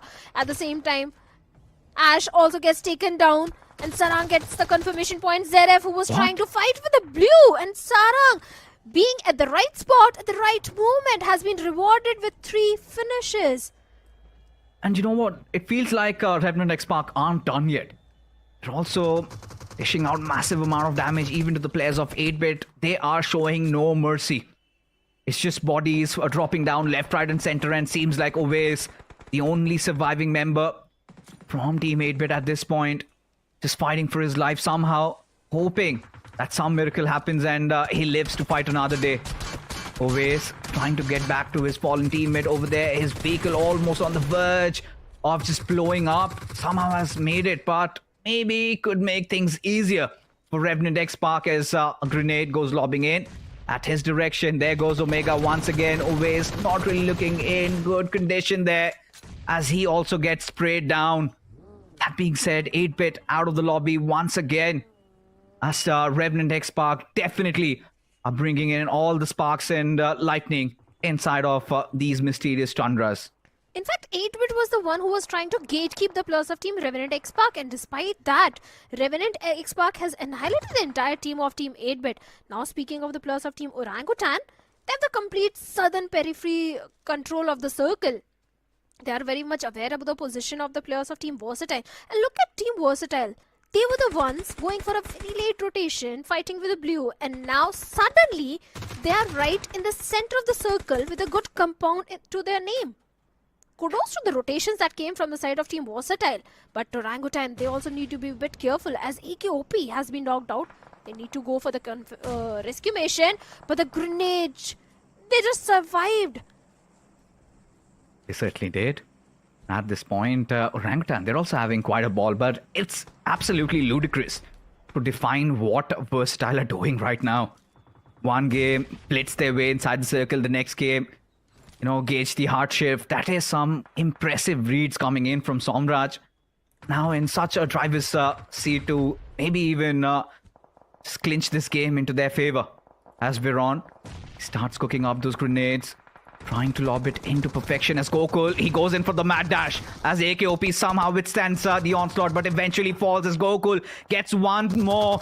And now Aru, he's just left out all alone in the open with nowhere to run and hide. He has to take this fight, does win this 1v1 battle, but seems like the war isn't over yet as Wizgod trying to provide some cover fire as OG on the verge of a collapse right now as Wizgod still fights it out. He's got the heat in his veins right now as Albi not having the best of HP. He's the final player surviving for his team on a 1v1 situation. And look at this, for Medical Esports out of nowhere, just come clutching in, get that final finish, and somehow OG get to live and fight for the next few moments. Oh, certainly, it's a blessing in disguise. A plus of 4 medical at this point for OG. OG is still having that control, sudden control, but Diesel Esports, kudos to them the way they rushed onto the plus of Team Orangutan. But 4 medical, they have a job to do. Poco needs to go for the rescue mission onto the fallen comrade. Revenant X-Park, they're very much aware about the position of the plus of Team Red Cross, courtesy to that smoke. But Revenant X-Park, they also need to play their cards right, because if they want to move inside the circle, they need to either contest the plus of Team Versatile, breach into the compounds, or eliminate the plus of Team Red Ross. Otherwise, this transition inside the circle is not going to be an easy job. With only 2 men standing, this doesn't look very good for the plus of Team Revenant X-Park. Doesn't, but even in the past, they've somehow managed to come in through and even swing and even steal a chicken dinner away. Can't really rule it out, but yes, promising once the circle out in the open. Cincinnati Kids survive with their 3 members now up against Medal. Look at Prince's position. In nowhere near contention to try and come to the aid of his fallen comrades over there. Of course, Medal Esports have a couple of players alive. Just trying to get those rev back on those in due time though. As for Red Ross, still they have to inch in a little closer to get inside the circle. But for now, Cincinnati Kids, 5 finishes already. Even back in their 8-bit days, Juicy somehow always figured his way out inside of this map. Always one of those favorites to win this one. But now, Medal Esports back to their full force. Aditya is going to be the man of contact, person of interest for sure. As legit, ensuring that he makes a couple of those grenades flying in and gets due work done out of Aditya, as Aditya still going unchecked. Due diligence not being exercised from Medal Esports, as now they're looking hurt. Legit already brought down on his knees. Prince, of course, he gets those trade-ins as Servit is driving around. As Cyrex, he goes falling down. So many bodies falling to the play zone as Legit come in for the wraparound from the backlines. As Medal Esports left with their jaws wide open with no answers for Legit as of now. As Kurscott, he is going to sail that grenade in. Does it land at its right spot? As Kurscott just decides to push in over, blitzing through the department of Medal as they get annihilated. All courtesy to the players of Red Ross. Also, a third party came from the side of Team Versatile and Medal. They have been eliminated. Legit Esports, a blessing in disguise from the side of Team Red Ross at this point. Now they have the control of the northern eastern side of the circle. Red Ross, one of the player out in the open. Equinox has spotted them down. Equinox is aware of the position of course. God of Legit gets a confirmation point onto him as well. 6 finishes already and still looking for more. The circle is in no man's land. Everyone has to take up inside the circle, but wait a second, Ortho with a grenade deals with the last player of Team Legit Esports, and now Legit has been eliminated on the 4th spot. Team Versatile still fighting against the plus of Team Red Ross as Beast all down on his knees and begging for the rescue mission at this point, and Versatile might be looking for the confirmation. Look at the floodgates opening up for Versatile. They've got everything in their control. The only force to deal with has to be in the form of Red Ross, as OG and Viscott just rather opting for a healing battle. 5 first aids remaining. Of course, could provide a denture. In Versatile as Equinox right in front of him. He spotted him off in the far fray. Just about to load a couple of shots into his heart, but Somraj, he gets that opener against Artho. And now Beast and Phoenix, 2 players surviving as Versatile. They might just pinch in through, trying to take control over the entire map. Goes in for the flanks as his Power and Raiden together, working in tandem with each other. With Red Ross having no time to breathe. Of course, they need to get that revive on one of their fallen teammates. But this is where Viscott strikes, and suddenly Somraj was almost on the verge of a collapse. He did survive it, but not for enough as Phoenix. He strikes back, and suddenly Versatile, they have been robbed. Oh, in a miserable position right now. And there you have it, Red Ross. They will be capitalizing on this situation and will grab themselves a very unwanted chicken dinner, something that they will relinquish and something that they will rejoice as they pull off a rather very awkward game, but nonetheless, it is a chicken dinner. In fact, sheer commends to, of course, Viscott from the backlines, just dismantling the players of Versatile and making way for Red Ross as they cruise through, get the chicken dinner home. Versatile, they were almost on the cusp of getting a back-to-back just to get robbed by Red Ross. Beautiful display of BGMI coming in by this young squad. Viscott, oh boy, definitely rained on the parade of Team Versatile. Versatile on the verge of getting a winner chicken dinner. They had it everything covered. And Red Ross, they strike the right moment. I think more than Red Ross, I think the players of Team Versatile are going to remember this chicken dinner of Red Ross, because literally Red Ross, they snatched it from under the nose of Versatile, and that's our Hindi desk. I'm sure they're also as shocked and elated as we are.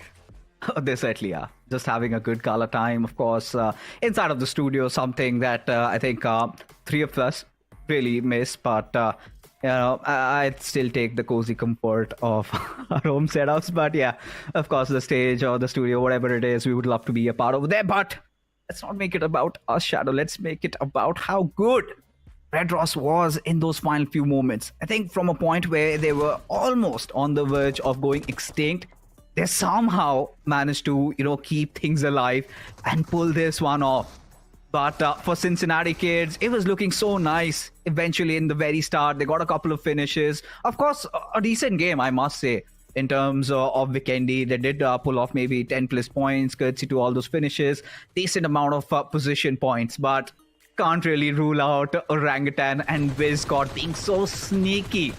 And just when Versatile thought everything was going according to the script, according to the plan, he was there to flip it all. A very entertaining game of Vikendi, which kind of took its time to cook. It was simmering, but eventually when it came down to boil, boy oh boy, what action did we get to see. Quite an unpredictable match. Of course, everybody thought that Versatile had this till Red Ross and till Viscott happened. Viscott was going for the heal battle. He was just minding his own business, going for the heal battle. But the moment he ran out of his ran out of his first aids, he saw the players of Team Versatile were right in front of him. And this is the moment he took down Somraj. He was about to take the other player also down. But I think Phoenix DBS was just enough to land that final blow and reward the entire team with the 10 placement points. I think Red Ross is going to be pretty happy. But I think someone needs to remind the players of Team Versatile that it's a league format. It's not a 3-day affair. It's a league format. You guys don't need to earn all the points on day number 1 itself. I think Somraj just wants to ensure that he's heading inside of the grand finals. And let's not forget, he is the defending champion and might as well play as a champion. Shut the haters, not be the ones being the late bloomers. Of course, Somraj has had his tryst with having a tag like that, but this time he wants to ensure everything is dandy, all good in the hood. And I think this is where Somraj is starting to test his true potential with his team, wants to know how far can they really go and how deep can they really go. be aggressive, that's out there. They've got the players. I mean, it's just not about S-Power and Aquanox. You could also see Raiden being phenomenal as well in the game of Sanhok. Even today also, he's been doing his job. Somraj as an individual, I think one of the most improved players in 2024 season. Worked on his IGLing, worked on his assaulting skills just to even, make it outshine. I think he's a complete player, complete package. We saw, I think he kind of got around 8 finishes in that game of Sanhok, became the MVP for his team. So I think heading on into 2025, Versatile are definitely one of those forces to be reckoned with. But hey, we could all be jumping the gun. It's still those early times to tell. But Red Ross surely did steal the show over here. I think going back to their history, they have had their time in the officials under a different banner.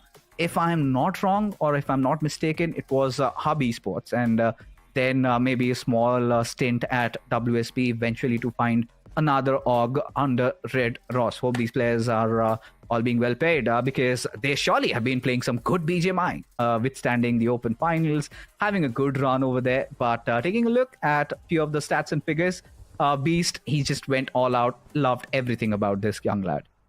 Oh, definitely. He landed the final blow. He's the finisher of the team with 5 finishes and 1 assist. The best companion is going to be Servit of Medal Esports. In fact, Medal was the one who eliminated the entire team of Cincinnati Esports, Cincinnati boys also. And going all out is obviously going to be the MVP Beast with 6 finishes. So Red Ross, definitely, it's not just that the final few moments where Vizgod stepped in and Red Ross started performing. No, before that also, from the very start of the game, they had a good position inside the circle. They were looking for the northern control, whereas every other team was trying for the southern or the eastern or western control of the circle. Red Ross, they made sure the entire northern control stays with them. And that's the reason that they were able to get that winner chicken. And of course, a little help coming from the side of Vizgod as well. Yeah, I mean, that fight was quite scrappy as well. I mean, for Medal somehow surviving and then legit from the backline, they just come closing in. But yes, the MVP rightfully deserved coming in for Beast from Red Ross. I think we missed out a couple of fights because a lot happened towards the end. I think they could be the potential ones wiping out even the likes of Revenant X-Pac, who apparently did have an early good game. But like you pointed out, Shadow had a tough time entering inside the circle.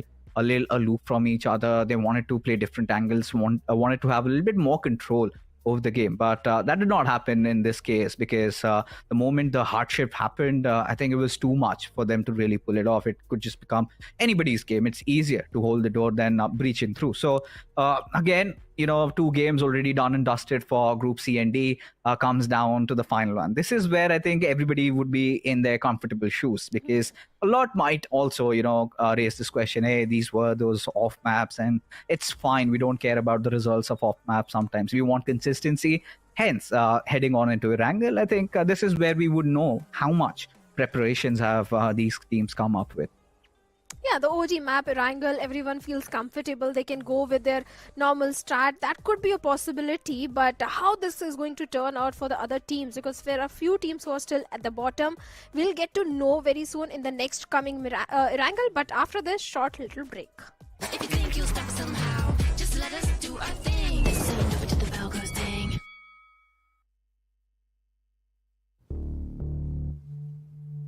हाँ, तो गाने के बोले तेरे वास्ते में कर लूं अपने स्क्वाड से फाइट। कब तक हम ऐसे डिफेंसिव खेलते रहेंगे?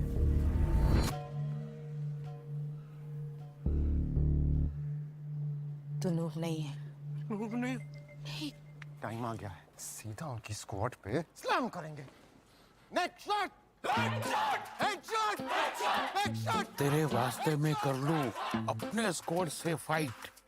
तेरे साथ मुझे करनी है कैंपिंग ऑल नाइट। डे हो या नाइट, इंडिया करे फाइट। डे हो या नाइट, इंडिया करे फाइट।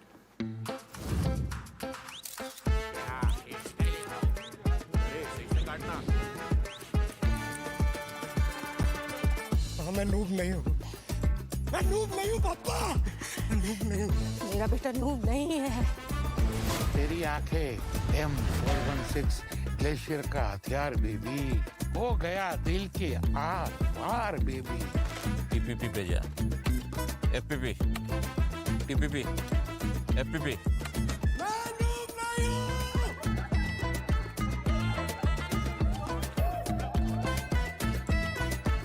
काम कर, टीपीपी पे जा। कौन? लूंड्री ना सर, विनर चिकन डिनर। कौन कहता है इंडिया फन को सीरियसली नहीं लेता है?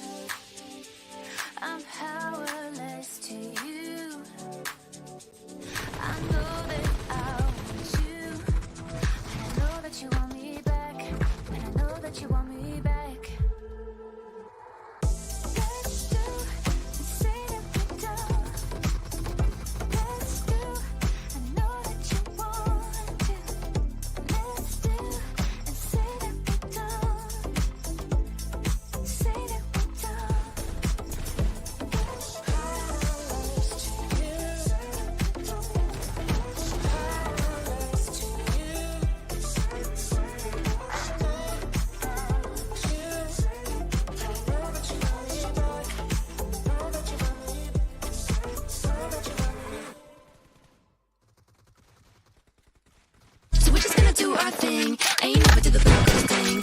We're gonna bring you down. If you think you'll stop somehow, just let us do our thing. So you never do the Broncos thing. The Snapdragon Pro Series is brought to you by Snapdragon Elite Gaming, Monster Energy, and DHL. Nobody really expected day number one to be this good, especially so explosive and ecstatic with so many of those fights. But yes, Vikendi did take its toll. It was quite slow in the start, but it did pick up pace. And now we are done with 5 of our matches, with one more game remaining. Ladies and gentlemen, welcome once again. You are watching Snapdragon Pro Series. This time I've got Necro along with me. Of course, he was pretty much chilling, watching Vikendi. How did you enjoy that match? I mean, especially the final few moments, you can't really take the highlight away, right? Especially when we all thought that, yes, it is going to be the players are versatile, once again securing a back-to-back. Then a man from the back lines punishes him hard for being out in the open. And, of course, the surrounding awareness not exactly there from VXT. But, hey, that's pretty much like the classic game of Vikendi, right? You got to expect someone out in the blue, especially that late. It's not the first time we've seen this happen. It's been multiple times on this map. But, yeah, VXT getting punished like that and just giving the opportunity for the opponents to sort of steal it away. Red Ross is one of those teams that came through the open finals, and that chicken dinner is going to mean so much to Red Ross. It certainly will. I think the perfect start this young squad could have really imagined for themselves. As we take over on the match rankings, we do see Red Ross already collecting 8 points for themselves. Versatile, again, just continuing with that dream start that they've been having, 13 points. So I think pretty much already crossing over that 40-pointer marker with one more game still to go. Orangutan, I think they've also been one of the consistent bunch. If not too flashy, I think they're always there in the top 3. Even in the Sanhok, they pulled that one off. Even inside of Vikendi, they survived it. And now heading over to Erangel, they look also prepared. But for Revenant, X-Spark, a couple of points here and there. I think a better outing compared to how Sanhok really panned out for them. It just feels like a lot of these teams aren't really taking the competition serious just yet. A lot of known names are not able to perform, and one of those is also God's Green. Even on the map of Sanhok, we expected so much from God's Green, but unfortunately, they got caught in a big rotation, and they were also a part of Big Sandwich. I mean, inside of the match rankings too, Bot Army Esports, we expected a lot from them as well. Bot Army Esports is not able to perform, just getting 3 points from that game of Vikendi, so it's just quite unfortunate. Vasista Esports too, just getting 3 points. As I mentioned, still considering it's just the day one, a lot of these teams are trying to understand what exactly is going to be the playstyle for the upcoming days. I think for God's Rain, felt like they were stuck in that situation. They had no parts of exit and couldn't really do much. Was kind of surprised with Gujarat Tigers crumbling down, because Gujarat Tigers, ideally for Clutch God, this is one of his strongest maps. And taking a look at the overall rankings, of course, Versatile just took 2 games to overcome Carnival Gaming already, and by a mile, I must say. So far 11 points lead with 1 game to go. they have been looking so good. Even for Red Ross, 2 games played, 25 points. Surely can make it to top 3 if they play their cards right in this one. I know, right? 46 points from VXT, as you mentioned, just in the span of 2 games. That is definitely quite remarkable. Red Ross, one of the newer faces on the block, still doing so good. Now, that just amps up my hope even more for the teams that have moved on from the Open qualifiers. So far, we haven't really seen teams like Myth perform that well, because Myth, off the rip, even in the game of Sanhok, they were taken down quite early. So it's quite an unfortunate affair, too. Even on the map of Vikendi, we did not really see the performance. But let's just hope that maybe in the future games, Myth can perform much better. You flip the page and you still see a few names like OG there around the corner. And keep this thing in mind, it's a marathon, it's not a sprint. These teams still have a lot more games to go in the future. OG with 22 points, that's more than enough. Yeah, but this is where, things are starting to look a little gloomy. A little bit of a recovery from Reverend X Park over there. God's Rain not really having the best outing as expected from their side, having one of the best players, Ninja, who has been dealing through quite a slump.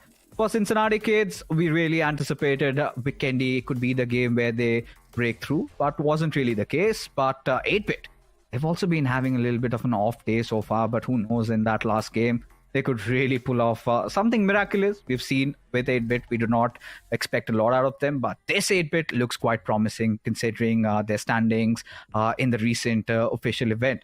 But for K9, this is going to be such a huge surprise for me. Just 2 points out of 3 games. I don't think it's acceptable by their standards.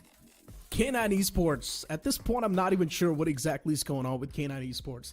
Because look, Fixes, we've seen a lot of these known names pull off pranks like these. On day one, they just don't really perform. We think, what's going on? Maybe it's the downfall of a certain team. But then on day 2, they just perform out of nowhere. And Gujarat Tigers is a prime example of that. In the Open Finals on day 1, Gujarat Tigers was nowhere to be seen in the overall board. But then on day 2, Gujarat Tigers were just dominating. So maybe the same thing can happen with the players of K9 Esports. As I mentioned, it's a marathon, it's not a sprint. They still have so many more games to go in the future. They can easily make the comeback, even if they hit the average of 7 to 8 points per game.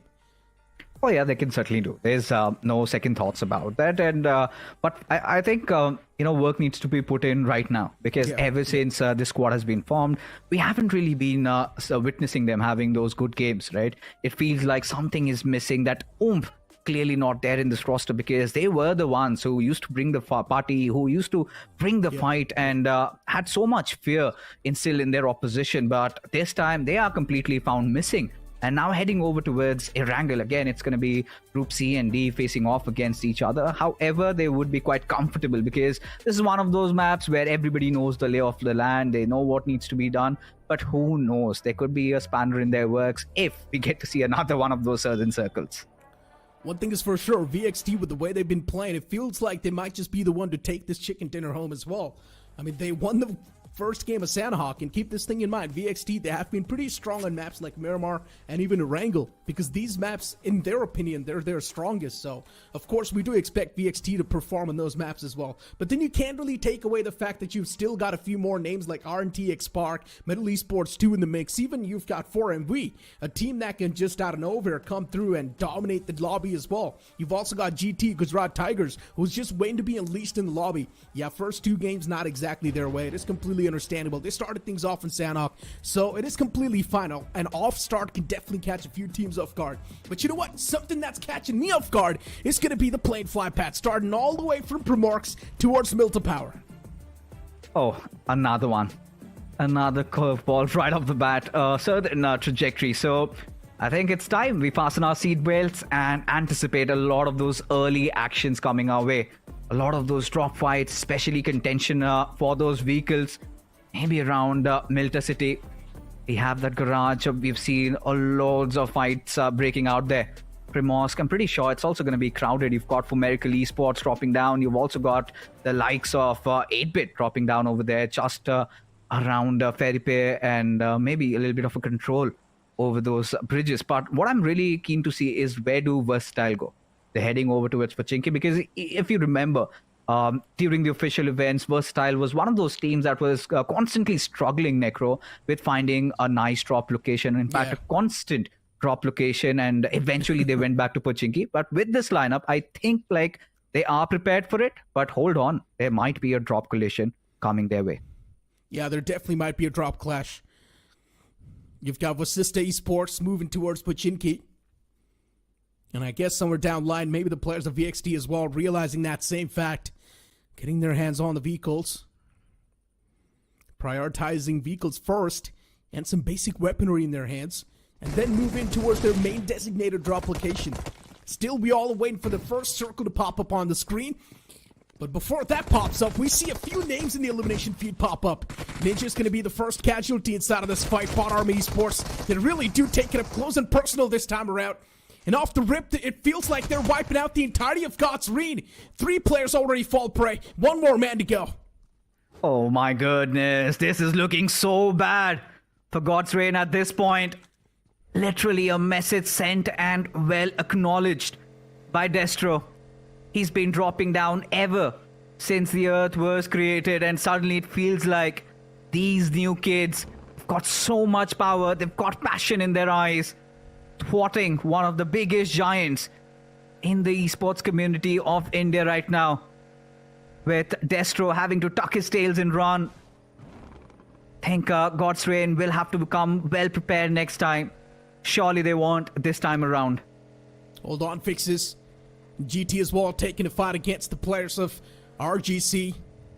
Bunny was the casualty in that entire kerfuffle. Clutch God is going to make it out alive from that spot. Run away. That's 1 free point already secured. A few scrappy points here and there distributed to the teams. But yeah, definitely a big blow to the players of God's Reign. Day 1 not exactly theirs. They looked so unprepared in that one. Of course, it's a 50-50 fight. But it felt like Bot Army Esports, they had come in well prepared. Keeping all of their troops tight. Everybody in good angles, having those proper trades going on where God's Reign just looked lost. No response, no retaliation from their side. How the mighty have fallen from having one of the most spectacular 23 season. 2024 has been one of those years that Destro and the boys would really want to forget.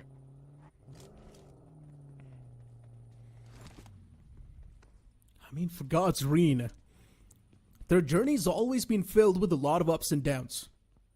In the past, also known as Mogo Esports. After all of that big circular moments when it comes to those orcs, they're once again back to ground zero in God's Reign, where it all started. Technically, it started from Kemen Esports, but yeah. They're quite superstitious bunch, aren't they? Yeah, maybe they are, yeah. But seems like, I think, they've got to get over it, right? Pretty much they have to. That's how it works, right? Once a setback is there, you cannot really keep on thinking about the same thing over and over again. You got to get over the fact that, yeah, you're going through a rough patch. Now it's time to recover. Understand what exactly is the depth of the field. And then play around it. But right now, it feels like God's Reign is still on the struggling side of things. If you remember, Destro's one of the main problems was he was playing it a bit too passive. Even in the recent third-party tournament that happened. That was one of the main problems of Destro. Driving his team in too much of a passive manner, considering he holds so much firepower. Look at his teammates. His team seems mechanically stacked. They're just waiting to be unleashed in the lobby, but still, that passive and defensive approach is something that's really hiding the potential. You know what, I wouldn't really call them too passive in their approach, but what I feel like has been going wrong is their timings of engaging in duels. Because, you know, when you go back right to the roots of where the problem is, I think they've been well read by the teams. Teams are better prepared. A lot of these third parties aren't really helping their case because they've always been the ones dropping down around the edges, just sparring Sanhok, and then they just wait around, floating around the lobby, and the moment that hardship occurs, if they feel like they can engage in a third party or maybe force a fight, they do that. But that leaves them susceptible to fights from different fronts. And that is one thing they've been having issues with dealing. And this is not happening maybe just in this tournament. This has been happening throughout the entire year. And it seems like Destro's got no answer for it. I don't know how they need to go in for a revamp, but surely if things aren't working out for you, you need to get back to the basics. And we haven't seen God's Reign really experiment. They've been making a lot of those changes, but hold on, for Army Esports, A little bit of a breach coming in from the players of Revenant X-Park as Pragot trying to thread the needle. Devotee out in the open. He's just caught there, standing or rather sitting duck. And Revenant X-Park showing no mercy. The man just vaulted right in front of him, and he took him down. I'm not exactly sure what was going through Devotee's head, but one thing is for sure. He shouldn't have been taken down by that same person who vaulted from that window. I'm pretty sure in the first place that was supposed to be a major distraction, but what just happened? Shadow messed up big time, and Scary just got a free elimination on the board. Scary instead gets traded too, but Revenant X-Park, already the blunders happen. IGL's not in the game anymore. Let's just hope for the best in the future, maybe. Even Monty falls down. What am I watching? This is such a systematic dismantle. Bot Army Esports, it feels like they don't even stand a chance. It's a hot knife through butter. At this point, Henry having no other option, sort of try and find any pieces that he can pick up. Position pretty much compromised as Revenant X-Park make quick work of Bot Army Esports. Certainly Shadow's elimination wasn't really in the maths over there. Revenant X-Park, a little bit of an untimed error, and yeah, this is something they have to live with, considering the fact that they have to get inside the circle. And now, obvious position compromised coming in from Bot Army Esports' side. The last player, Henry. How long can he survive is the big ask. Cooks up another grenade. Does he manage to salvage another finish off of X-Parks over there? There you have it. Another player brought down on his knees. Henry still burning. Not to be shown any mercy whatsoever. Spray God will get that revive. And there you have it. Revenant X-Park beginning their run in Erangel with 4 finishes at 1 player's cost. I want to say almost a flawless squad wipe, but that knockout of Shadow, as you mentioned, it's not something they saw coming at all. They all thought that, yeah, it's going to be smooth sailing, taking down the players of Bot Army Esports without even any sort of struggles. They pretty much did, but Shadow got knocked out by his own vehicle because he ejected while the vehicle was moving. He messed up big time. Happens. Well, you know what? Let's just try to overshadow that fact and let's move on with the conversation. Would not want to put a little bit of more salt on top of the wound over there. So, yeah. Looking at the circle itself, in the Smack Center, you've still got a few more teams like Cincinnati Kids, Metal Esports. Right next to him is also OG. Legit Esports making their way towards the centric part. But you can see this time around Myth, they're playing it too passive. That's how Myth likes to play, or at least that's how they played in the Open Finals. I think really suits their style of play, at least in this one, because have been on the receiving end of things every single time they've come out to play. Been one of those teams have had to deal with those early threats, but loving the position coming in from Metal Esports. This is where they're feeling quite settled, but Orangutan is looming over their heads, but legit, they've also got such a good position to defend. And whilst all of that is happening, look at Destro. He's still living, whilst Bot Army Esports can't really say the same for them. Pretty much.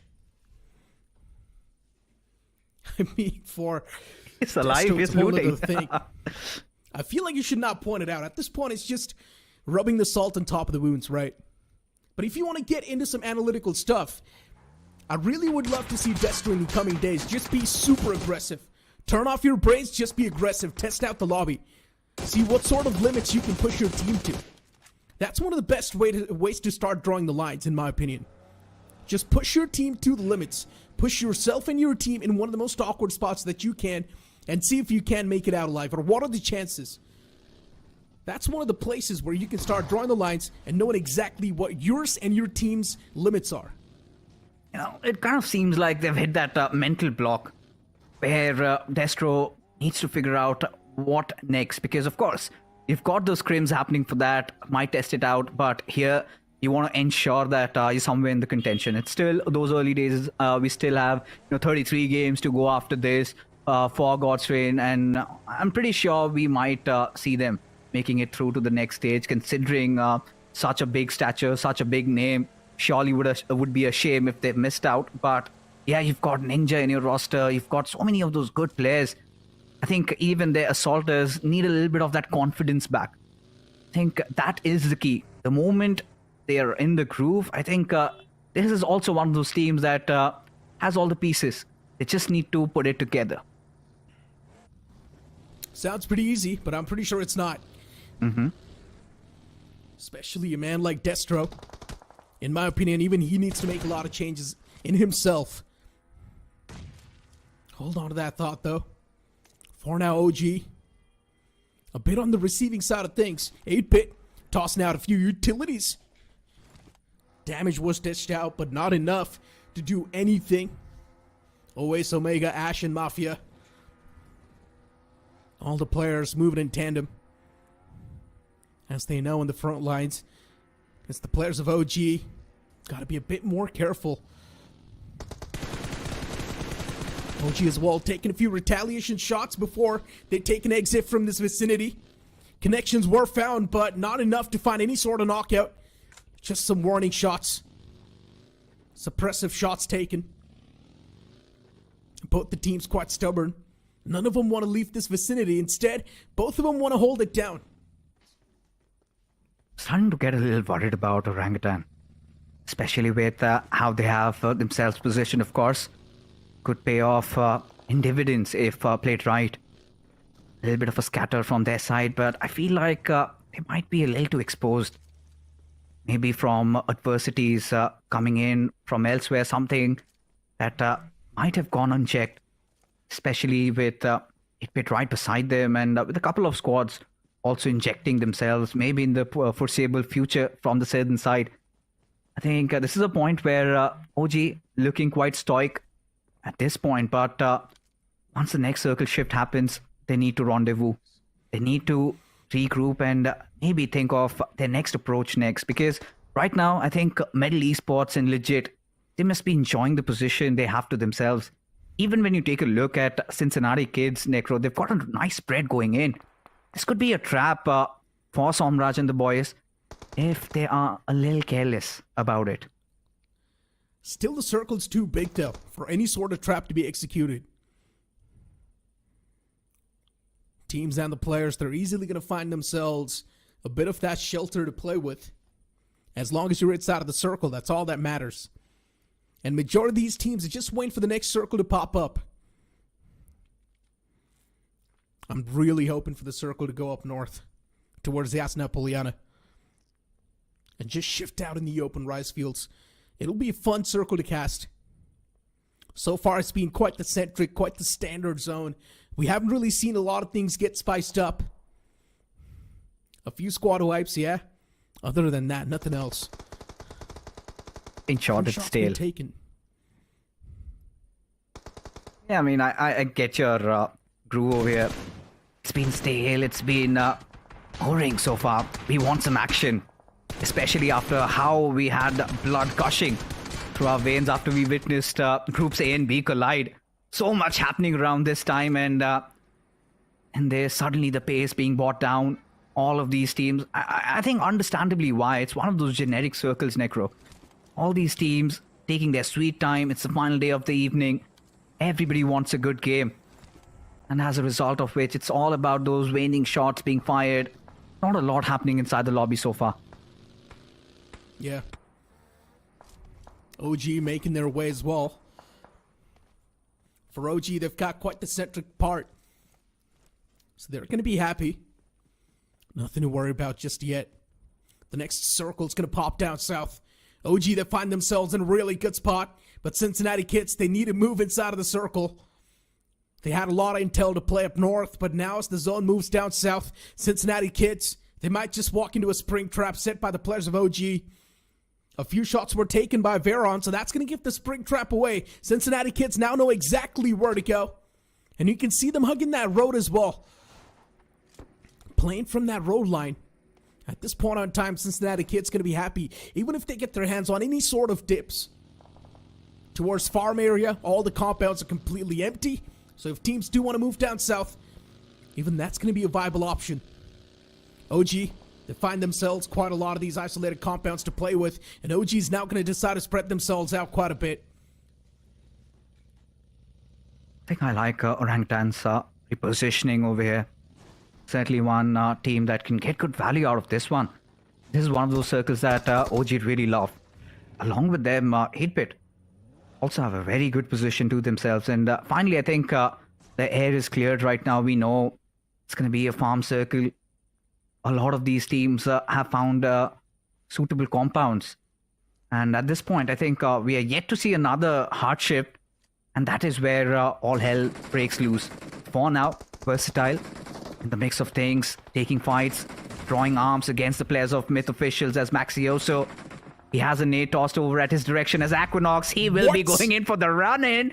But look at this raid. Just blows his own teammate up. And Aquinox, does he survive? Does he live?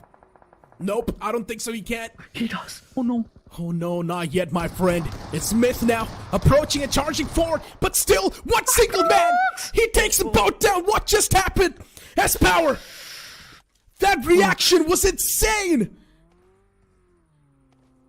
Milliseconds! S-Power shuts down the first man, turns around, flicks down the second man as well.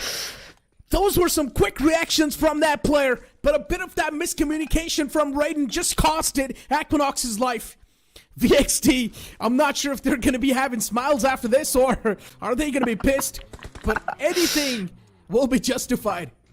A beautiful clutch shrouding that mishap over there. S-Power, of course, the mechanical genius in him just took over. Relied purely on his instincts over there. A beautiful clutch again coming in from S-Power, and this is something that you would expect from a player of his caliber. Just doing why he's been hired and giving the supporters of Versatile so much hope, so much faith. But yeah, that situation was quite funny, hilarious nonetheless, because I felt for a moment maybe Aquinox could have been brought back to life, but hold on. Versatile Necro aren't really out of woods yet because their older foes have arrived. It is going to be Vasista Esports just chipping them down, making their presence known across the Potato Hills. Yeah. Fixes. Think about this. S-Power might just be using 200 IQ. The only reason why S-Power joins so many different orgs is to know their playstyle and strategy and then settle down with one. That's 200 IQ. That's what S-Power's been cooking so far. Give this man time to cook and he will cook the entire lobby. Think about it, right? Technically, he knows every single team's technical playstyle. I mean, if you're putting it in that way, surely you have to tell S-Power this because he's been having such a tough time defending all those allegations at his way about him being a clan hopper. But yeah, I mean, if you see it from that POV, I'm going to take it for S-Power. But now, as the circle inches in a little bit towards that eastern side, look at Orangutan. They've got the right position to play around with. Could have AKOP instantly is uniting alongside Aru and Vizgod over there as Metal Esports. Seems like now they have to leave their fortress. Now they have to make a run inside the circle with so many of these teams watching out. You've got Cincinnati Kids, their presence known. And now Juicy on the verge of getting taken down. There you see, Sarvit. That was mental. That was quick. That was fast. Such a quick burst. And the man already finds the knock. And here comes the push from Metal Esports. The cavalry now arrives as they want to wipe out the entirety of Cincinnati Kids. And Flock, he leaves the man behind. Flock does not even care. Every man for himself, that's what Flock says. And he just dips out of that spot. At this point in time, Cincinnati Kids themselves now, they're getting ripped apart from all the different teams. Even Legit Esports, they step in the playing field. As even they take one man away from Cincinnati Kids. Nowhere to go. Flock is going to be the only player standing. And it's such a rough patch as well. Where can Flock go? That's my question. Metal Esports in that dip. For now, they're going to be safe, but they still need to leave this dip and move in the safety lines. And that's where Metal Esports is going to face a lot of struggles. Yeah, they have to do it fast. So many teams, especially Versatile, coming in from the backlines. But now, Vasista Esports taking on the likes of American Esports. Beard Baba comes out of his hiding, out in the open, exposed and brought down on his knees and done and dusted. As Vasista get forward in the back for themselves, as Versatile go in for the charge in. And there they succeed once again. The confidence exuding out of their bodies does not matter, even if they do not have Aquinox. The other players there to do their jobs, and now even Versatile, they will be heading on inside the circle with Metal having to make some quick moves over there. With Gujarat Tigers, Clutch God is watching, holding the door. Same goes with the players of even 8-bit. But I think Orangutans still have such a promising position inside the circle, right at the dead smack position. Could really pay off. But Red Ross, the winners of the previous game, they might have a fight looming over them. Could be against Diesel. But for now, I think both these teams know or are aware of each other's position. It's all about them inside the circle. Moment it goes away from them, that is where we could see a couple of nicks and bruises. Diesel Esports too. So far, they haven't had any sort of impact. But I'm pretty sure Diesel Esports, even they want to get themselves noticed. Metal Esports, a few more teams in that nearby vicinity. And Metal Esports doesn't exactly know what sort of care they need to take. Red Ross, the winners of the previous game. They've got the momentum to play with. But how can they carry on? That's my question. Metal Esports gets caught out in the open as Prince gets knocked out. It's Team Legit taking shots against them. A bit of that trifecta that's going on. Even GT, they step in the playing field. Clutch got all by himself in the smack center. And look at the rest of the GT. They're moving from the back lines. Zeref and Gots, they take the push up close and personal against Team Legit. But as we transition to this fight, Flock is the only player standing against the players of IGC. And RGC, with just these two players, Dope and Rishi, they don't exactly know what they need to pull off to be on the safer side of things. Utilities being tossed, and Flock still somehow is alive. Does not catch any sort of damage. Maybe this nade's gonna find the nail in the coffin that he was looking for, but he misses that nade as well. Dope, come on. The doorway's pretty big. Oh, there you go. Finally. That has to hurt, especially for Cincinnati kids, because I really felt that it was a long time coming. Considering how open they were and suddenly the circle shifting away from them. Clearly did not envision it, but for now, Metal Esports making quick work out of the players of Legit as Choco being brought down. But again, Metal Esports have to be really watchful of 8-Bit because they're on the higher grounds and surely they have them in their vicinity, in their visions. Of course, a lot of those lead coming in, pouring in. But whilst all of that commotion is happening, news flash, Necro, Destro is still alive and still breathing. Man on a mission. One-man army. Call him whatever you want to call him. Playing for the placement points. Trying to survive as long as possible. Hold on to that thought, though. GT definitely struggling to survive here a bit. Zeref and Armand right next to each other. And both of them are catching heavy fire. Clutch got out in the open, taking shots. It's not looking too good for Clutch God. The man's barely surviving on a sliver of health as he patches himself up with that first aid. And now Clutch God once again is going to look down a player as he gets the confirmation onto Cyrex. Team Legit still there. Maybe they want to chase down the remaining players of GT. Zeref took a few shots, but that's not enough to find any sort of knockouts. Team Gujarat Tigers are taking too much exposure at this point. It's looking quite murky for them, but somehow they've brought themselves to a position where they might recuperate a little bit. A couple of smokes being tossed over, but look at this. Fights happening left, right, and center all over the place. As there you have it, Red Ross under severe fire as Artho, one of the final men, still alive. 17 first aids to his name. We know what he's going to do next. Really want to see how many Destro has, though. As there you have it, Revenant, X-Spark. They did manage to take down the players of Orangutan, suddenly exposing themselves to threat coming in from Versatile. S-Power, however, has been kept at bay against Spray God over there. But look at this, Aru, the lonely survivor from Versatile against Somraj. And we know this man, he has done clutches in the past. Can he do it once again, once the situation has arose for him? DBS in the hand, it's definitely possible. Somraj as well, with the same shotgun.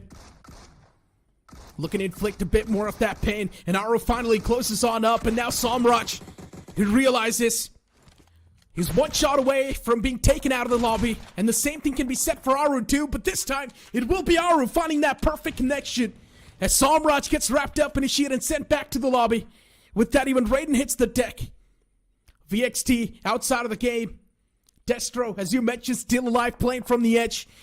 He needs to be the snake on the map of Erangel, slowly and steadily sneak in the safety lines. That's what the main game plan's going to be for Destro. He's behind that tree, topping himself up with HP. Now it's going to spot out a few players of Revenant X Spark, but do not take that bait. It's not a good thing for you. What? And what did I just watch? Why? Huh? Was it on purpose? I have no idea to express myself right now. That surely looked quite fishy there. But for now, as things stand, Revenant X Spark might have just enabled Orangutan's Aru to come closing in. Of course, Joker's still alive though. But crippling, trying to survive somehow. Spray God and Joker working in tandem with each other. They know Aru is going to be a looming threat, and there goes that grenade. Spray God has nowhere to run, nowhere to hide inside that little shack, but Aru is getting shot from elsewhere, has taken massive amount of damage. It is going to be Orlo to close things out. The curtains pulled off for Orangutan as Revenant X Spark just survived that huge debacle there. As now Diesel, they are also being rained down by the players of Gujarat Tigers, who are there to relinquish themselves. 7 finishes already, 3 players still kicking. They've got a good position to defend, and here comes the push from 8-Bit. 8-Bit's going to be the only threat for Gujarat Tigers, standing in between like a wall. If they manage to take down the players of 8-Bit, this chicken dinner will be Gujarat Tigers. And the same thing can be said for the players of 8-Bit as well, but look at the utility utilization. Clutch God finding 2 of those beautiful knockouts. Always getting confirmed to Gujarat Tigers out of nowhere. They swing back to life. And 8-Bit now just down to a 2-man squad. Ash and Omega, the last 2 remaining players, looking forward to take an exit from this vicinity. And that's what they exactly do. They evacuate the area. But looking at the entire surrounding so far, even Diesel Esports, they can't play a big spanner in the works. Revenant X Spark against the players of Team 8-Bit. As the nade now settles in, and it's going to get the knockout and also the confirmation they were looking for. What am I watching? What are these team nades that I'm seeing? I mean, this one's justified, but the previous one, man, I'm confused. Revenant X Spark, are they even taking this serious? I have no idea what they're up to, but so far it's been working out. They've been surviving by the whiskers as Gujarat Tigers and Diesel in a frontal battle. Orlo out in the open, just has a couple of smokes to play around. As Arman and Clutch God readying things up. Clutch God with that grenade being tossed. Same goes from Arman's side, keeping Orlo at check.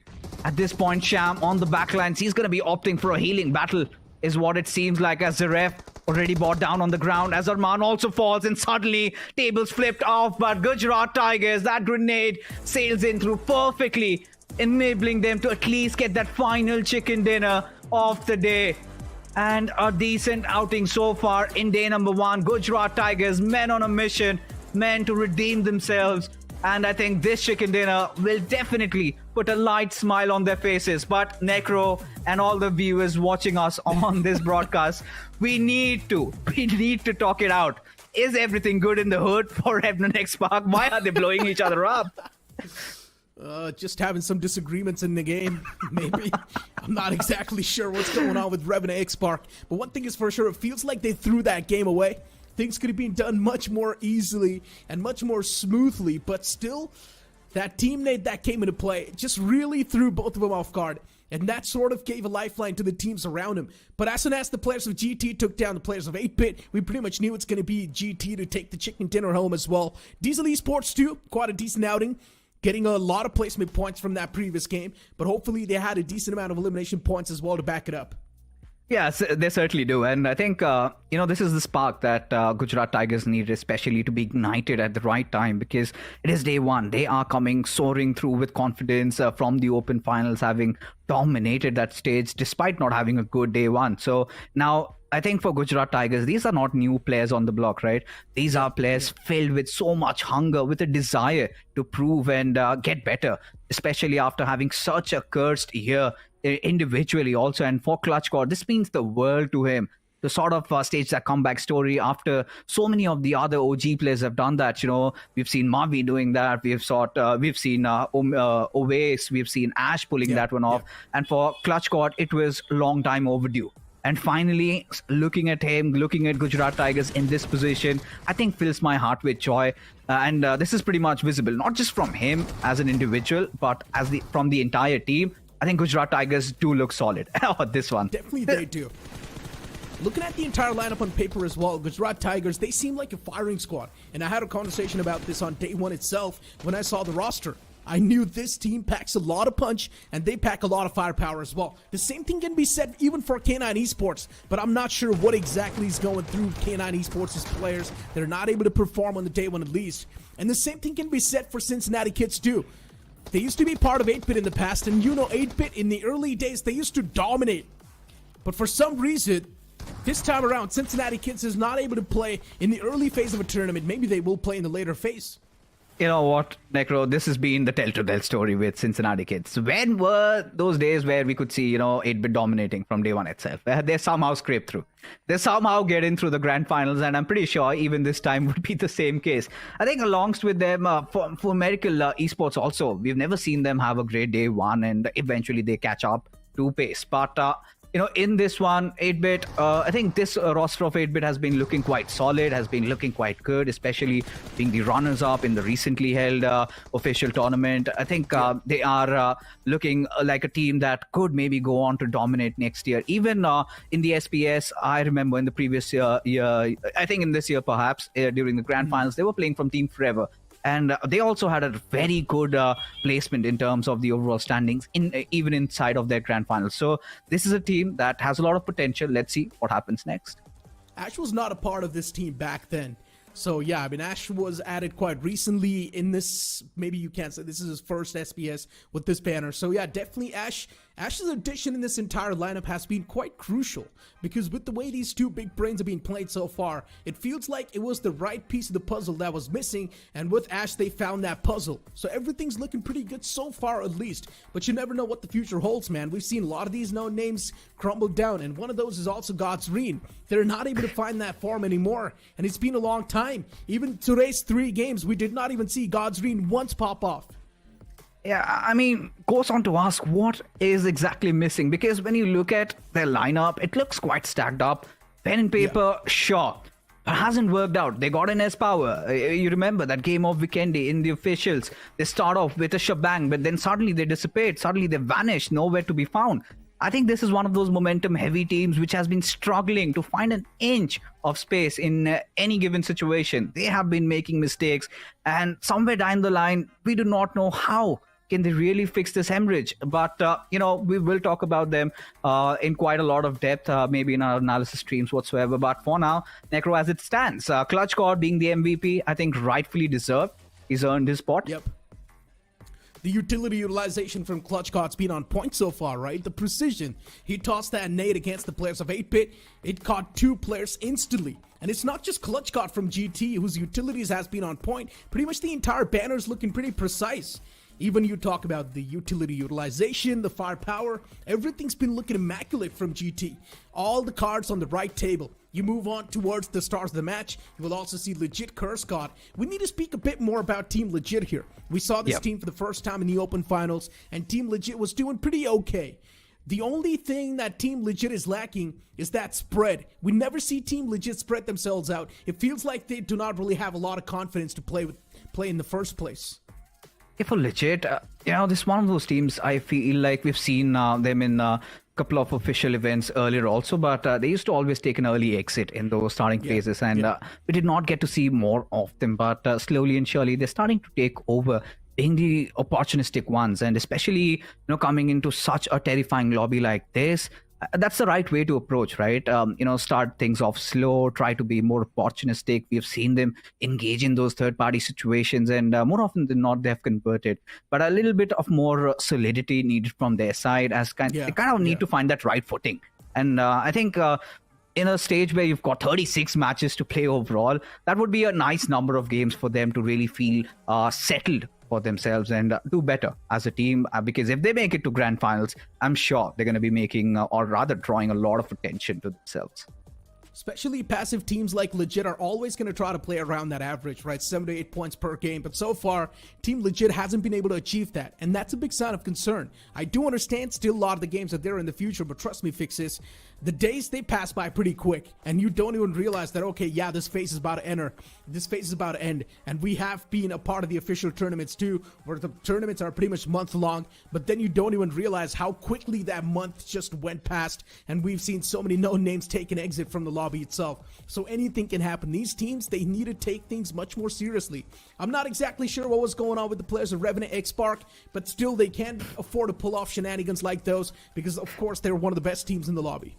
Yeah, of course. And considering the fact that right after the officials ended, we could see Revenant X Park not really even making it inside of the grand finals in various third-party tournament. And we were all sure that it's just them messing around, not really taking it with the utmost seriousness as it was supposed to. And now this is a tournament, right? This is one of those tournaments. They cannot just fiddle around, just, mock people out, and this is a tournament where they have to redeem themselves back for Shadow as an IGL. I think another feather to his cap if he wins this one, because every single time they do not come in as favorites, but still somehow go on to dominate the entire event and take everything home. So I think they are flying high, soaring with confidence, and so far I felt like Revenant X Park haven't really been that missing. This is still a team to be reckoned with. Can't really rule them out. But a team that has massively disappointed, we talked about God's Reign. We need to also, think about what's going wrong in K9's department. Because apart from Omega being one of the only change, because after Omega, this team looks so underconfident, honestly, engaging in those fights. I'm starting to wonder where the problem really lies. What's going wrong? As I mentioned, it's just the IGL shift. Maybe it's going to take a bit more time for the players to understand how exactly Omega wants to drive the team, because let's be honest, Mavi was much more of an aggressive IGL compared to Omega. Omega's always been that tactical natured guy who likes to take things much more slow and patiently. But you talk about the rest three players, that's not how they like to play. They like to be on the aggressive side of things, and we've seen that happen so many times in global esports as well. Sometimes these players will individually challenge squads and still somehow come out on top. That's how much potential this banner has. But still, the IGLing from Omega might just be a bit of an issue for these boys. But as time keeps on passing by, I'm pretty sure they're going to adapt. I hope they do, because a lot of time has passed by and they have not really been having a great outing so far. But for Vasista Esports, I mean, a decent game. Did manage to win a couple of fights, but eventually got third-partied by their friends outside of the game. It was Versatile. So Versatile pretty much mauled over the entire lobby. However, I wanted to talk a little bit more about Medal Esports. Now, considering their run in the open qualifiers, considering how good they were under the TWOB banner, if you go on to ask me, have they managed to kind of, ensure that they deserve to be? Not so far, because day number one did not really go their way. This was one of those games where they could have got some good points, but they failed to convert. Yeah. I'm pretty sure a lot of these known names, they're not really taking the day number one that seriously. They're just looking at day number one as the test and trials day. Medal Esports in open finals, they were absolutely opposite. They started dominating off the rip. They were getting so many points in their court. So I'm pretty sure Medal Esports is one of those banners that can easily make the comeback. We might just see them in the top 16 without any struggles. I easily do count Medal Esports in top 16 because that's what that lineup is capable of. You move on the conversation towards K9 Esports. I generally think so. K9 Esports is going to pull off a Gujarat Tigers. On day one, they were not able to perform, but on day two, we might just see a complete opposite side of things. You know what? Fingers crossed that they do, because otherwise a lot of more questions on Omega and the entire team. Because Fixes. I'm not sure about Cincinnati Kids. With the way they played, it felt listen, like they they're were still making gonna a lot make of it. questionable decisions. They always do. They always do, and somehow get away with it. And we have been over this Necro a long time. But again, when these players were under Mavi's leadership, now Mavi wasn't exactly the best aggressive player or an assaulter. He was always the minds. I think there has been that notched down version of Mavi that we've seen, but despite that, I think Global Esports were really on the verge of almost winning. BGIs did come as the runners-up, but a lot followed right after Global Esports shutting their esports operations down. These players having such a tough time, finding an org. Finally, K9 is where they found in such troubled times. Now, this is where they have to give in some results, because it's been missing. I think you need to restore a little bit of a faith on your owners also. They need to understand, yes, they've invested into a lineup that can deliver. Do they have it in them? Yes. Are they playing like it? No. So I think they really need to fix those leaks, whatever is happening in their boards, and have to come back strong. They need to start making statements. Pretty much. Overall rankings on the screen, and yes, it's going to be VXT at the top with 51 points. And look at CG, the difference is stark. Fixes 35 points from CG on the second spot. GT with 30 points. That's more than enough. Red Ross now there in the top 4, getting 28 points. On the 5th is OG. On 6th, you will see Hero Extreme Godlike with 26 points. Pretty much day 1 is something that all the teams were looking at it as if it's going to be test and trials. On day 2, maybe things are going to be tightened up a bit more. I think, by all means, the teams that are in the top 16 are in such close contentions to each other. And tomorrow we might have a little bit of a group reshuffles where maybe A goes against C, whatever we will talk about a little later. But that's going to bring in some fresh air, breath of fresh air. We're going to see different fights happening, different dynamics, different approaches to the games. And this is what we love about BGMI and the uncertainty that comes with it. But even for Miracle Esports, I think a decent day. They've got a couple of finished points.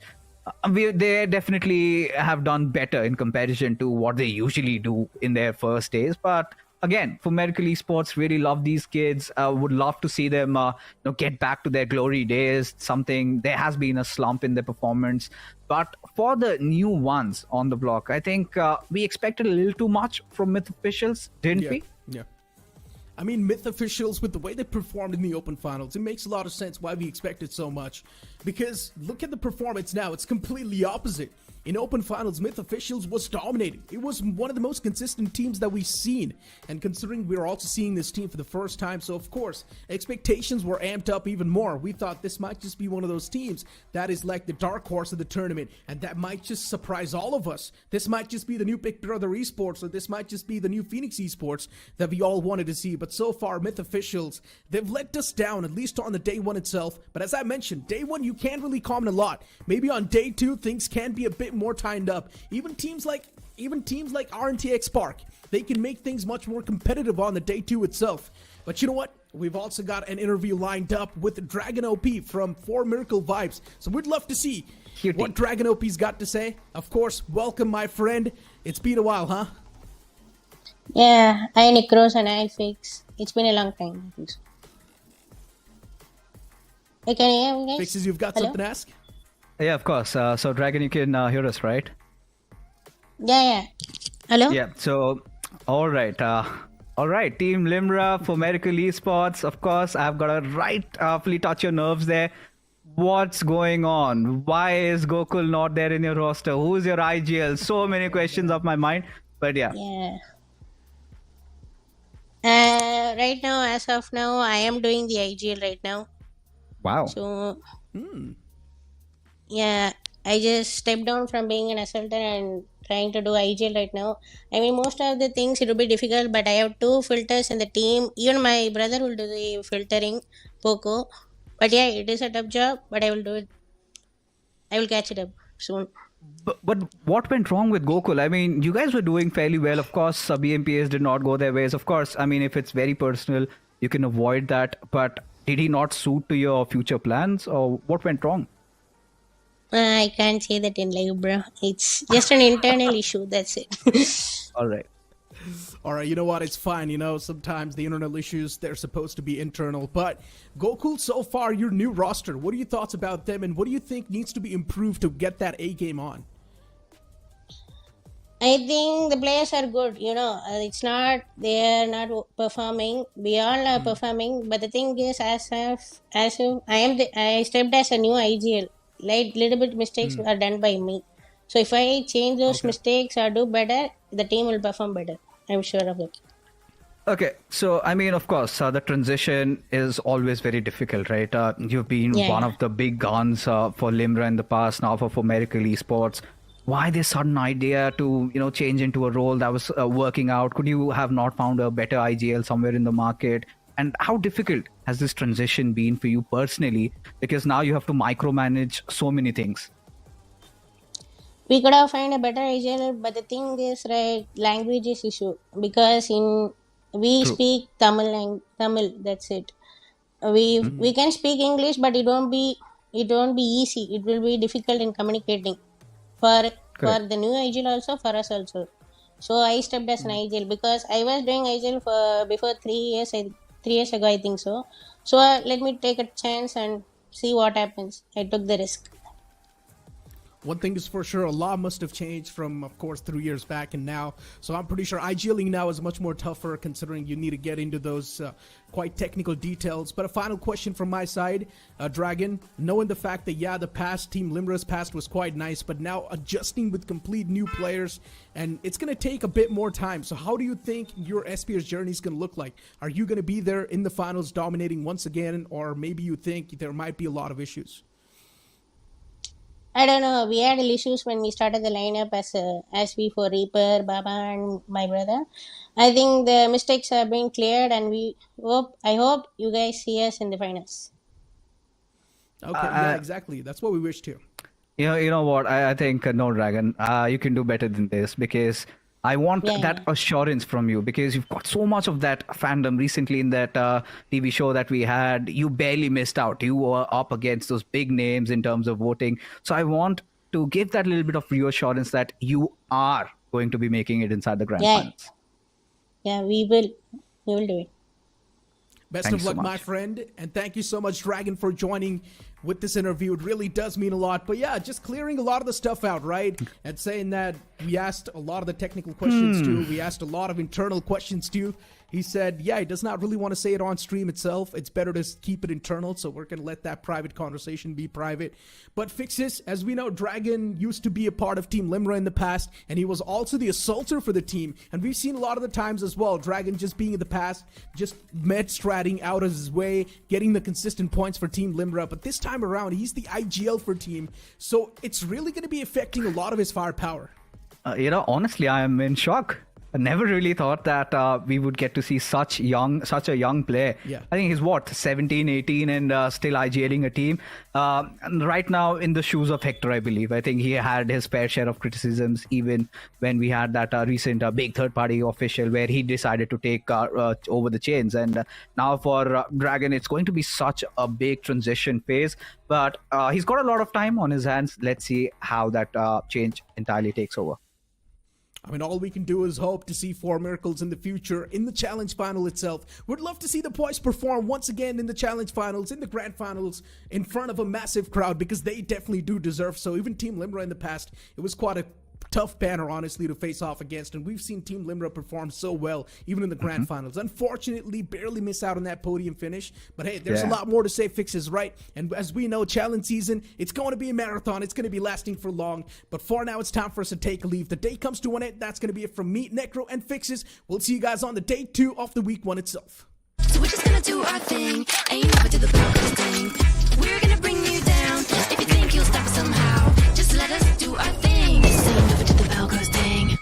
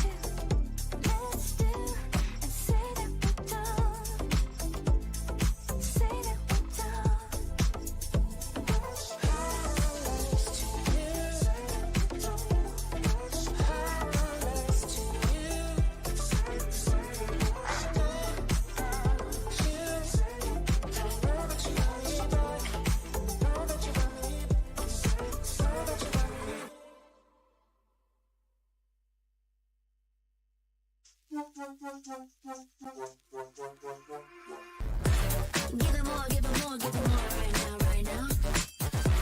Give them more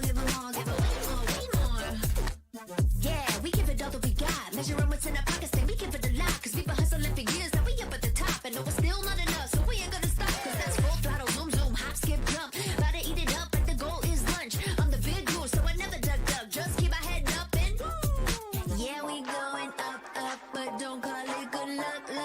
Earning what we got, cause all we do is give it. Yeah, we going up, but don't call it good luck. Earning what we got, cause all we do is give it more. Give it more, give it more, give it more right now, right now.